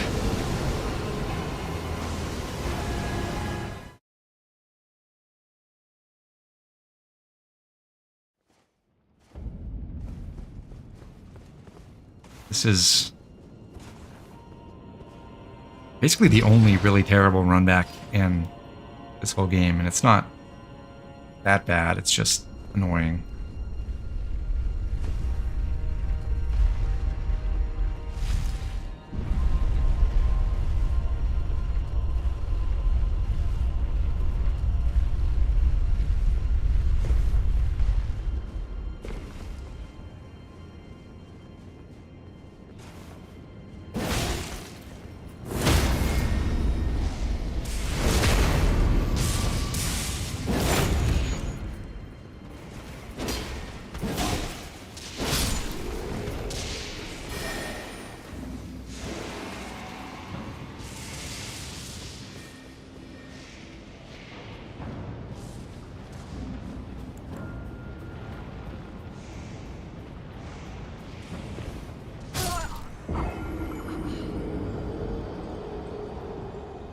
We're not going to talk about that. Rest in peace, all my runes, though.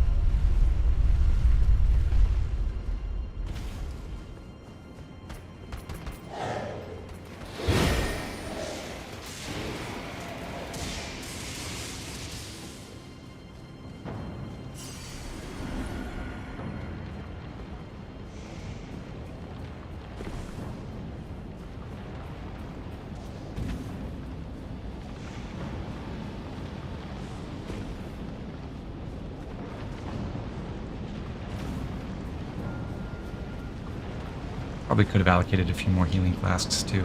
Whatever.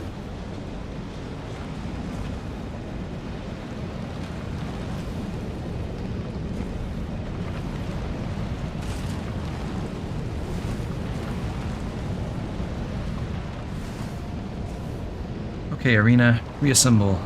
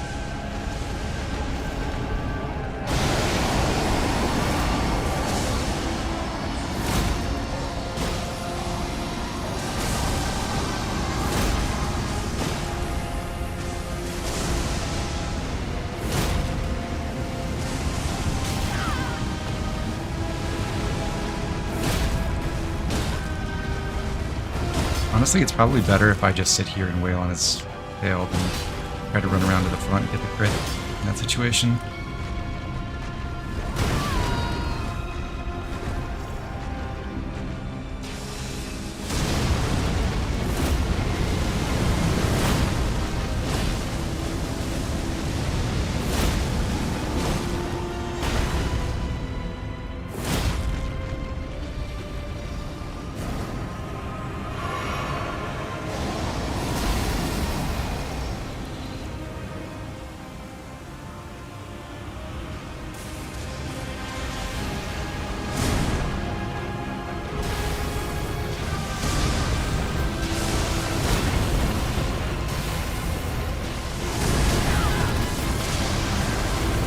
There's got to be a trick for the right-handed lightning slash, right? I just don't know what it is.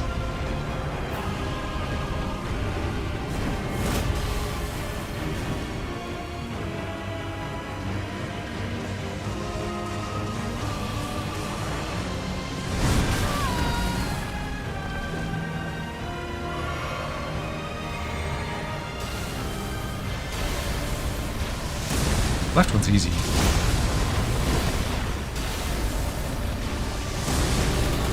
I dodged that one.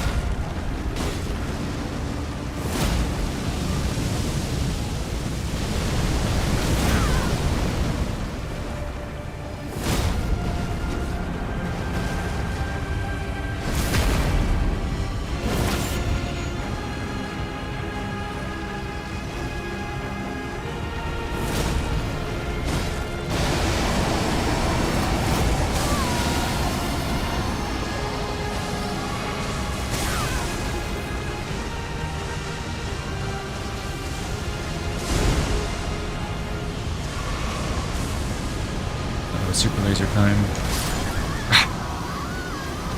Oh, I was so close.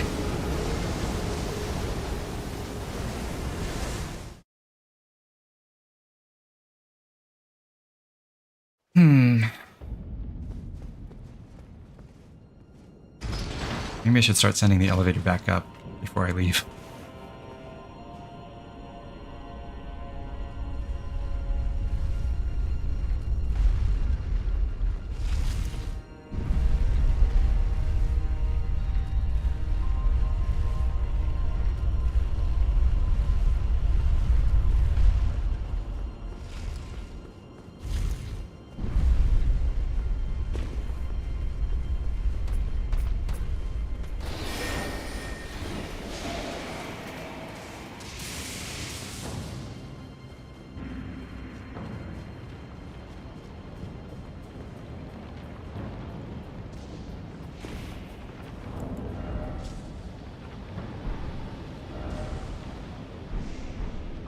Think of it. Does Dragonwind Grease actually work on ancient dragons? I don't even know for sure.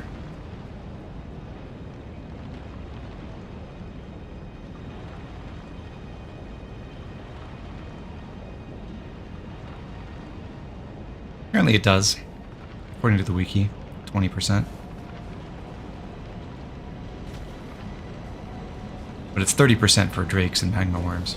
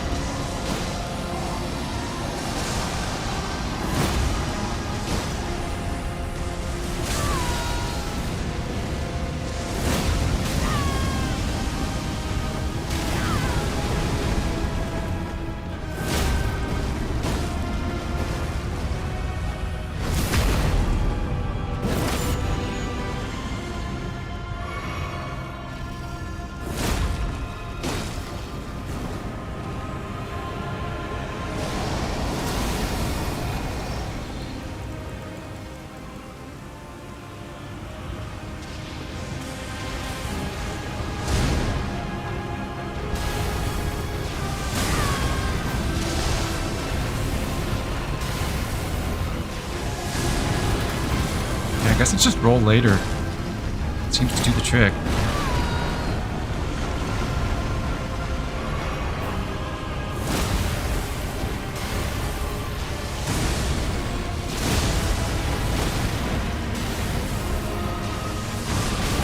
No, not quite.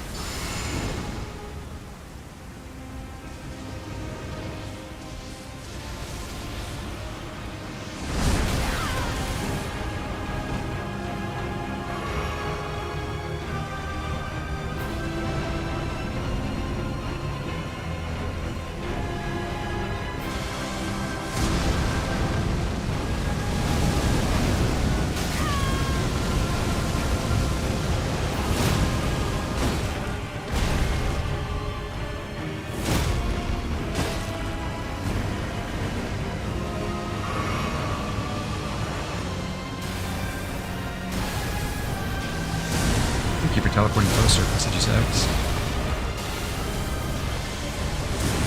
Very helpful. Yay, we did it!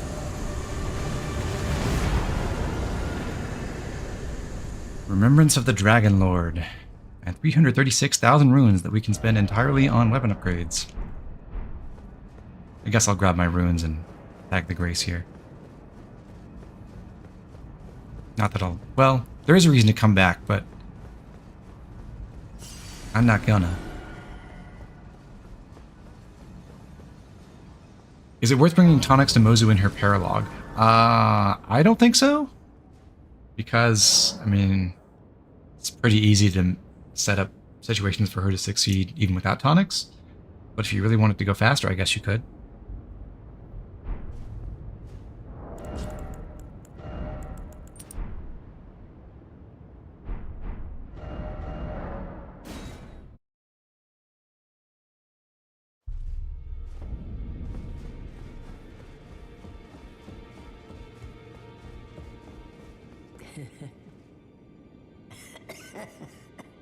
You'd force this tired old crone to work, even now. Harder taskmaster have I never met. Turn in Remembrance of the Dragon Lord to get another somber dex weapon that I've hoping to use at some point. Dragon King's Cragblade. Say that 10 times fast. Now, go forth. Do what you believe is right.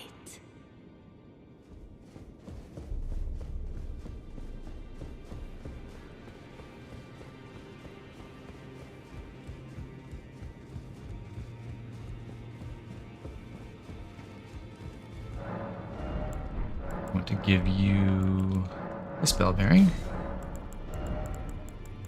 Then I need 6 of those to finish upgrading my mace. And then a few more 9s.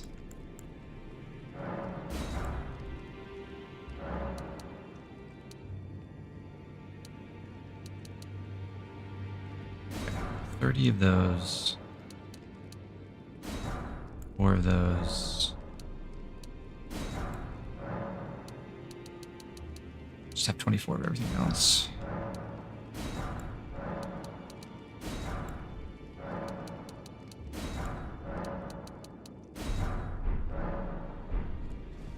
Let's go make some upgrades.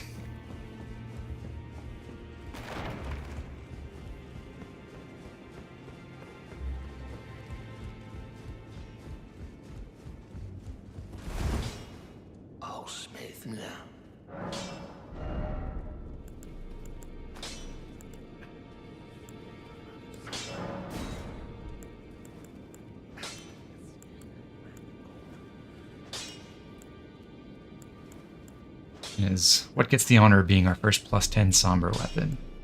I don't know if I'm ready for that commitment yet.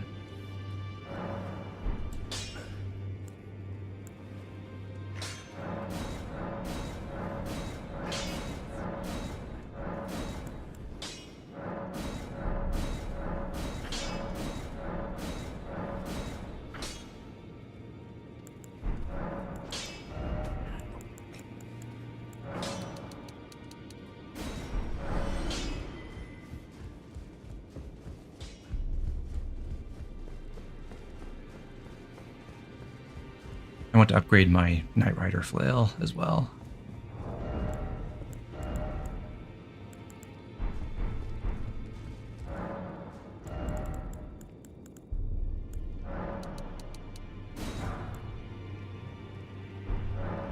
Turns out 60k is only enough to buy the 7s.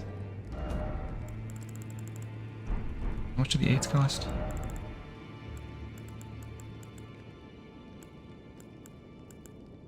3,600? I need 12?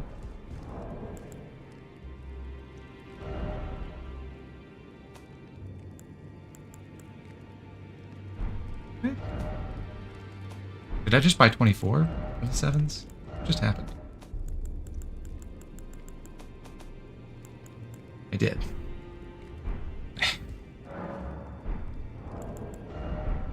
That math isn't mathing.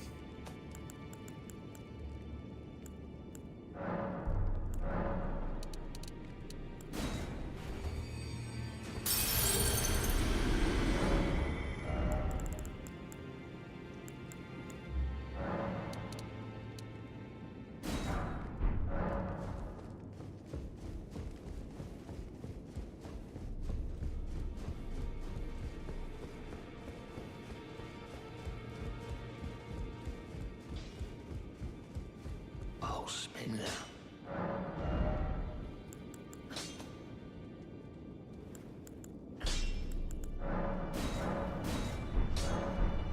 I'll spin now.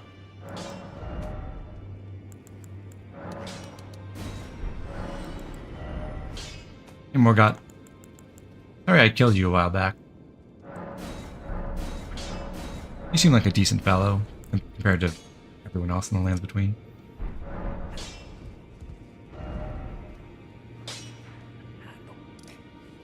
Alright, well, we've set the Erd Tree on fire, although we haven't really gotten a chance to revel in that. Let's take a look.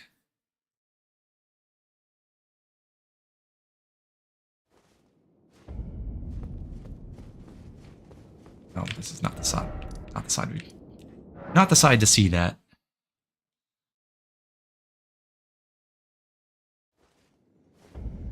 Oh. Isn't it beautiful? That wondrous yellow-orange glow.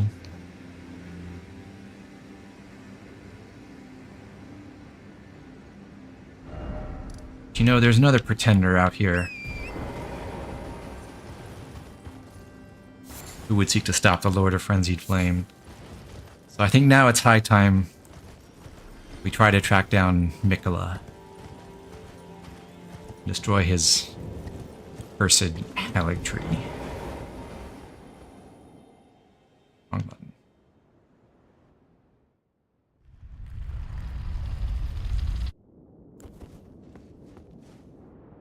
Oh my god. I can honestly say I've never done that before. I thought I was on the other side of the elevator. There's a Stake America. Oh, it's the boss fight. That's so good.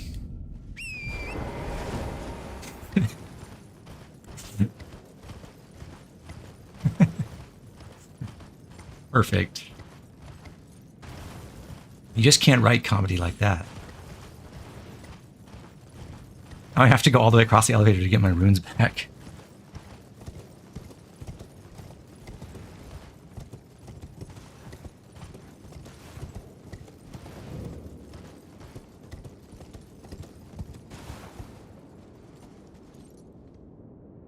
Wait. Are they up? They're at the top? Wow. Didn't even register that I was at the bottom of the elevator, I guess.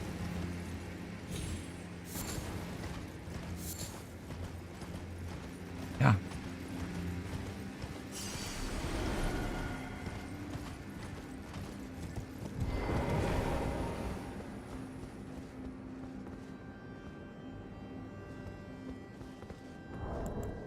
Am I not able to use the secret medallion from this side?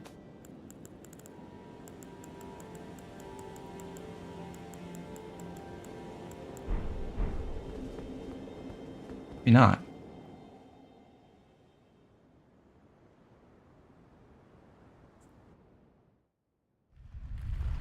If that's the case, I did not know that.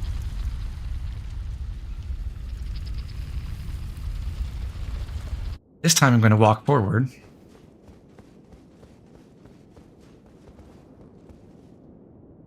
And now hoist the secret medallion. Okay.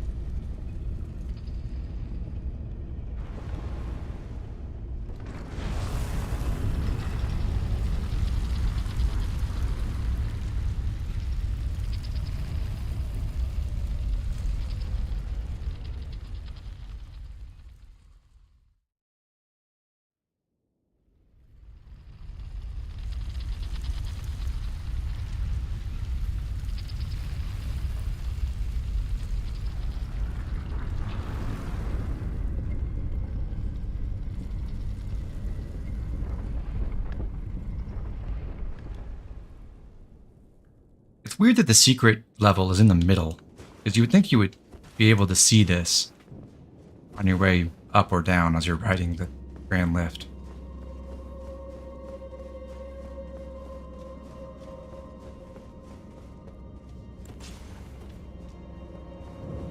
Best not to think about that sort of thing and just enjoy yourself, right?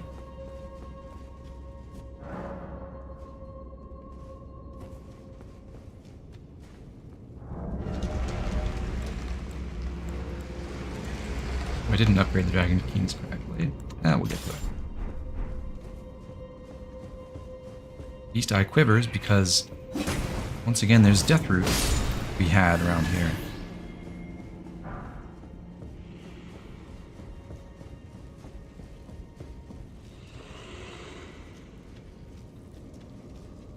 A giant octopus on the wall up here.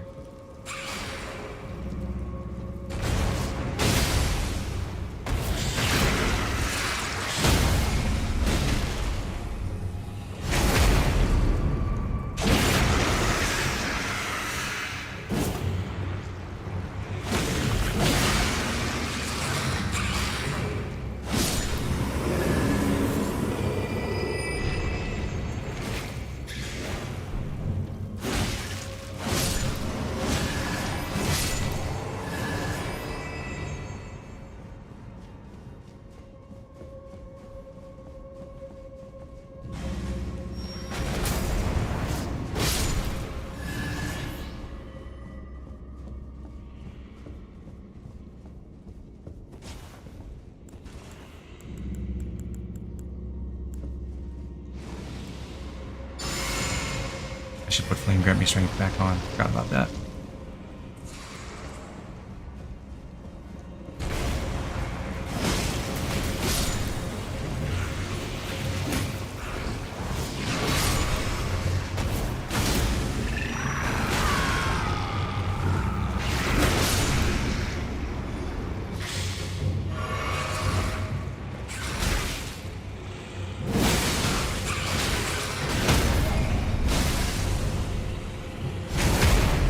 And my Great Rune too. You can do that.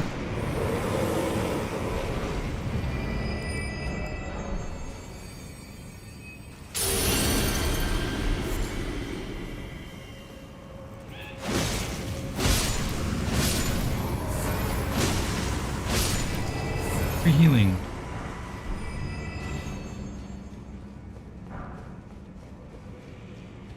Okay, I'm going to tag this Site of Grace, but I don't want to activate it yet. That's actually the exit, but obviously we're not done with this dungeon. We haven't found the boss yet. That happens to be down below.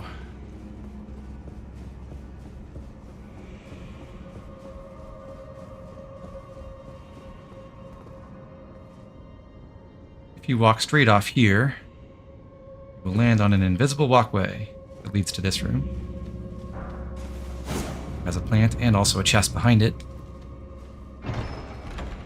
We can get the Silver Scarab. That's the discovery version of the Gold Scarab. So this raises our discovery by 75. Makes it much more likely for us to get item drops. Not really that important because we've already got all the items we really need. But if we want to farm, armor pieces and stuff like that, it's actually going to do more for us in that respect than... We don't have a lot to gain from getting a whole bunch of runes from enemies anymore. We're done leveling up for the time being. So, might as well max our discovery. I could use other talismans that would help in combat too. I think I can get by with this for now. That was kind of sick.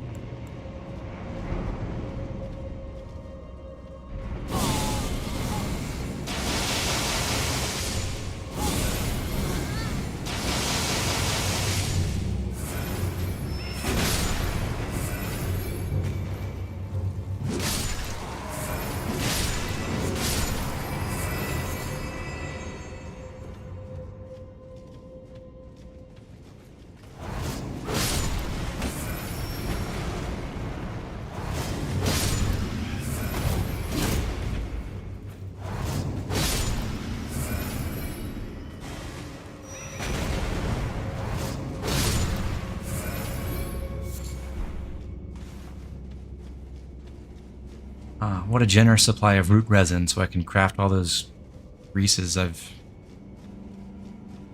been spamming throughout the game.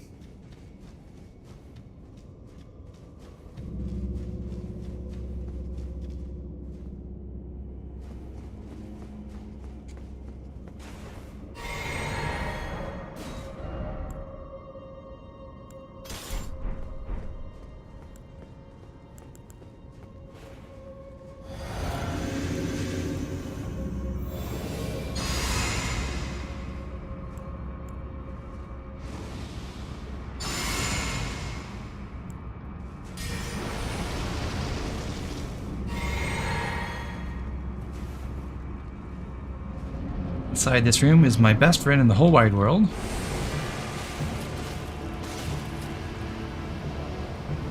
Me.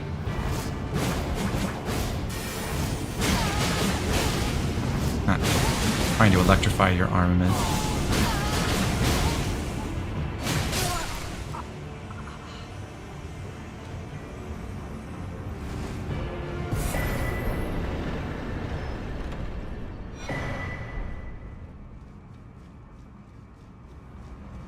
There it is. One more death root. Not going to teleport out though, because there's a semi-hidden area. If you turn right before the boss doors, you can come up this way and get to an elevator.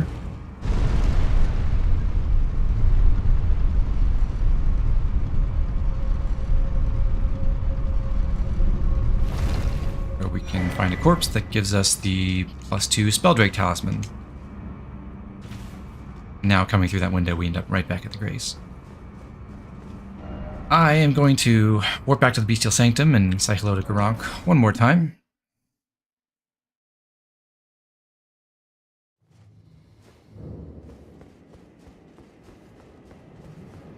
It is the last death route.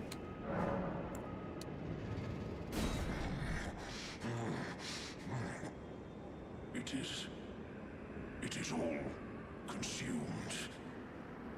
Still, I am not sated.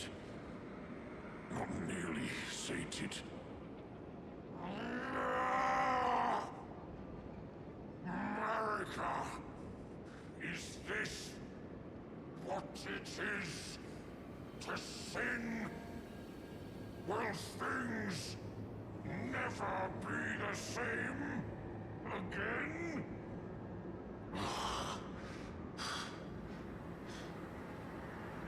Tarnished.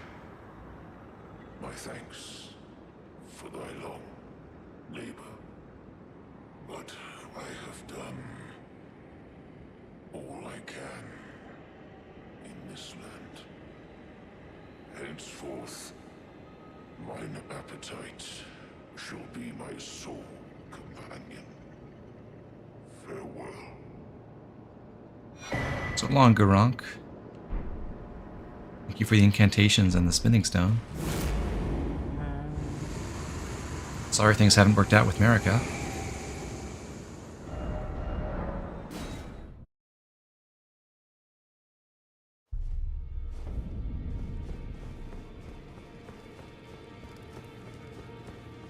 I see.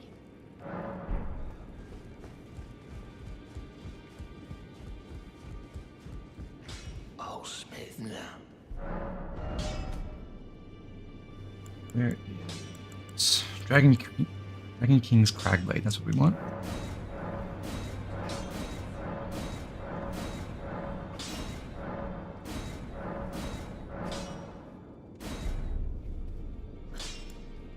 And what else should we upgrade? So we got Stormhawk +9. Vik's War Spear because we can. Haven't used that much despite it being our best fire weapon.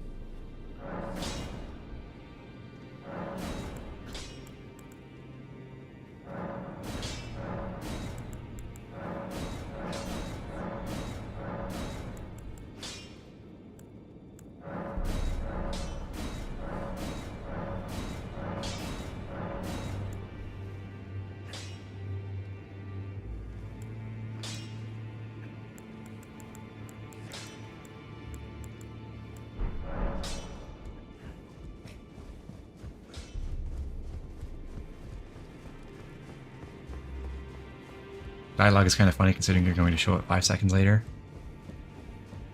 Well, not so fast.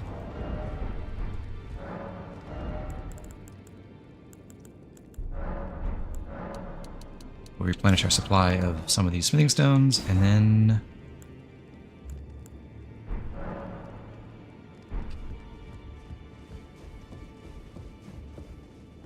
we'll be on our way for now.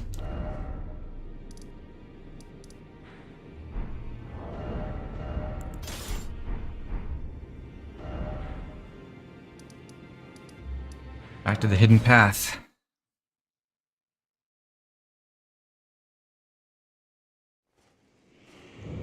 We now go up the stairs and walk outside. We'll find that, well, for one thing, we're in a blinding blizzard, but also we've reached the consecrated snowfield. The holiest part of the overworld of the lands between, perhaps. I think that makes a pretty good stopping point. I mean, we could explore more of the snowfield, but I think what we'll try to do next time is snowfield and the Halig Tree and hopefully Mogwin Palace. And that would basically round out the entire rest of the base game except for the final bosses. So, we got that to look forward to. The snowfield itself will be a pretty long segment because it's a pretty big area and it's kind of hard to navigate. But then we just get to do a couple dungeons back to back, and that should be pretty exciting. So thanks for watching, everyone. Hope you had a good time, and I will see you again next time. Have a good one.